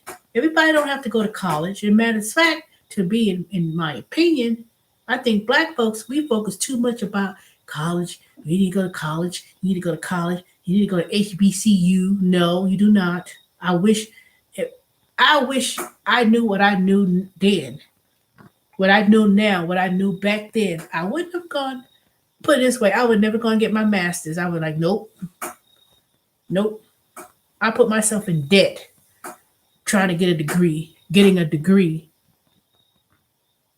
You don't have to go to college. I wouldn't even recommend any kids, about, oh, go to college. No. Unless you're going to college to be a doctor or a lawyer or a nurse. What else? Certain certain occupations you may want to go to school, but you don't really have to go to college just to be going. Go to college just to go to college because that was the thing to do. I'm not. There's nothing that I'm doing now that required that I go to college. Yeah, I could go to college to show that I could complete things, and maybe I could justify for more money when if I was looking for a job and I say, oh, I want to make more money because I have a college degree. It's not even worth it anymore. After 5 years, your degrees is obsolete. You graduate after 5 years or so, is obsolete. And I heard that from many different ways. I even heard that Joe Osteen mentioned that 5 years after it becomes obsolete in terms of your degree. That degree don't mean nothing. I don't care if it's a big time school, Harvard, Yale, HBCU, Howard, whatever. Mm-mm. And I think black folks, we get in that trap. We think that, oh, you could go to college and you can come out of college and get a good job. You know, mm-mm. You can go to a regular trade school and learn a trade, and you could come out 2 years, 3 years. You can even do it in computers and IT. There's programs now. I tell you, I was looking at Kennesaw State with the certificate and learn computers and cybersecurity, or that grant that I'm trying to that other nonprofit organization that I applied to. I'm gonna wait and see. But the thing is, my availability has to be 9 to 5, Monday through Friday. So that means I'm gonna have to find something in the evenings or work in the evenings and weekends while I do it. But I've been trying. I've been looking at all these different sources, all these different free programs that I've been learning online in all these years, trying to learn, trying to learn and trying to get the basics. But it's so much that I try to get consultation from people, and you know, then you get this discouraging thing about, well, you got to have 2 3 years experience, you got to be doing da da da blah blah blah, and and then one Indian guy at Emory, when I was trying to go into the program, well, this is for people who work in the industry, and got 5 years, 3 years. I said, well, how am I supposed to get experience, or why? He looked at me as if, you know, like black people can't do nothing. And I felt that. I felt that's how he kind of came off. I said, you want someone to spend $10,000, $12,000 for something that's for a few months? And he didn't wasn't encouraging. I was asking him different questions, and this was a few years ago. This was really before coronavirus. you know. And it was just so discouraging because they act like they didn't want that they didn't like you had to. How you gonna have you this certificate program? He was trying to discourage me from trying to go into data analytics. Well, you got to have experience in programming. You got to have knowledge in doing this. How you supposed to get the knowledge if you don't get a chance to do it? And this was about 4 or 5 years ago when I first started trying to transition into a new career. And I've been hunting down different programs. I even went to one. It was federally funded, nonprofit. I,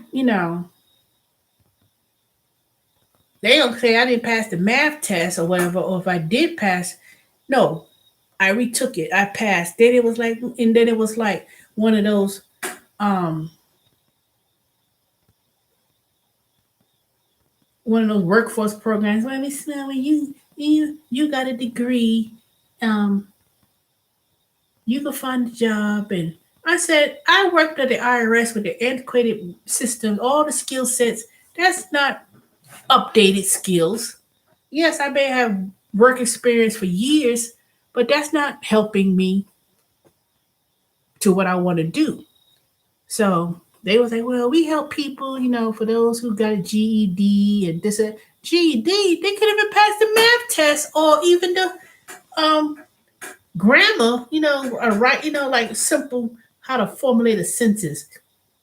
And this was DeKalb County, the WIA program. I said, well, I want to learn, I want to go into computers. I want to do programming. We ain't got that.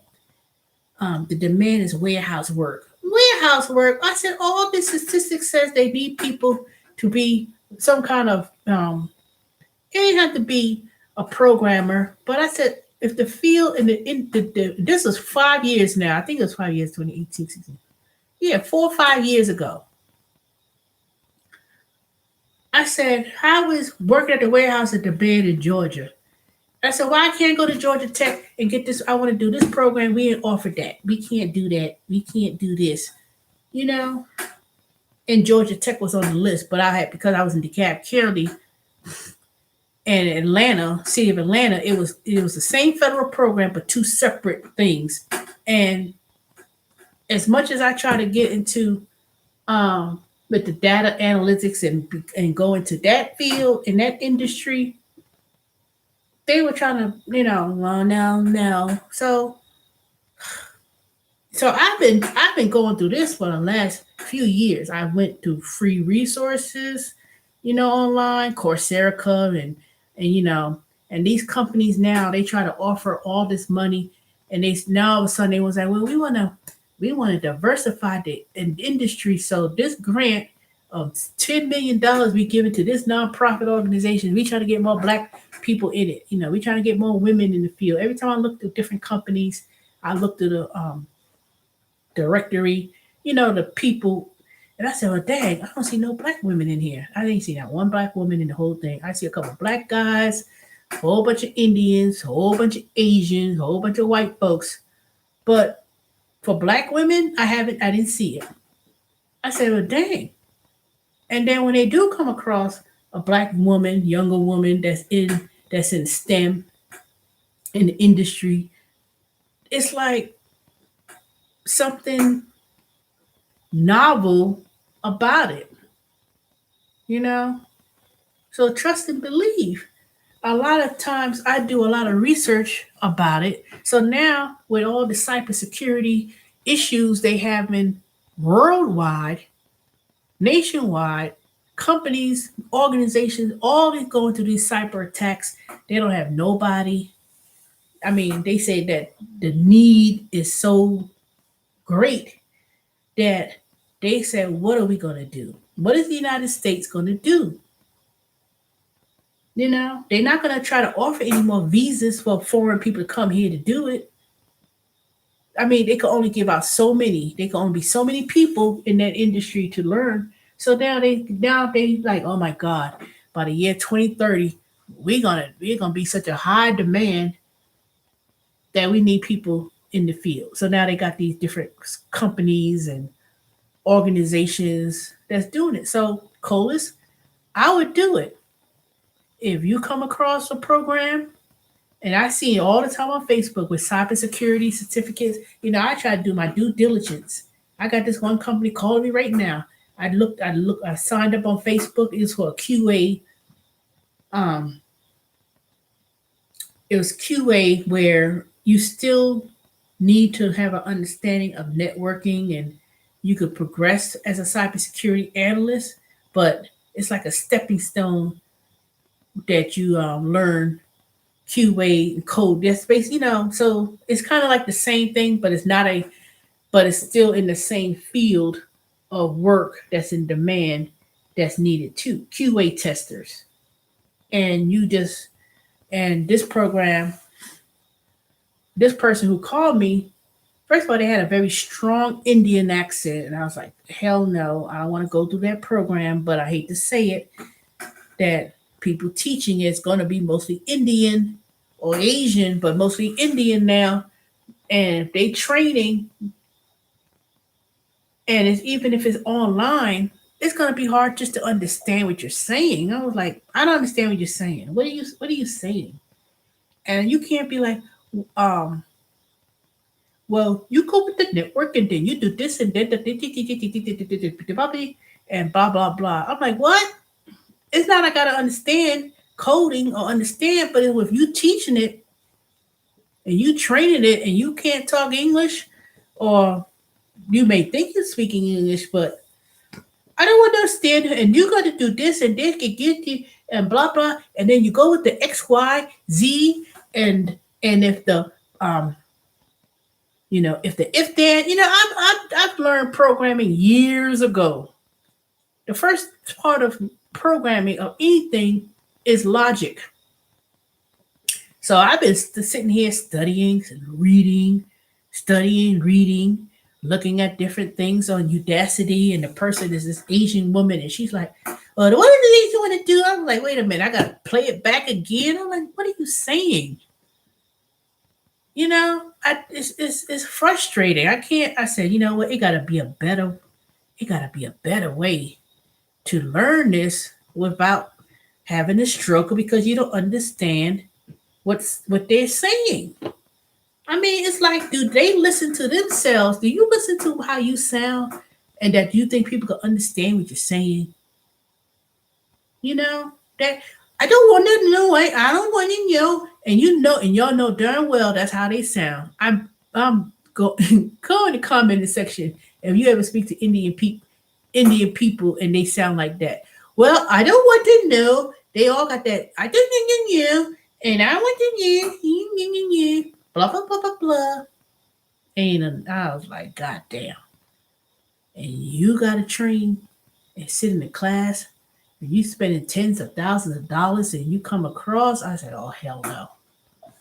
And I've been getting calls, and it was like, um, I want to hear. And this program said, I'm driving. I'm busy at the moment.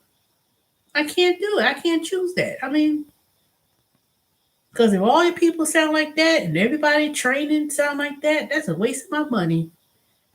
And then, so all I know is this, and I'm going to end the chat because I said I'm going to get off at 2:30, going on 2:54. So I don't know. You just have to find whatever your passion is, whatever you want to do. Um, I just know that I'm tired of working a job. I'm tired of working a job because that's what it is, a job.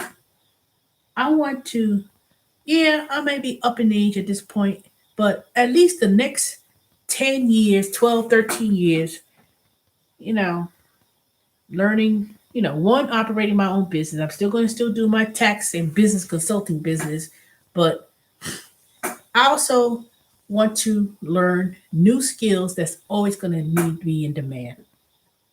Even if I'm not a software engineer or cybersecurity analyst or whatever the case may be, you still have to learn new things. Like Shelly Shell. You could go through the Google program and learn Excel. But that's one of the top skills that's needed is learning Excel. Whether you do customer service, data analyst, whatever, you have to always constantly keep learning things that's always going to be demand. And trust me, that's going to be something learning demand. But all these other waste of degrees going to HBCU, if it's not learning something in technology and stuff like that, and even then, getting a computer science degree may not always guarantee you anything because you don't really learn those skill sets in computer science. You may get an internship and things like that, and you go to school, but it's not really important that one, you choose the right major, but one, there's a lot of options out there. There's a lot of options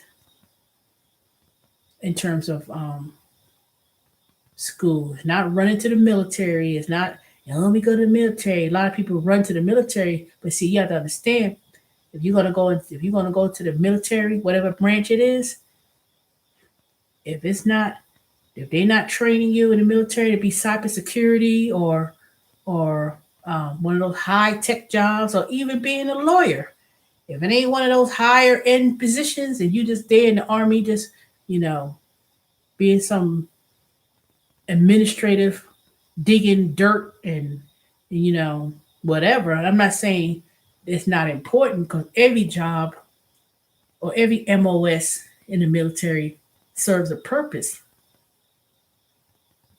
but that's all based on your test scores, your intellect, and where they're going to place you in.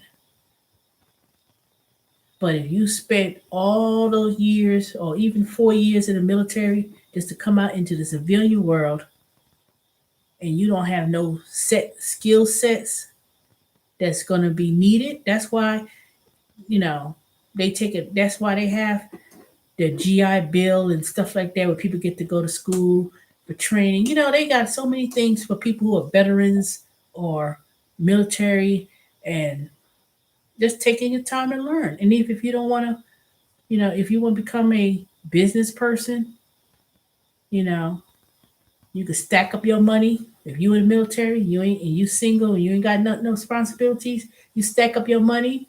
And if you say you want to do investments, learn how to do investments. You know, I got some investments. Ain't big, huge investments because, you know, but learning how to not just work. Because right now, the money in a bank account that I got at ways, I'm losing value on that money. That money ain't doing nothing. That little, but I'm not trying to put all of my savings in something, but I try to that's why I said I already set up that other account for real estate investing and stuff because people are building up apartments. I look online and they say we raising $1.5 million for this apartment in such and such a city, Charlotte and other cities in the southeast and some places across the country. They're gonna need people to live there, and the rate return is 8%, 10%, 12%. I said, well, shoot, I could put in whatever amount of money um, to do investment on that, and then a year and a half, I'll get whatever um, money I earn from it, and then reinvest it again. You know, so you have to make your money work for you, whether you self-employed or you get a high-paying position or IT. You know, because you're gonna be left behind. I'm sorry, I'm not trying to be left behind. You know, I keep thinking, oh man, I'm 52, I'll be 53. People said, that's not old, you know. I may be older, but I have to think that, shoot, I still got another 12, 13 more years of working life. And I figured, 12, 13 years, they could say, well, she worked at the federal government this year. She was self-contractor with her own business for these number of years. And I just have to, you know, go into a new field to learn something. It's always something for someone to do. But you gotta break that barrier of meeting people that no, you can't do this, no, no, And I always knew there always been a racial thing of black women, black men, and black folks in general.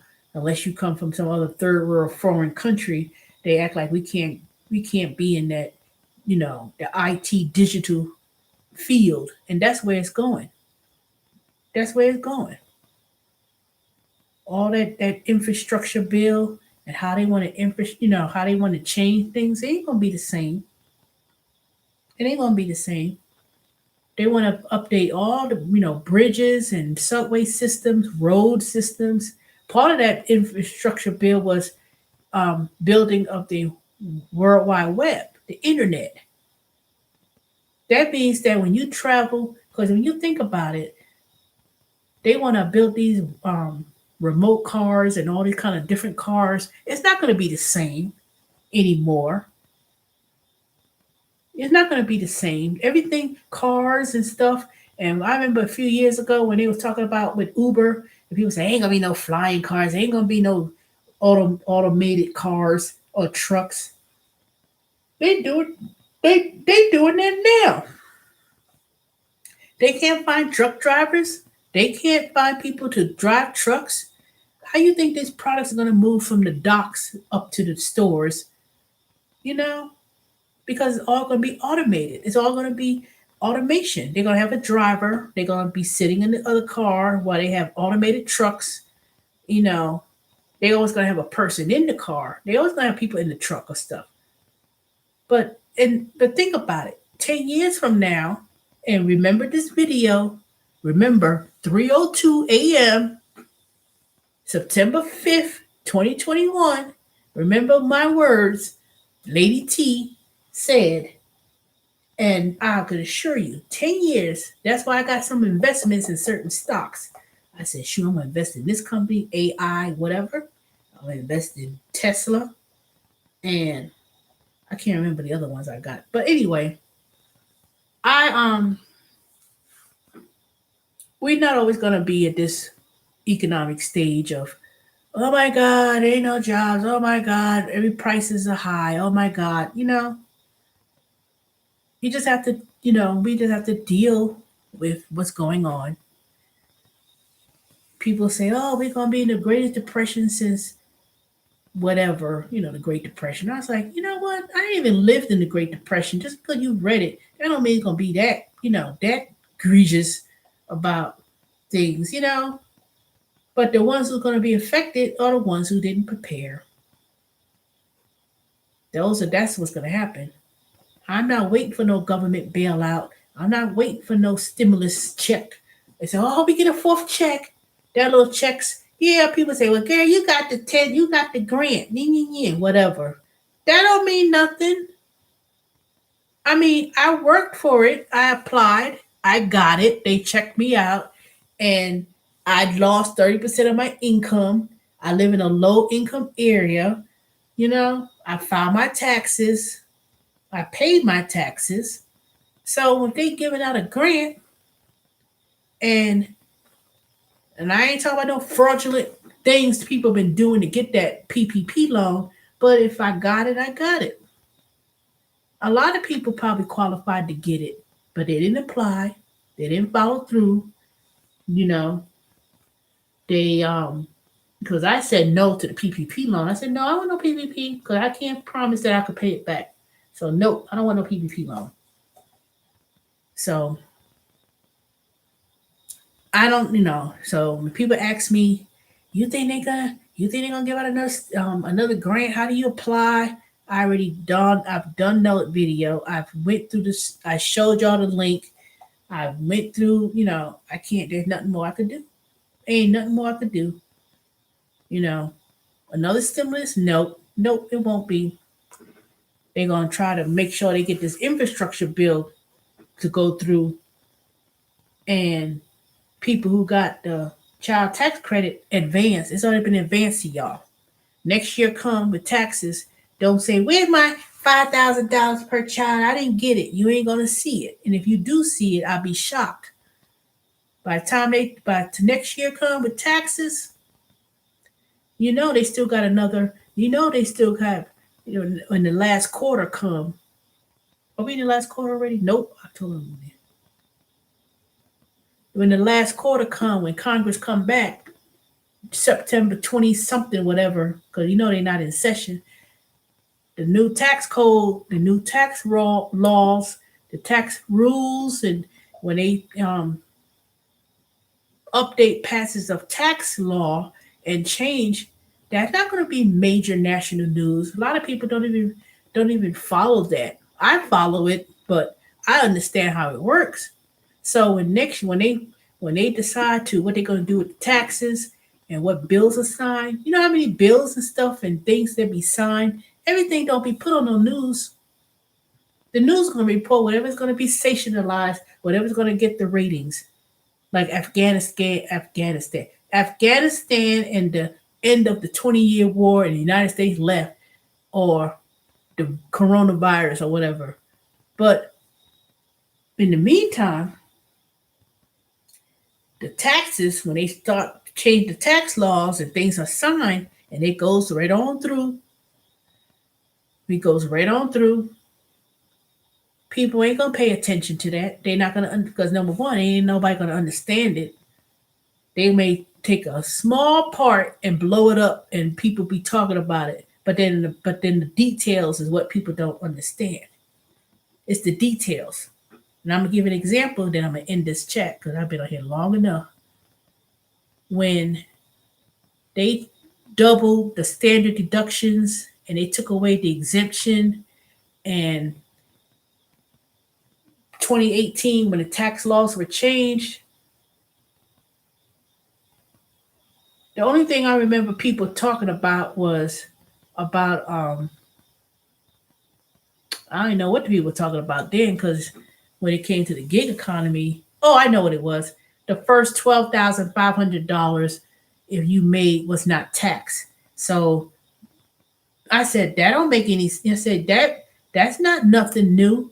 When they took away the standard deduction exemptions, no, the exemptions where you would claim 3,250 for exemption per person, and the standard deduction was double, meaning that single, married, filing, joint, married, filing, separate, that standard deduction was double. Of course, the first $12,250 was not taxed, because that's the limit that brings the tax to zero. So of course, if you make 12,500 that year and you file single, the standard deduction negated that to zero anyway. So I said, so there was a lot of people on YouTube. They said, "Oh, if you self-employed, you ain't got to report the first 12,000." I said, "That don't make any sense." I said, "That's stupid, because the standard deduction was double, which is the amount which makes it to zero anyway." So when they changed the taxes and stuff, if you were working, if you was say you was an employee, because of the Workers CARES Act eliminated that an employee cannot claim certain expenses on a tax return. Now, if the employer you work for reimburse you back, you could probably get it. You have to go to the employer to be reimbursed for your expenses, but the company takes the credit because they got the credit for your office expense. But as a person yourself, you couldn't do that anymore. So a lot of people call it like, yeah, I work from home, I'm an employee, can I deduct whatever? I said no. The tax law that was changed in 2018 did not allow that anymore. But if you were self-employed, of course, you could take those deductions. But as an employee, you couldn't. Even if you were working from home, even if you did incur the expense, but the company you work for, they will have to reimburse you back. And of course, they're going to get the credit. So that was one of the changes, major changes that was mostly discussed, especially with the gig economy. And a lot of people are making videos, and I said, no, that's not what it said. That's not what it means. I always have to, I get, it makes me cringe when people make stuff or say things because they heard one person say it and then they make that topic of discussion and they have no background, they have no knowledge of taxes, they ain't went to nobody's school and learn accounting or nothing. I could show y'all my credentials. I know exactly what I'm talking about. So, but I was making videos like that at first pertaining to gig economy and taxes and stuff. And some people did give me shout outs and say, oh, Lady T, da da da. But see, I wasn't serious about my YouTube channel and I wasn't editing anything. I didn't do nothing fancy. I didn't do all those things, but I talked about it. I showed y'all, I shared the screen and said, this is my source. This is where it came. It said right here. And I did that, but then I kind of fell off because one, I do a lot of gig work. Y'all know I was working and driving all over the place and they had this job, it had this job, it had this regular. So it was kind of hard to really try to come on here on YouTube and do it because I wasn't getting a lot of subscribers and I had like 7, 8, 10 people watch. And then some people contact me and I go and they live in Atlanta. I went to visit to meet up with them, give them their consultation. They said, "Oh, I'll treat you to lunch." I'm not saying I'm not appreciative, but um, I need to kind of branch out, and I'm not doing it on this channel. I'm not going to do it on this channel. I'm going to do it on a completely different channel, and once I get that in order and know how to um, edit and know how to, not just share screen, but really put things together, that's what I'm going to do. I mean, I'm not going to make most of my business doing YouTube channels and talking about it because I talk to people. I got people right in my phone right now. They say, well, make sure I get your number. I get their number. So when tax season come away, they already told me, I want you to do my taxes next year because some people already know. And I already going to have to do a schedule, do a calendar. Even if you want to do it yourself or you want to consult with other people, that's fine. If you want to do it yourself and you get stuck, I'll do a consultation and say, okay, let me see where you at in regards to what you have, you know, because it costs a lot of money for me to get the licensing to do returns because of the software. You know, I mean, I could use the 3 or 5 software licenses that I have, and I do that, or I'll tell people how to go and open the account, do it online. So, but I'm telling you, when next year come, Asian All Block, Jackson Hewitt, people are coming complaining to TurboTax. They wanted to do it themselves, and they in TurboTax and not Turbo Intuit, not Intuit, Asian All Block and Jackson Hewitt. Um, People are going to Walmart because that's where they used to. They used to be in that Walmart. They still be in Walmart and stuff. When tax season comes, you see Asian All Block up there, little kiosks. Sometimes you see nobody there. Man, those people came over those little kiosks and they had like a Schedule C or just a regular return, not no 1040 EZ. I ain't talking about somebody who just got 2W2s. You just input that in and that's it. But some people came in there and they had they told them $400-500, 400-500 going into Jackson Hewitt or H&R Block and giving your paperwork. That's what they charge. This was last tax season. 400-500. Sure did.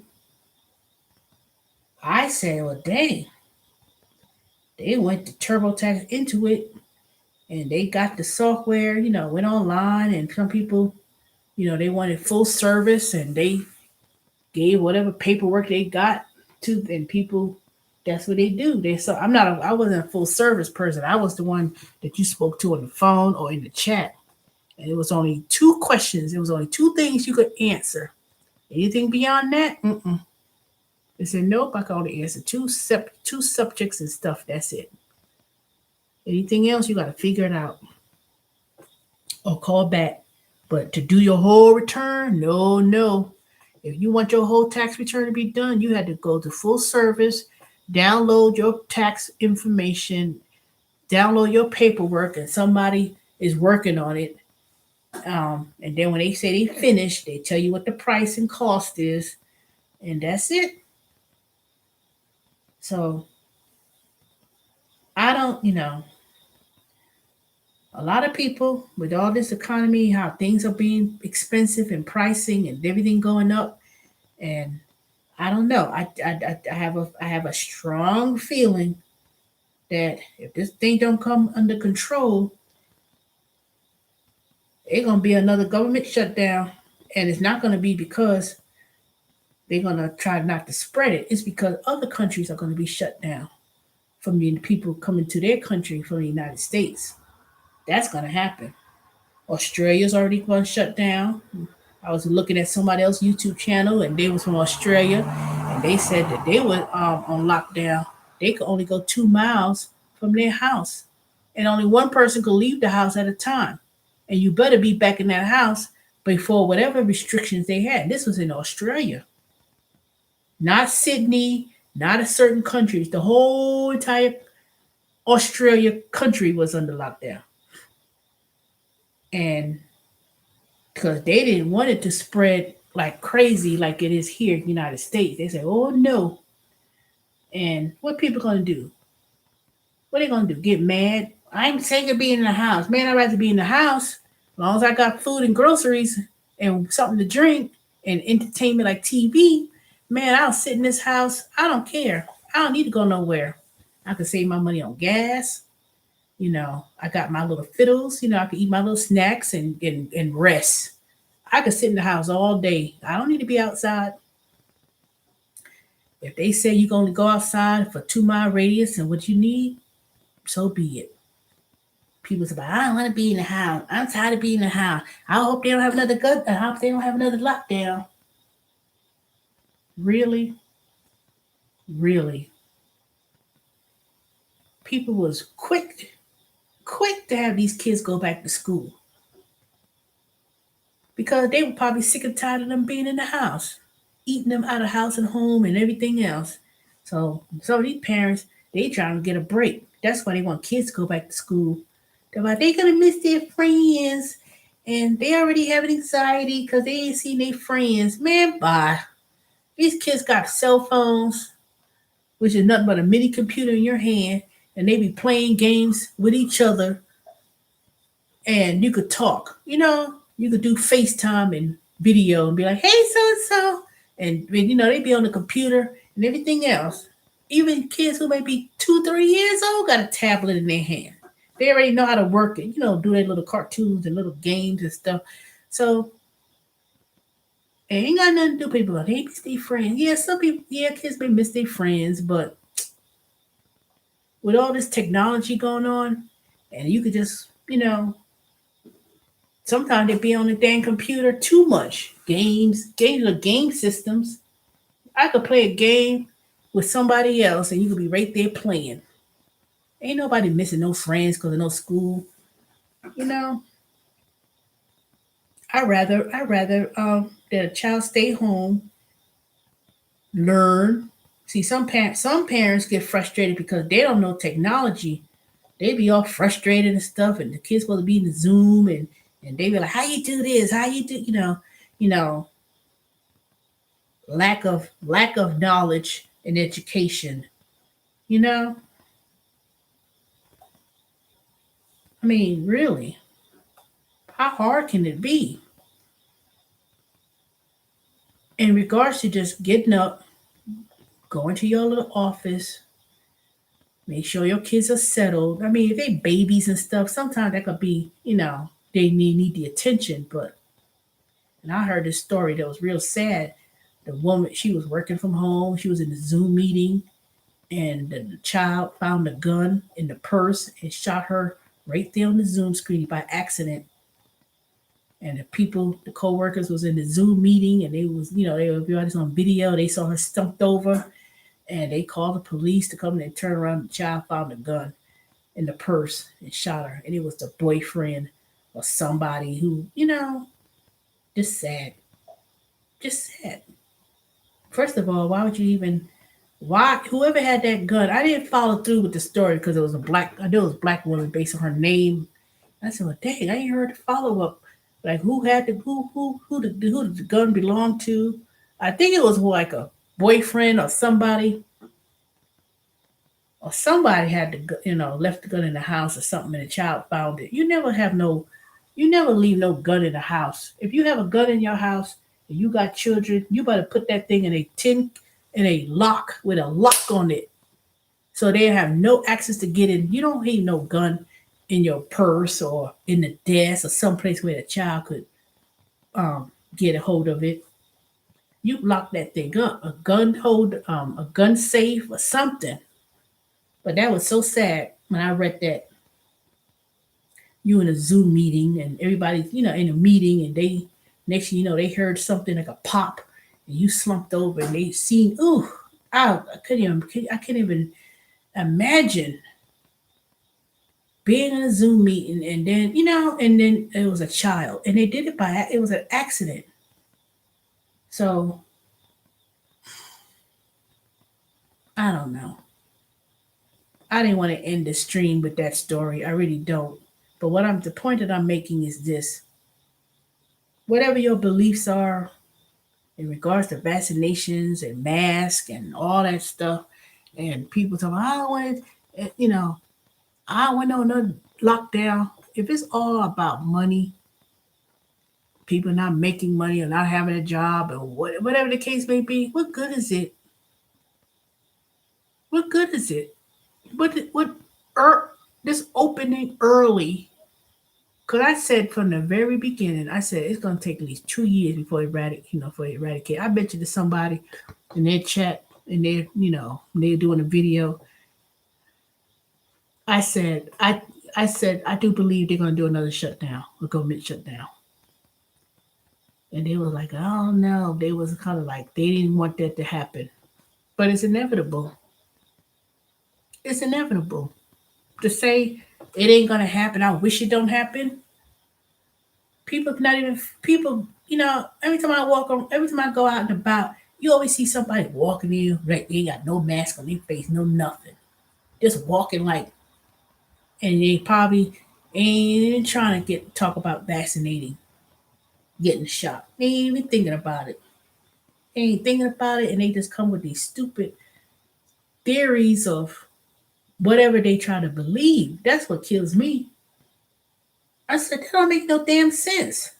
I said, when you have a child giving birth, the child has to get vaccinated for the measles, mumps, or whatever. When you go to college, you get vaccinated before you go up to anybody's campus. You get a vaccination for whatever. I can't remember what it was, what the things were. Ain't nobody questioned that. I know I said this yesterday. I did the same thing when I said yesterday. But when you eat certain foods and stuff, meats, vegetables, they spell chemicals and stuff. I mean, what are you gonna do? That's too soon. That's too quick for them to come out with that vaccine. That's too quick. They should at least do it 5 years. 5 years. If they didn't come up with something and this thing kept going on and on, you know how catastrophic that would have been. This world has not had the plague. This ain't the first time. They've had plagues through centuries. The Black Plague, medieval times, 1918, no, the Spanish flu, Ebola, What's the other one they had?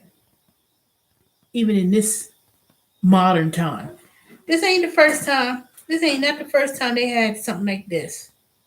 This is just the first time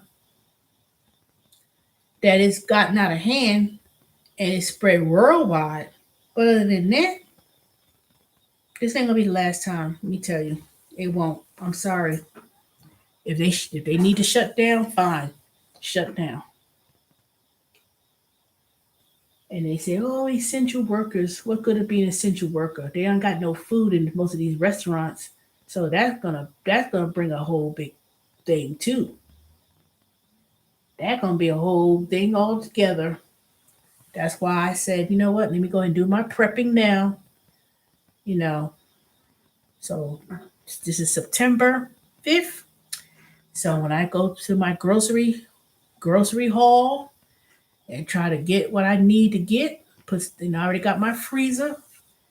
It ain't stacked up to the pile, but I I got my pantry with the canned goods that I need. It's not a whole lot, but I'm just gonna prepare for whatever food shortage.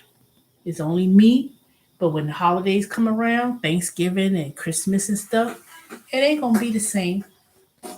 It's gonna be very expensive in terms of groceries and food, and we ain't gonna have that big family dinners and stuff. People have to put everybody gonna have to put whatever they got together, share. I mean, we do that anyway. When people bring things over, but with the food shortages, I mean, prices being high is a different thing. But when you come in saying the whole, people been showing on YouTube all these empty shells and empty meats and all that stuff, that's inevitable. That's going to happen. Worldwide drought, worldwide fires, worldwide everything with weather. That's why you don't see nothing. Because one, if the cattle and the cows and things are not being fed because of the water drought and fires and all this other kind of stuff, and whew, it is what it is. It is what it is. But anyway, there's 7 of y'all hanging in there, still watching me. I know I know I have never been on this live stream this long. Not no 4 hours. It was 3:28. All right, y'all. Let me say my goodbyes and good nights. And I'll see y'all tomorrow. All right, Colas. I'm gonna go back on my chat, but all right. Shifting me some soil. You should tell me your name, not your real name if you don't want to. DJ. I'm getting tired. I'm getting sleepy now. Shelly Shell, I know you sleeping. Probably got the thing recording.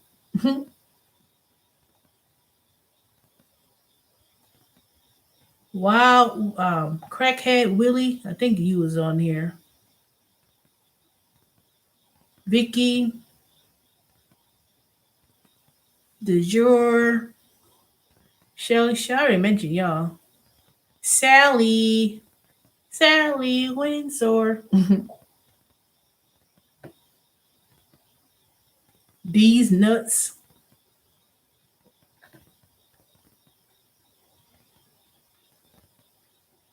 Formerly known as Willie, that avatar picture looks ugly. You should change it. That don't. That's You shouldn't have that. That don't look good. Vicky again yet. Vicky again.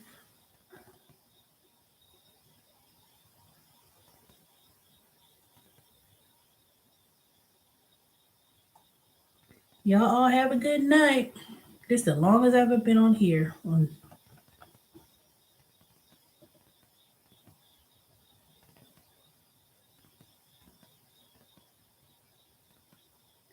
All right, y'all. I'll talk to you tomorrow. I'm getting sleepy and I need to get up in the morning. right. I'm tired. Talk to y'all later. Have a good night. Thanks for the 15 thumbs up.